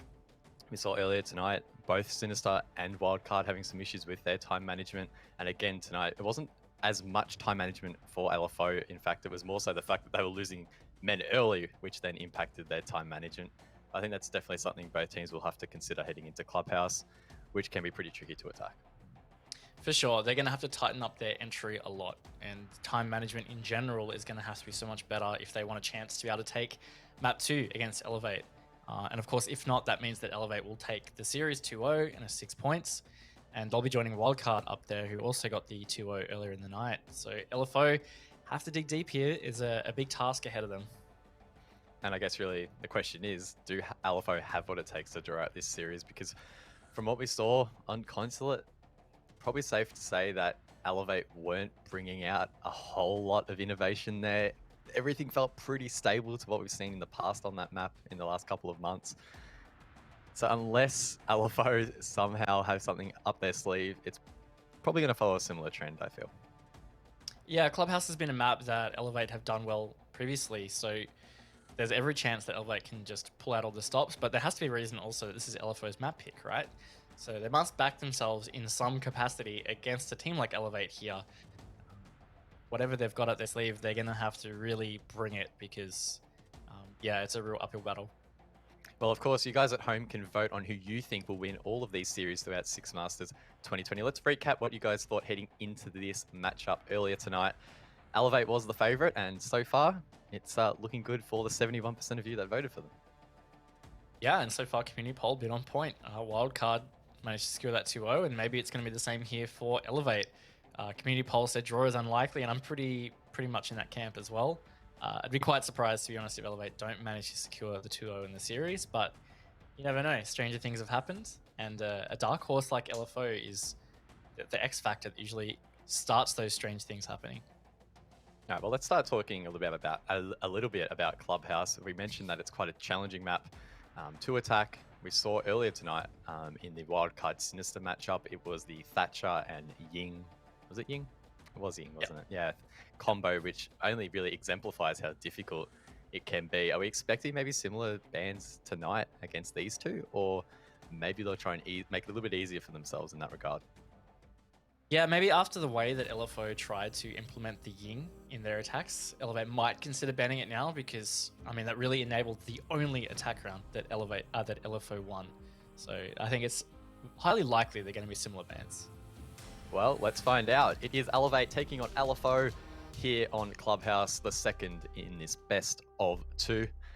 Battle Eye's going crazy. LFO will be looking to go crazy in this second map. The first ban coming out, it will be Thatcher. I wonder if we're going to see Ying. We did see Ying utilized a little bit by LFO there on Consulate, so maybe Elevate will ban her out. A little bit scared. A little bit of PTSD from the last map. Oh, there we go. Yep. Bang on. Yeah. I mean, if that was really the linchpin that was getting LFO attack wins, then for sure get rid of it. It's not even about the trouble of dealing with it. It's just that if that's what they were really leaning on and they no longer have it, well, they're going to really struggle. So I like that ban from Elevate, and not too surprising considering the effectiveness of Ying at the moment. That's an interesting ban from Elevate, where Mai will be taken off the board. We saw Sinister and I believe Wildcard utilized her quite efficiently across both maps earlier tonight. It is a ban, though, that we don't often see in competitive. So a little bit interesting in that regard as Valkyrie will round things off. Yeah, really interesting defense ban phase there, getting rid of Wamai and Valkyrie. Wamai's gadgets, I mean, the way you can use him is really effective in pairing with a Jaeger, and Ying has been great to help clear that kind of stuff.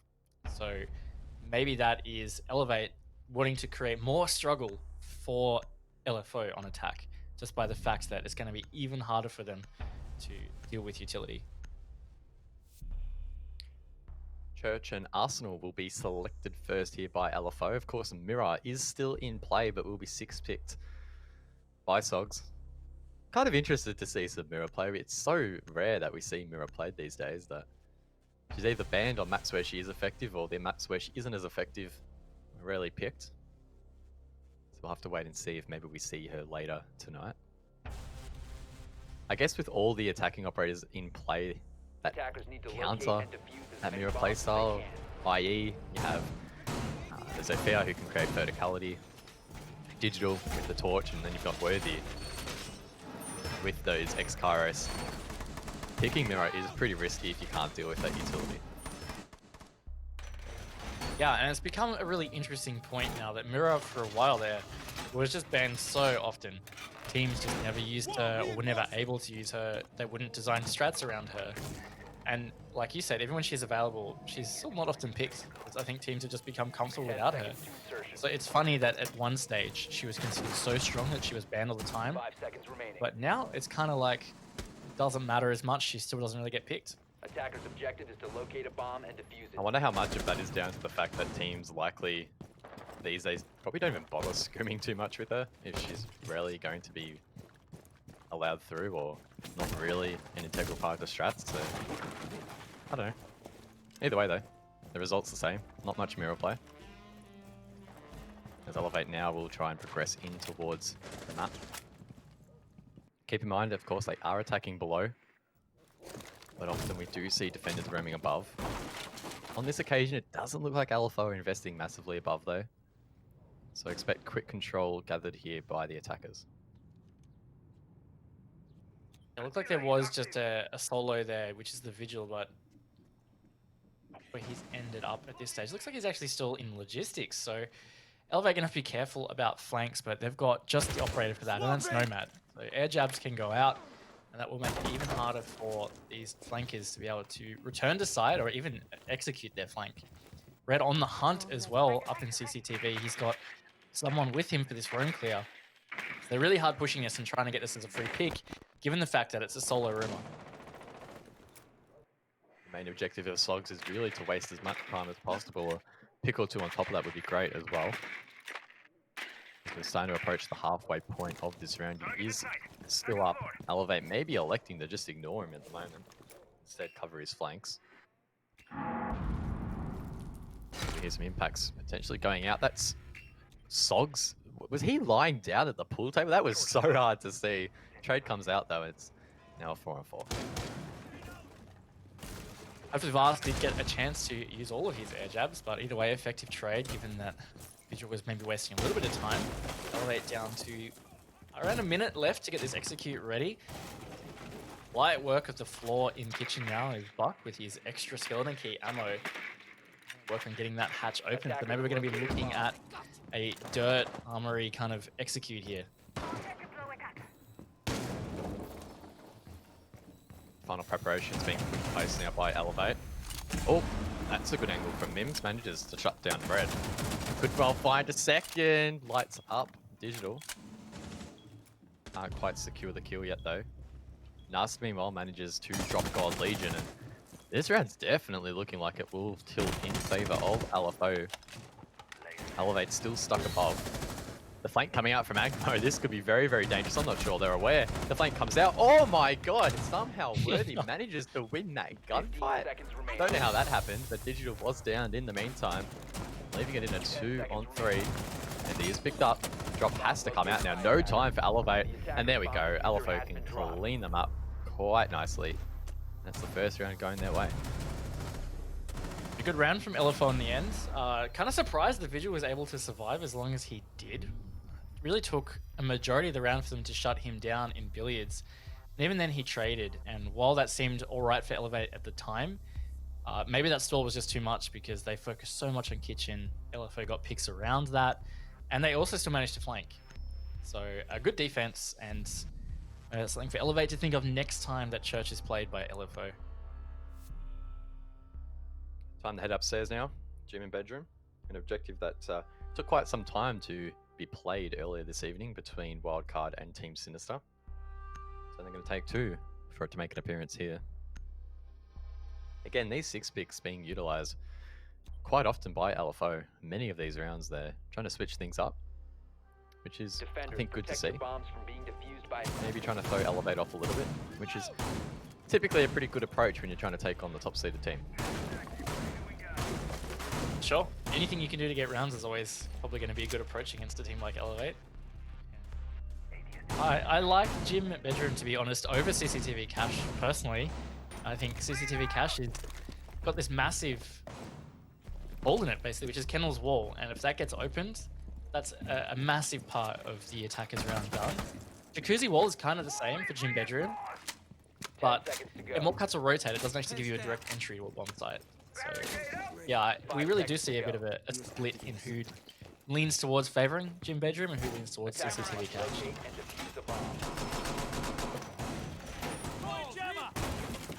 I wonder if Elevate are expecting LFO to go here.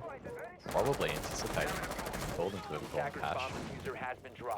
But again, Bedroom's now pretty integral to the meta, so Elevate will definitely have experience in attacking that site. An aggressive roam here in the garage. This could prove massive if Elevate aren't aware. I don't think they are. The white peak comes out, and there we go. Mims gets one, drops down oil pit, and he can scathe away with his life.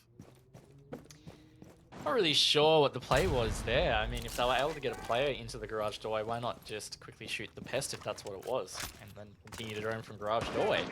There's definitely a preventable death there on God Legion, so a bit rough from Elevate.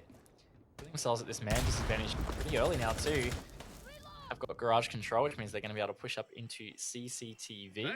While Worthy has attempted to open the wall, but actually it doesn't look any... Yeah, Oh my Worthy gosh. didn't open the wall. Oh, that is not good. This has not been a great round for Elevate. Worthy still might be able to prone in that breach, but anyway, it will expose him.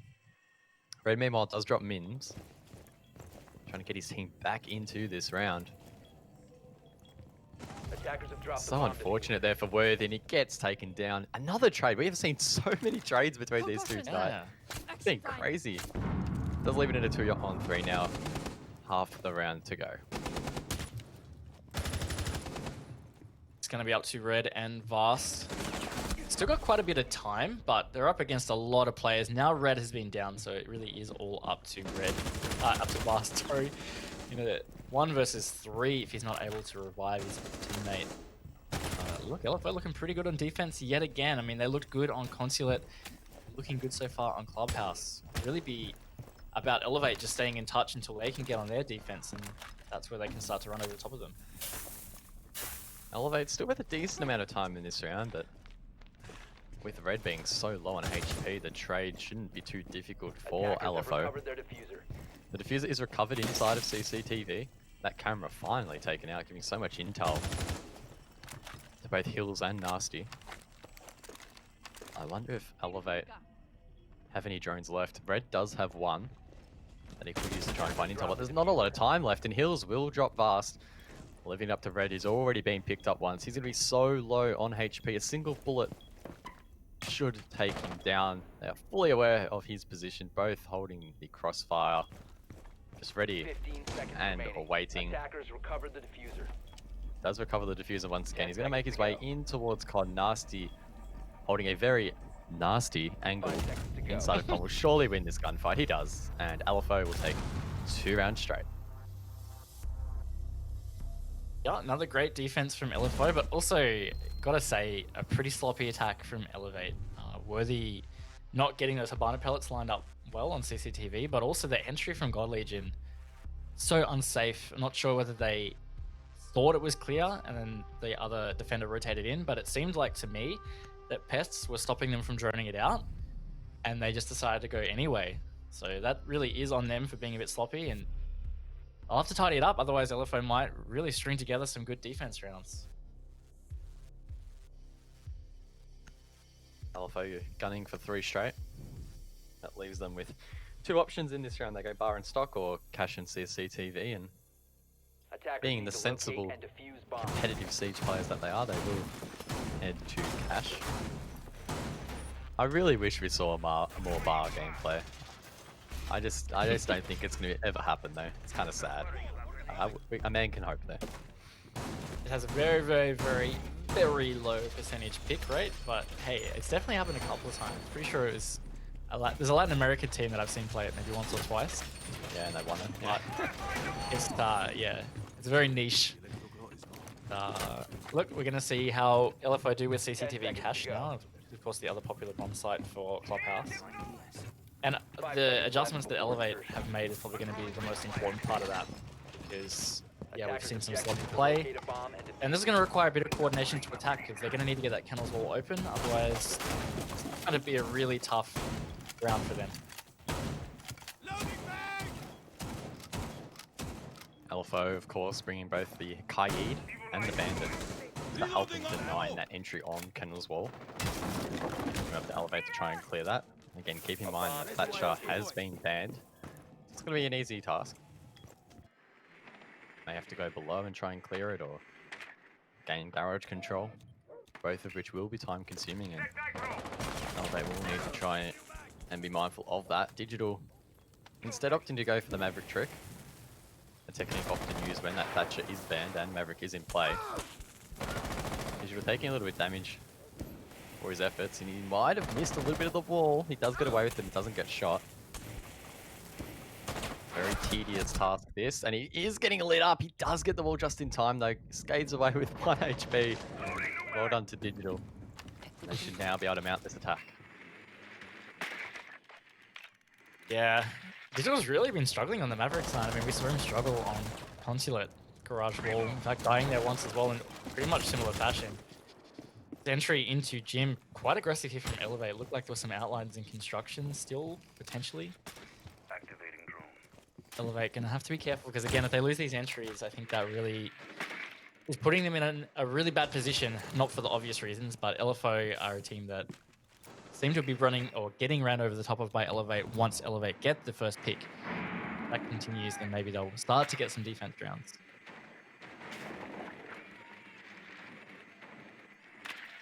Just over a minute to go in this round. It goes by so quickly, and now Elevate need to try and assess the situation and work out how they want to approach this site. Red from below, that buffed skeleton key, helping to disperse some of those defenders on site. Does do a little bit of work. But there's still 10 members left, 50 seconds on the board. And a lot of intel being gathered here, but not too much action. As I say that, a trade comes out. Still feel like Red could have maybe had a little bit more impact below. He got shot maybe through the floor. Like Digital peeking bar. Digital is not going to be able to do too much with 1 HP. He's just going to have to try and get some picks. We enter the final 30 seconds. Speaking of picks, he actually gets a shot onto Nasty. That's going to be the smoke as well. A great anchor operator not to have to deal with. 3 versus 3, final 25 seconds, guys. It's about to go down. Worthy with the diffuser on the side of Con, forcing the rest of his teammates to push in and try to clear them out. He was taken down though, leaving it up to God Legion, basically, who has full HP. He does get one, leaving it up to Mims inside of Garage. Gold's now inside of CCTV, trying to desperately deny this plant. God Legion does seem determined to stick it though, as he makes his way towards the connecting door. He knows that the player there sees his knee as he peeks around the corner, but is eventually shut down. And Elevate will take their first attack here on Clubhouse. And a little bit messy. It didn't look too great, but they did get there in the end. Digital managed to survive on 1 HP. I don't know how many bullets that he dodged. A bit lucky to survive, but yeah, they have secured their round. 2-1. Feeling very similar to Consulate at the moment. You know, Elevate just staying in touch with LFO, ensuring they don't get too far ahead. And it feels like once Elevate get on defense, we might see similar fashion than we saw in Clubhouse.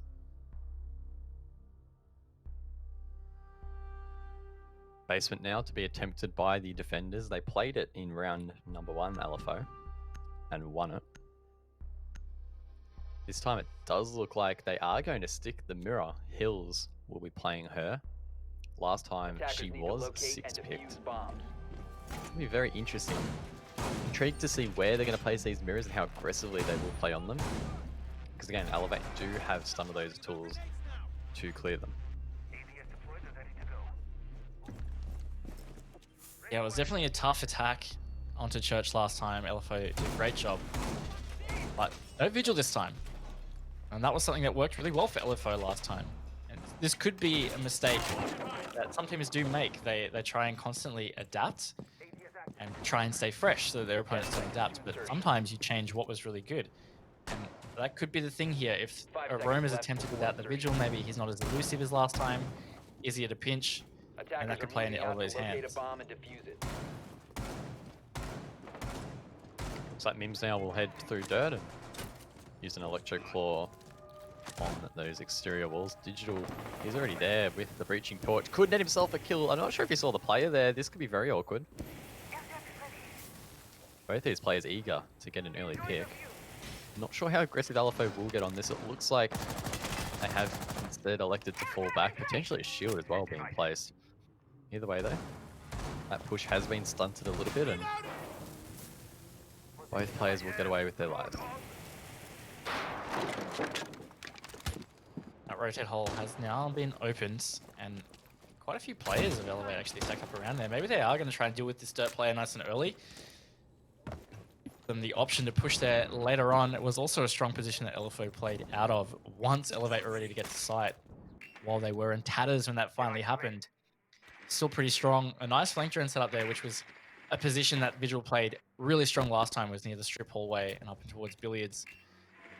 So far, Elevate really are taking their time to get some kind of control. Shots raining out still from God Legion as a nade will fly out from the hands of Digital. Nasty still determined in holding dirt, or at least delaying as much time as possible despite being droned. He will use his second gas canister to delay even more time here. If Nasty does forfeit control, Elevate will have a very strong position for the remainder of this round. He's struggling to clear these drones, does finally get it, and will now whip out the shotgun. That's his last gas grenade used. Oh, the push is perfectly timed there from Fast. The refrag though is great from Mims, and just like that, Elevate actually at the man disadvantage despite having some decent control in dirt. But look at LFO, they are all ready and waiting for that exit. Attackers have located a bomb. They are, and there's one even on main stairs, potentially looking to flank aggressively. So again, Elevate gonna have to make sure their flank is watched properly here. Worthy and Digital, the two remaining, to try and clutch this out, and they've only got 50 seconds. So time really against them. LFO in such good positions, it's gonna be really, really hard for Elevate to pull this one back. Worthy gets his drone taken out as he tries to attempt some intel gathering before they drop blue nades. Coming up Digital as well as flashes. They do manage to get their way down, but that mirror will be providing a lot of intel as Mims manages to go massive there for his team. I believe it may have been a 4K in the end. Either way though, great performance from him. His team doing a great job in shutting down this aggression from Elevate, and that will now give them a pretty clear lead. Yeah, they really dedicated a lot to taking dirt, and the push was good. The two-man push really got them that first kill. Maybe just overextending too much though, trying to pre-fire in through to Arsenal. It was Mims there who was ready. He got the refrag for his team, and then another C4 came out elsewhere, and it was all over basically at that stage. Again, maybe Elevate just making some mistakes, being a little sloppy, overextending in that push. They got 2 more rounds to try and bring it back. We saw Consulate go 3-3 in that first half. That's still a possibility here on Clubhouse.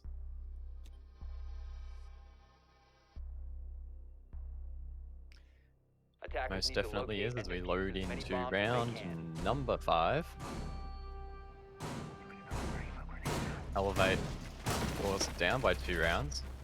But they are attacking first, so a little bit of leeway. And also keep in mind that this is LFO's map pick, so on paper you'd expect this first half to go in their favour.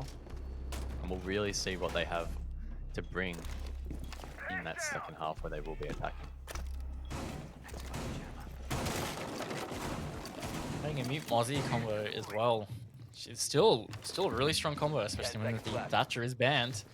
Not a whole lot to be able to deal with that other than the EMPs. That was really the downfall for God Legion's entry in a way in that previous round that I was very critical of. I mean, it stopped them from effectively droning it, so they decided to face check it. But regardless, that's working out effectively for LFO. Sticking that combo, I think, is going to be really good for them. And I'm curious to see the differences Elevate make in pushing this side now.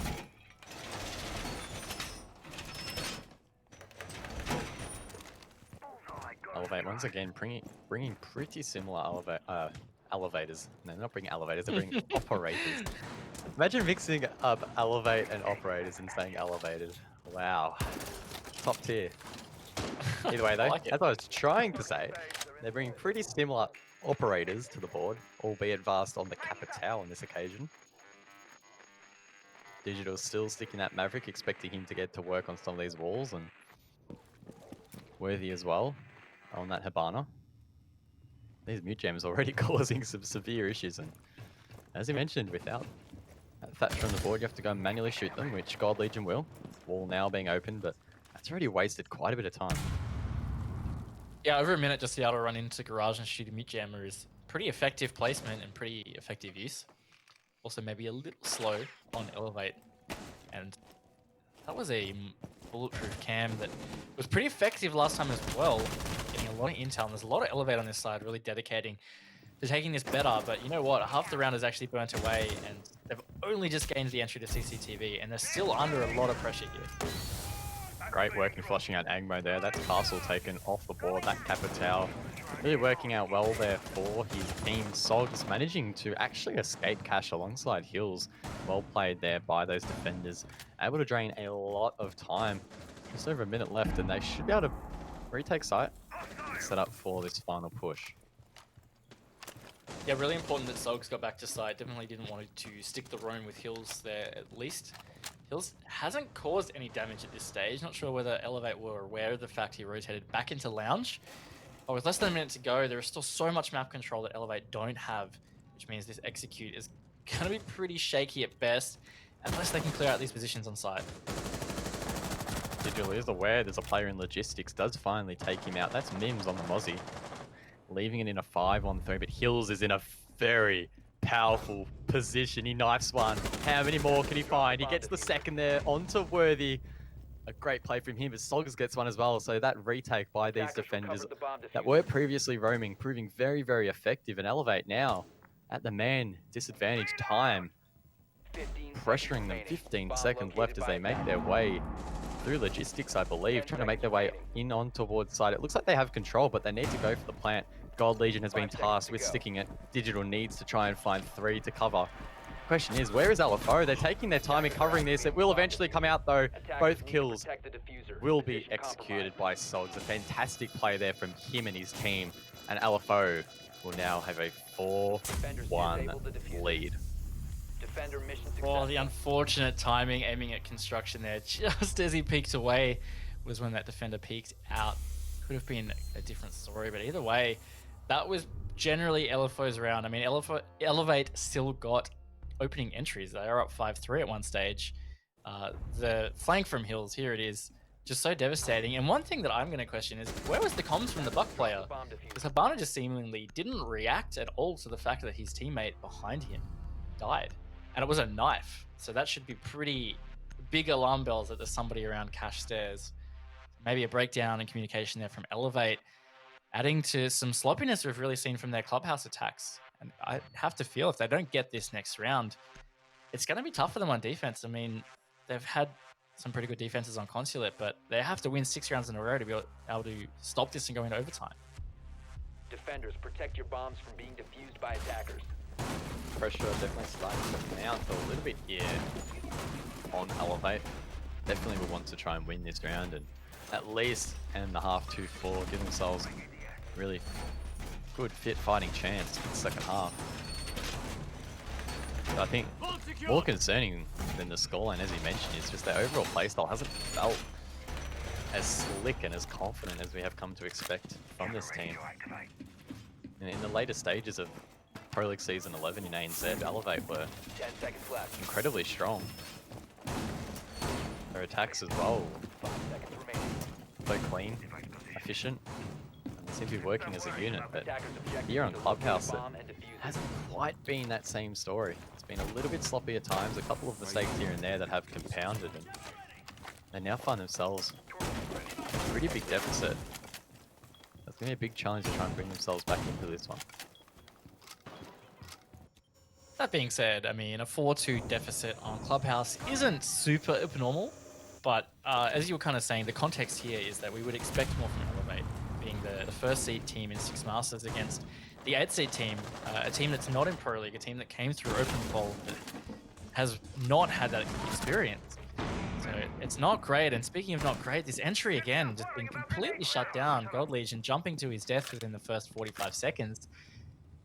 It's, yeah, not looking good for Elevate at all. Shots raining out here on the Camel's Wall. Digital once again tasked with trying to Mavic trick it open. Manages to get the bottom, and now he'll be tasked with breaking the top and making it soft. work out. Been having a couple of issues at times here, Digital, but we'll finally get this one going. Looks like we'll be popped, and there we go, it is successful. So well played by Digital, and Red, I assume we're about to come across with this skeleton key, open that up, and really start to expose some of these members inside of sight, and of course Mims, who is playing on that catwalk. Oh, that firebolt hit the mark, but not quite finishing it off. There's a lot of cover there, though. That's Angmo below in Oil Pit, does manage to get one pick. Not catching the other player rotating up was Worthy, but boy, he's been taken low anyway, and they've got all this intel. So still looking pretty good for LFO at this stage.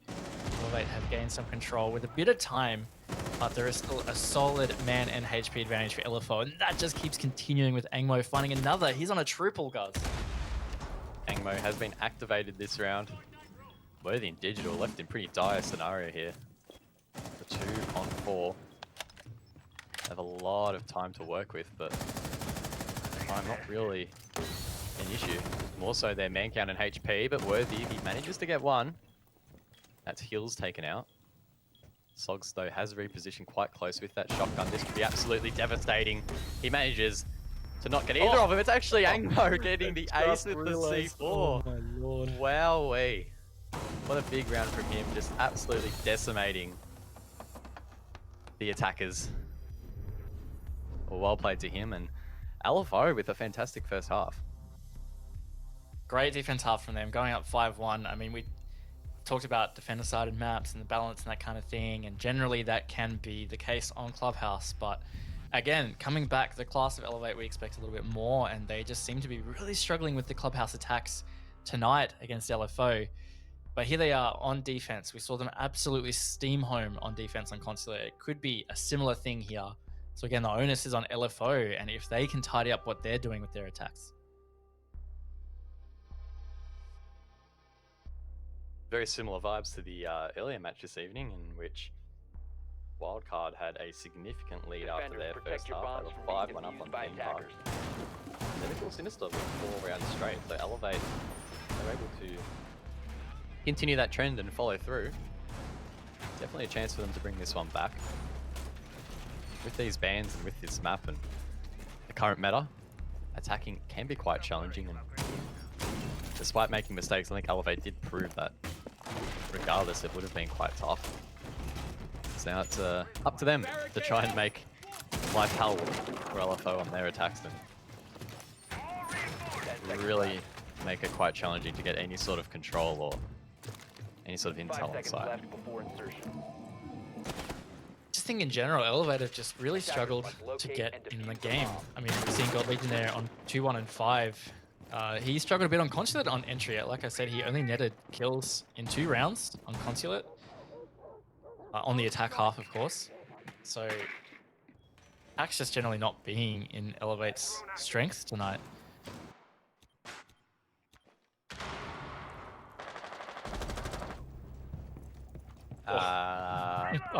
Worthy? Hello. That was quite nasty on nasty. Alright, that's the last time I'm going to say that. I'm not going to use nasty and nasty in the same word ever again. I promise. You've been using some pretty bad nasty puns. Oh. Not bad. Not bad. I mean, that was a pretty crazy run out there. Yeah, like, yeah. Worthy, what are you doing? I guess it worked, so. Good on him. Surprised he didn't fully get eliminated on the rotate back there. Felt like that was a long time he was exposed for, and only to lose about 30 HP. Probably pretty lucky. Oh my lord, what is this face checking? I'm not really sure what's going on there, guys. Elevator found another 2, and it means it's a 5 versus 2. This could be similar to Consulate, you know. It really feels the same vibe. I don't know what LFO are doing on attack, whether they're just not utilizing their drones or... Yeah, I don't know. But either way, Elevator capitalizing for sure, and we might see a comeback, but I'm not going to call it yet.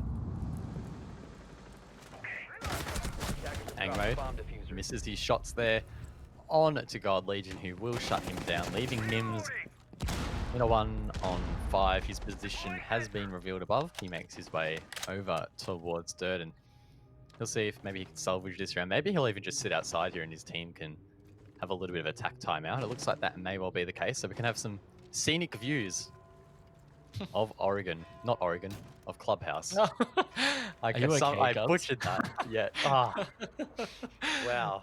I'm a very bad. I would be very bad working for like a tourist firm for Clubhouse if I can't even get the name right. Trying to Yeah, sell I don't know this what kind of place. tourist firm would be taking people to a bikies clubhouse, though. I mean, that sounds pretty sketchy to me. Oh, yeah. I don't know. It might be a tourist hotspot. I'm not sure. Oh, maybe the back up. A bomb has been located. Yeah, actually seeing some gunfights, and you know what? He's just gonna go straight to site, and he's gonna find himself two. Maybe he's given himself an opportunity without diffuser. That being said, so Elevator decided to push up towards diffuser, and he's got sight all to himself, but it's actually not gonna matter. 15 seconds left. It's just Mims taking us on a tour, a virtual tour of Clubhouse. 10 seconds left. 10 more seconds left, and the tour will expire. So enjoy it while you can. It's always funny seeing a site just completely abandoned. Why aren't you planting, Mims? Hashtag. What are you doing?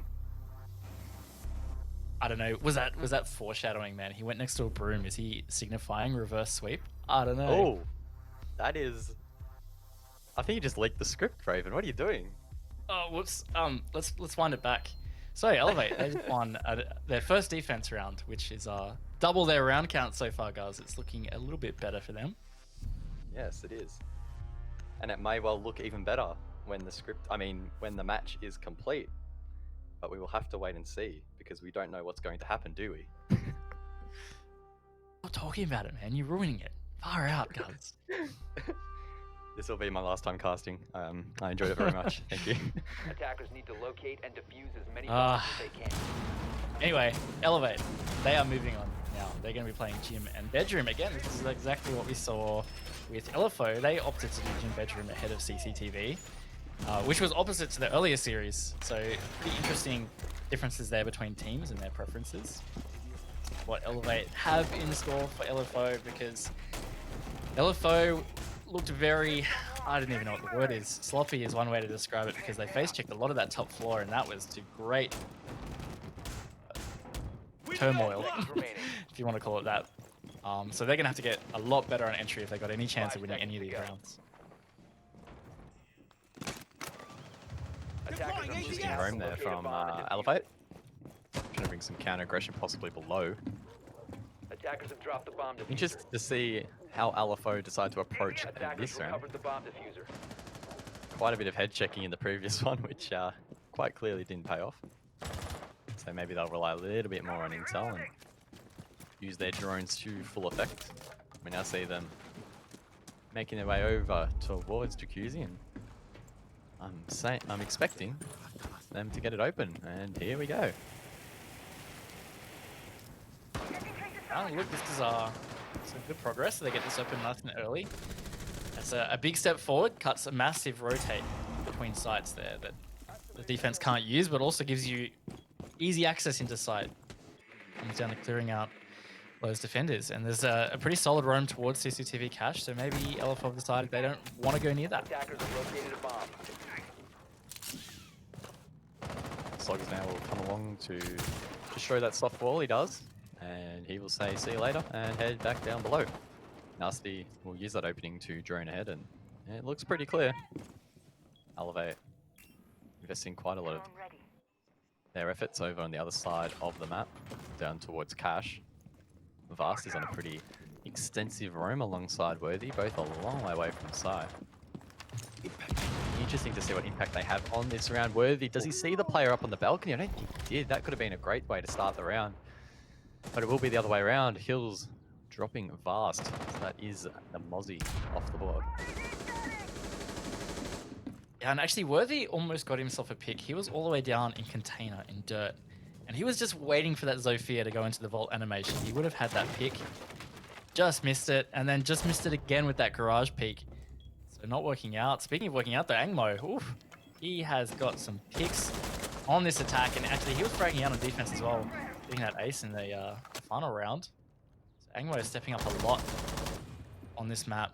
And this is looking a lot better for them on this attack. Still a long way to go, though. 45 seconds. Elevate well and truly still in this round. The double hatch drop will come out through Logi. It does pay off. It was actually a team kill in the end. but Elevate don't really make them pay. God Legion now left in a 1-on-4. If there's a player left on the team, you want it to be him, but not even God Legion can stop that. LFO now on match point, Raven. I didn't think I'd be saying that tonight. Yeah, and it's 6-2. It's not even like it's a 6-5, really, really close affair that you might expect out of a matchup like this. It's actually a bit of a smacking in the other direction. So Elevate have 4 rounds successively ahead of them if they wish to get it to overtime and save the map.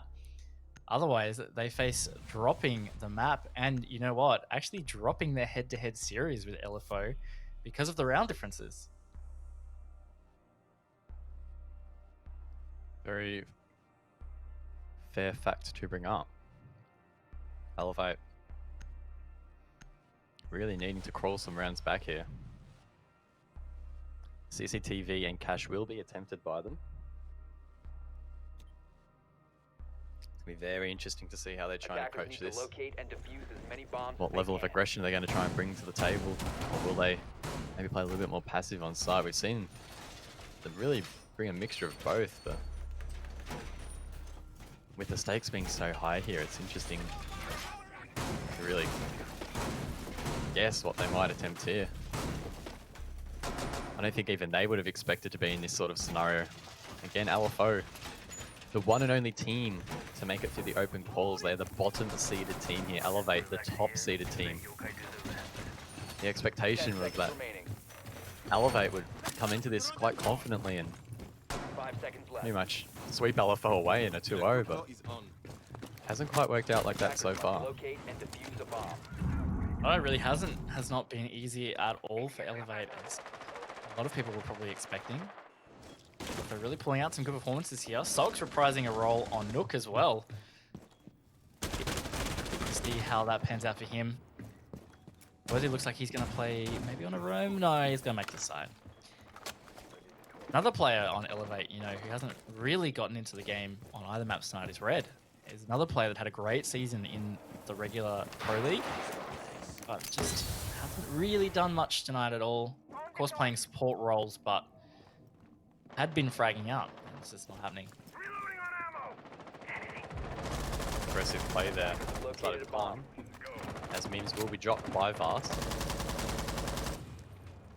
Yeah, will drop Vast. Sorry, did I say he was dropped by Vast? I think I did. But Vast is actually the one who's taken down. Something we didn't mention is Sogs. He's playing on the Nook. He's currently sitting below. Crouch walking around. Of course, if you're activated that ability, not only is it very difficult for cameras to see, but if you're crouching around, it's also very, very difficult to hear you as well. You can use that to full advantage and try and maybe catch anyone dropping the hatch later in the round as more shots firing out. That's Worthy dropping Angmo. It's now a 4-on-4. Yeah, Nasty got tagged quite low as well on HP, potentially from those smoke babes as he was trying to maverick the wall. No one's actually opened it, and oh, that's a really ill-advised push up the cache stairs to hit that wire. No one covering him, so really much a sitting duck for the smoke to peak, and that means Elevator taking back complete control of the round. It's a 4 versus 2. Nasty on 50 HP. So Elevate may be able to string this together again and survive another round. Mims does make his way through though and gets one. That's his second for this round, but God Legion makes it a 3-on-1. Mims now needs to find them all. That's his triple for the round. He'll need an ace to win. He does have a minute to play with and the diffuser that he can bait out. Attempts it once, it falls off. Attempts it for a second time, and maybe I'll try and stick it. There is a drone there to try and cover him. But there is also a bulletproof camera giving full intel here to Elevators to his left, and it's not really going to be possible to take it out, as another attempt will come down by Mims. He may well be able to stick it on this occasion, but no, he fakes it out. He drops God Legion, he gets the second onto Digital. That's the ace for Mims. The map going in favor of LFO. What a way to end that encounter. Mims, you are an absolute machine. That was disgusting. You never should have won that round, but there you have it. LFO will draw out the series tonight, 1 apiece. Yeah, and like I said, they're going to end up taking that mini-series head-to-head there with the round count, 7-2, as opposed to Elevate getting a 7-4 on map 1. So yeah, big surprises from this series tonight. Look, I'm gobsmacked. That clutch was nuts, dude. maybe just some mistiming there from Elevate. Again, their attacks looked really sloppy. That's probably the word I'd use to describe the way Elevate played Clubhouse. It just looked a little sloppy. And LFO was not immune to that either. But at the end of the day, they were the one that ended up putting the rounds on the board. Yeah, and I think both teams, as you mentioned, did make mistakes, but it definitely felt like LFO were the team that were capitalizing on that more so than Elevate were. And I mean, the round count shows it at the end of the day, 7-2. That's a pretty big deficit. It wasn't like it was down to the wire due to, a couple of mistakes in one particular round here or there. It felt like it was pretty consistent throughout the map, and that did not really feel like Elevate at all compared to what we're used to. Yeah, and look, they had a pretty inconsistent performance against Wildcard as well. And I mean, like, Wildcard's a bit of a different beast, but they got it handed to them by Wildcard and Pro League on 2 maps in that series. And that looked very uncharacteristic Elevate, but then they backed it up with a great series against Fnatic. And it kind of feels like a similar fashion tonight.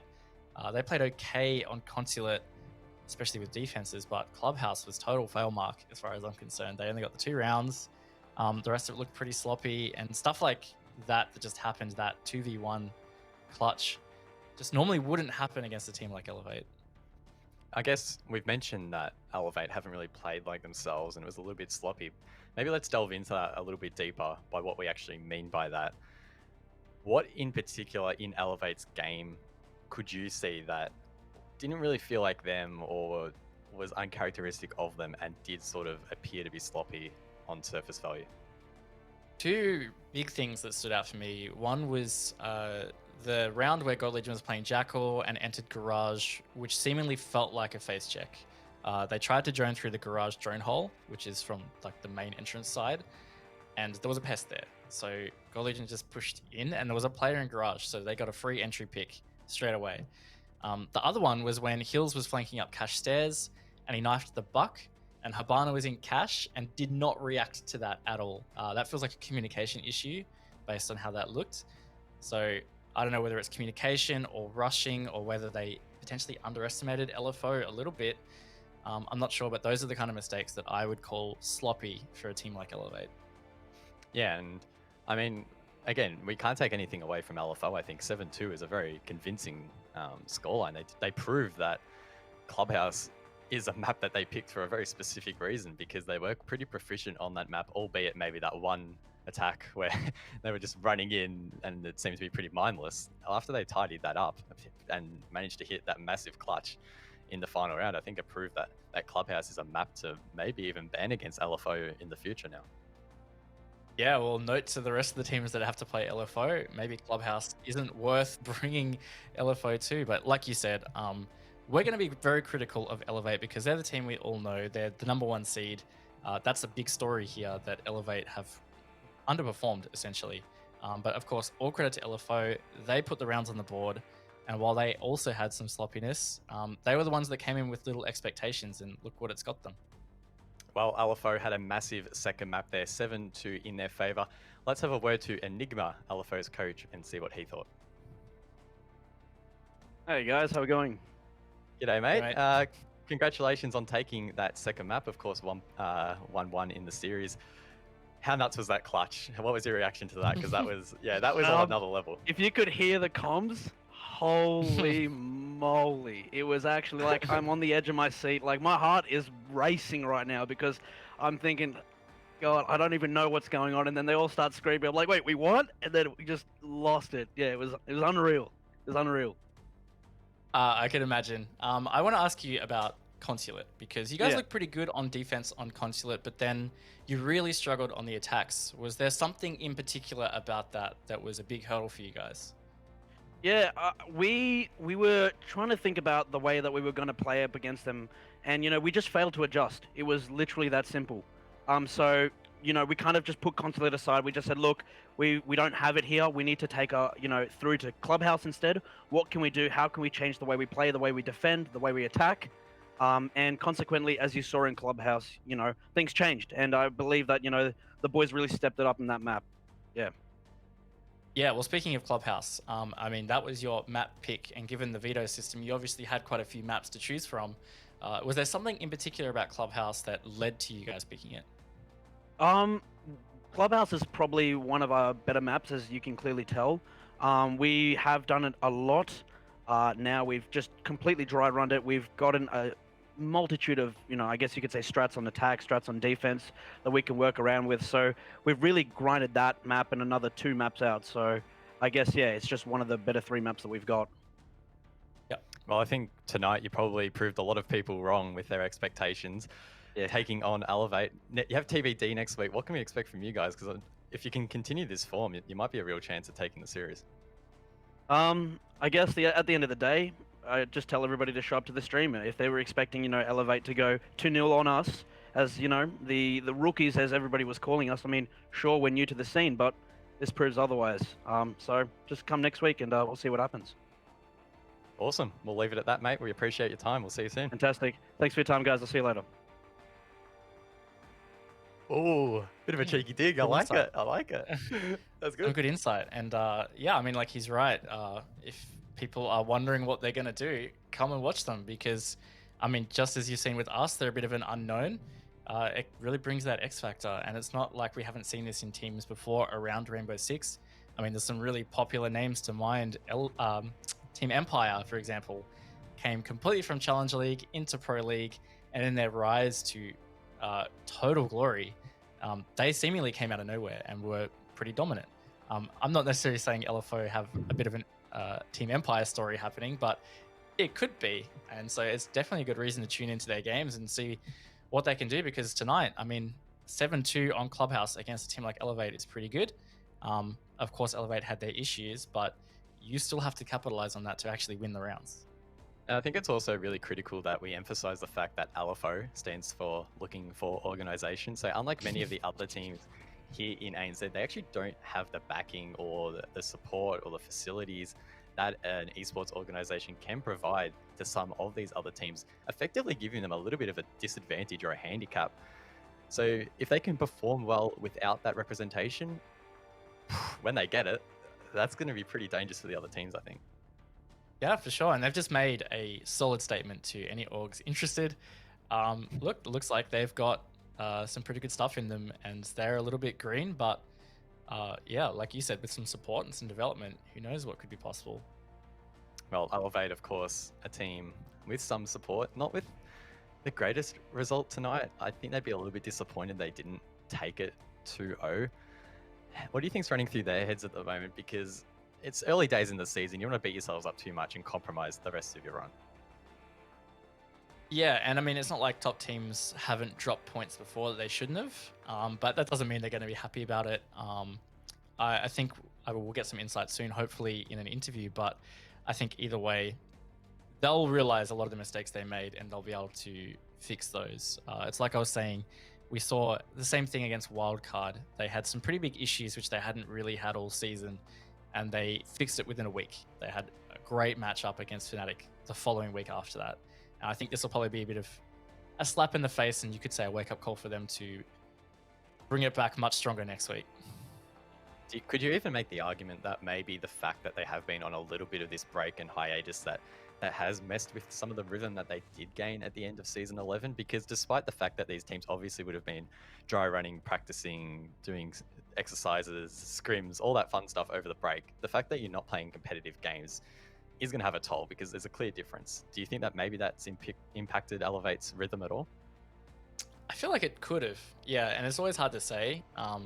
The breaks like that can either really help a team grind into newer strengths, or yeah, like you're alluding to, it can sometimes make you struggle because you have to warm back up.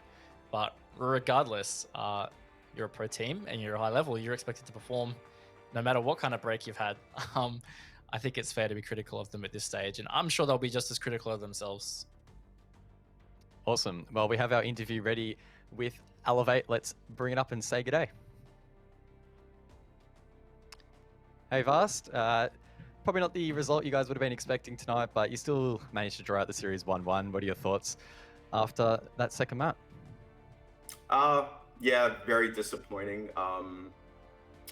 But I don't know. We're gonna it happens to the best of us sometimes. We're not gonna beat ourselves up too much, but yeah, we're not happy with it, obviously. Yeah, I am going to focus in a little bit on Clubhouse. Maybe walk us through some of the stuff that was happening, because we've talked about that maybe it looked like you guys were having some struggles. Could you give us maybe some insight into that?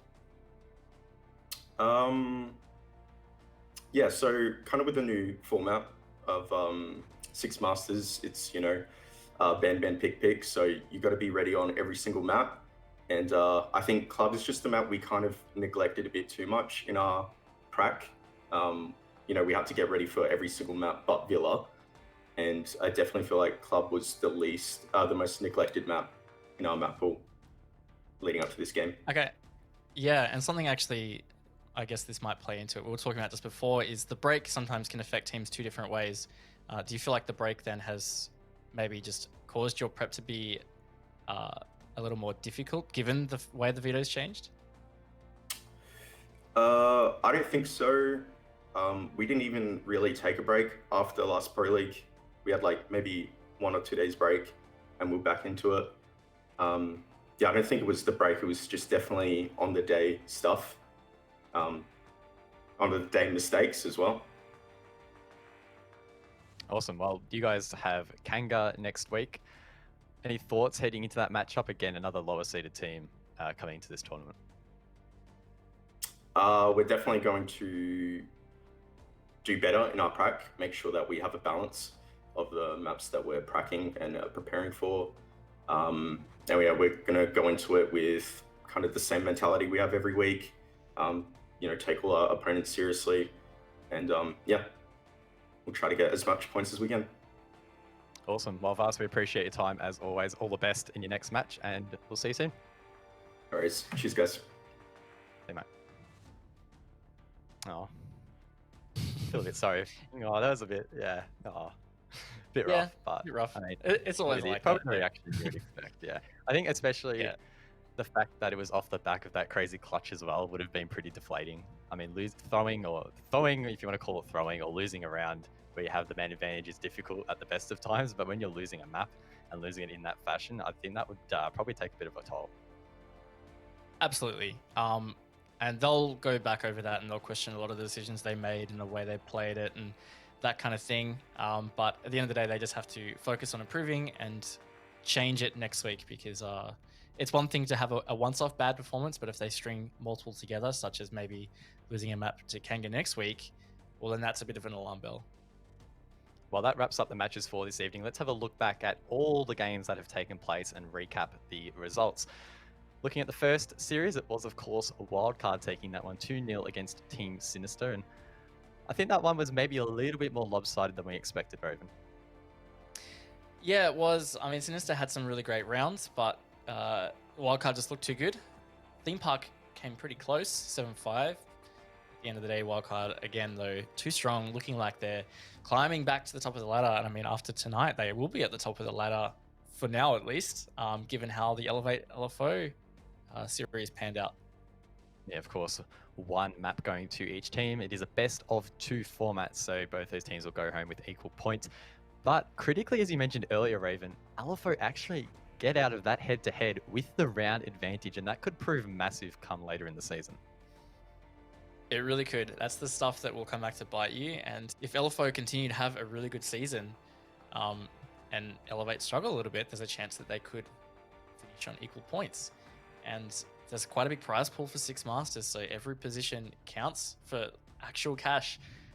So not having a head-to-head against any opponent is definitely not a great position to be in. Yeah, and I think it's interesting that we mentioned earlier about Elevate. The fact that they're versing these lower seeded teams, if they start losing one map here, one map there, yes, it costs them now, but then think about all the other higher seeded teams alongside them that might be just breezing past LFO, for example, 2-0 and then 2-0 Kanga. That already starts to compound a massive gap when we look at the season standings like later. It's going to be massive. So I think Elevate really need to dedicate to pushing hard, taking Kanga super seriously, just try and decimate them 2-0 and at least try and recover something from what has been not an ideal night for them. Yeah, absolutely. And it just puts more pressure on the harder matches, so to speak, quote unquote harder, against teams like TBD that finished higher, or Wildcard, for example. It means they can't drop as many points on that, like you were saying. And that's not great to have at the end of the season when it's already high of pressure. Having that additional pressure from early losses can, be a real pain. Well, that concludes Playday number 1 of Six Masters 2020. We hope you all enjoyed the show. We'll see you again tomorrow night at 7 p.m. Australian Eastern Standard Time. We hope you can join us. We'll see you then. My mind's on mine and it won't forget. But you bring me back from my darkness black. It's the soul in me and the heart I have for you. It bleeds for you, it bleeds again. Oh, you bring me to life. Oh, you bring me to life.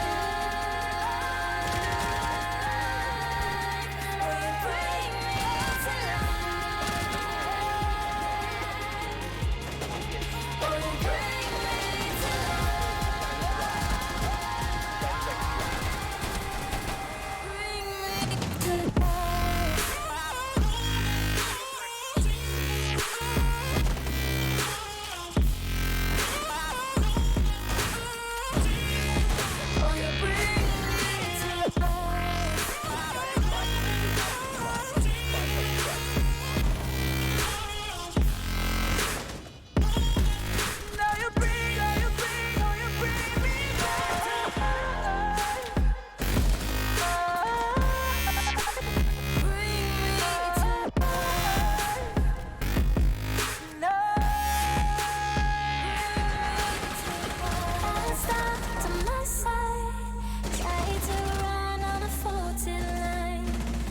Safe, even though we burn from the light I bleed. But she bring me back, not a heart attack could take away all the love I had for you.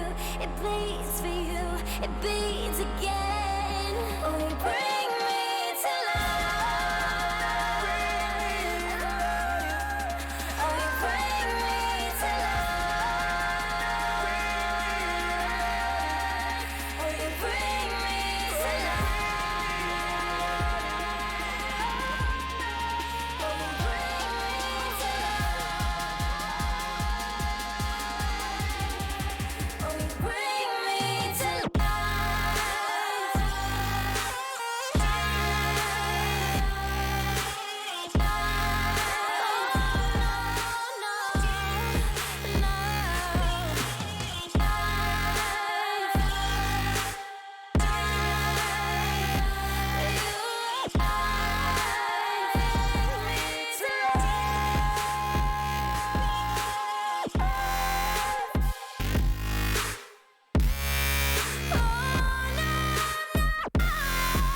You bring me to life.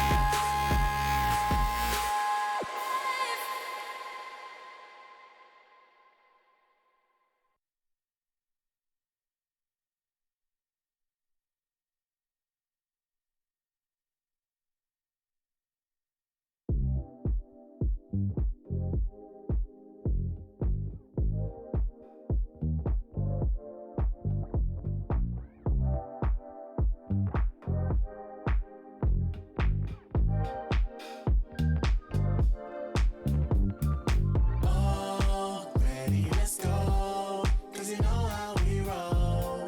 Let's take it round the world and back again. Ready, let's go. 'Cause you know, like I know, we'll take it round and round. You know Mark, South Stuff, South Stuff. Pipes that never let you double cross them. Moving through the city like it's Gotham. They told me get one, so I got one. Stop saying you're a boss when you not one. You ain't sacrificed, nah, you ain't lost none. All over the gram like you got a bag. You ain't big dog, we ain't hear none of that. I'm in the gym looking like a running back. And you know the flow, got 'em coming back. Who I was in the past, I'm unattached. Only focus in this moment is bringing the summer back. Oh, respect my grind, elevate souls and I spread good vibes. Young divine, you know I gotta shine. Raise your hands for a good time. Aight. Vibe until the morning, sleep until the noon. You said that you want it, so I got it for you. Let's all get together and show them how we move. We move, we move, bringing summer to you. Oh, ready, let's go. 'Cause you know how we roll.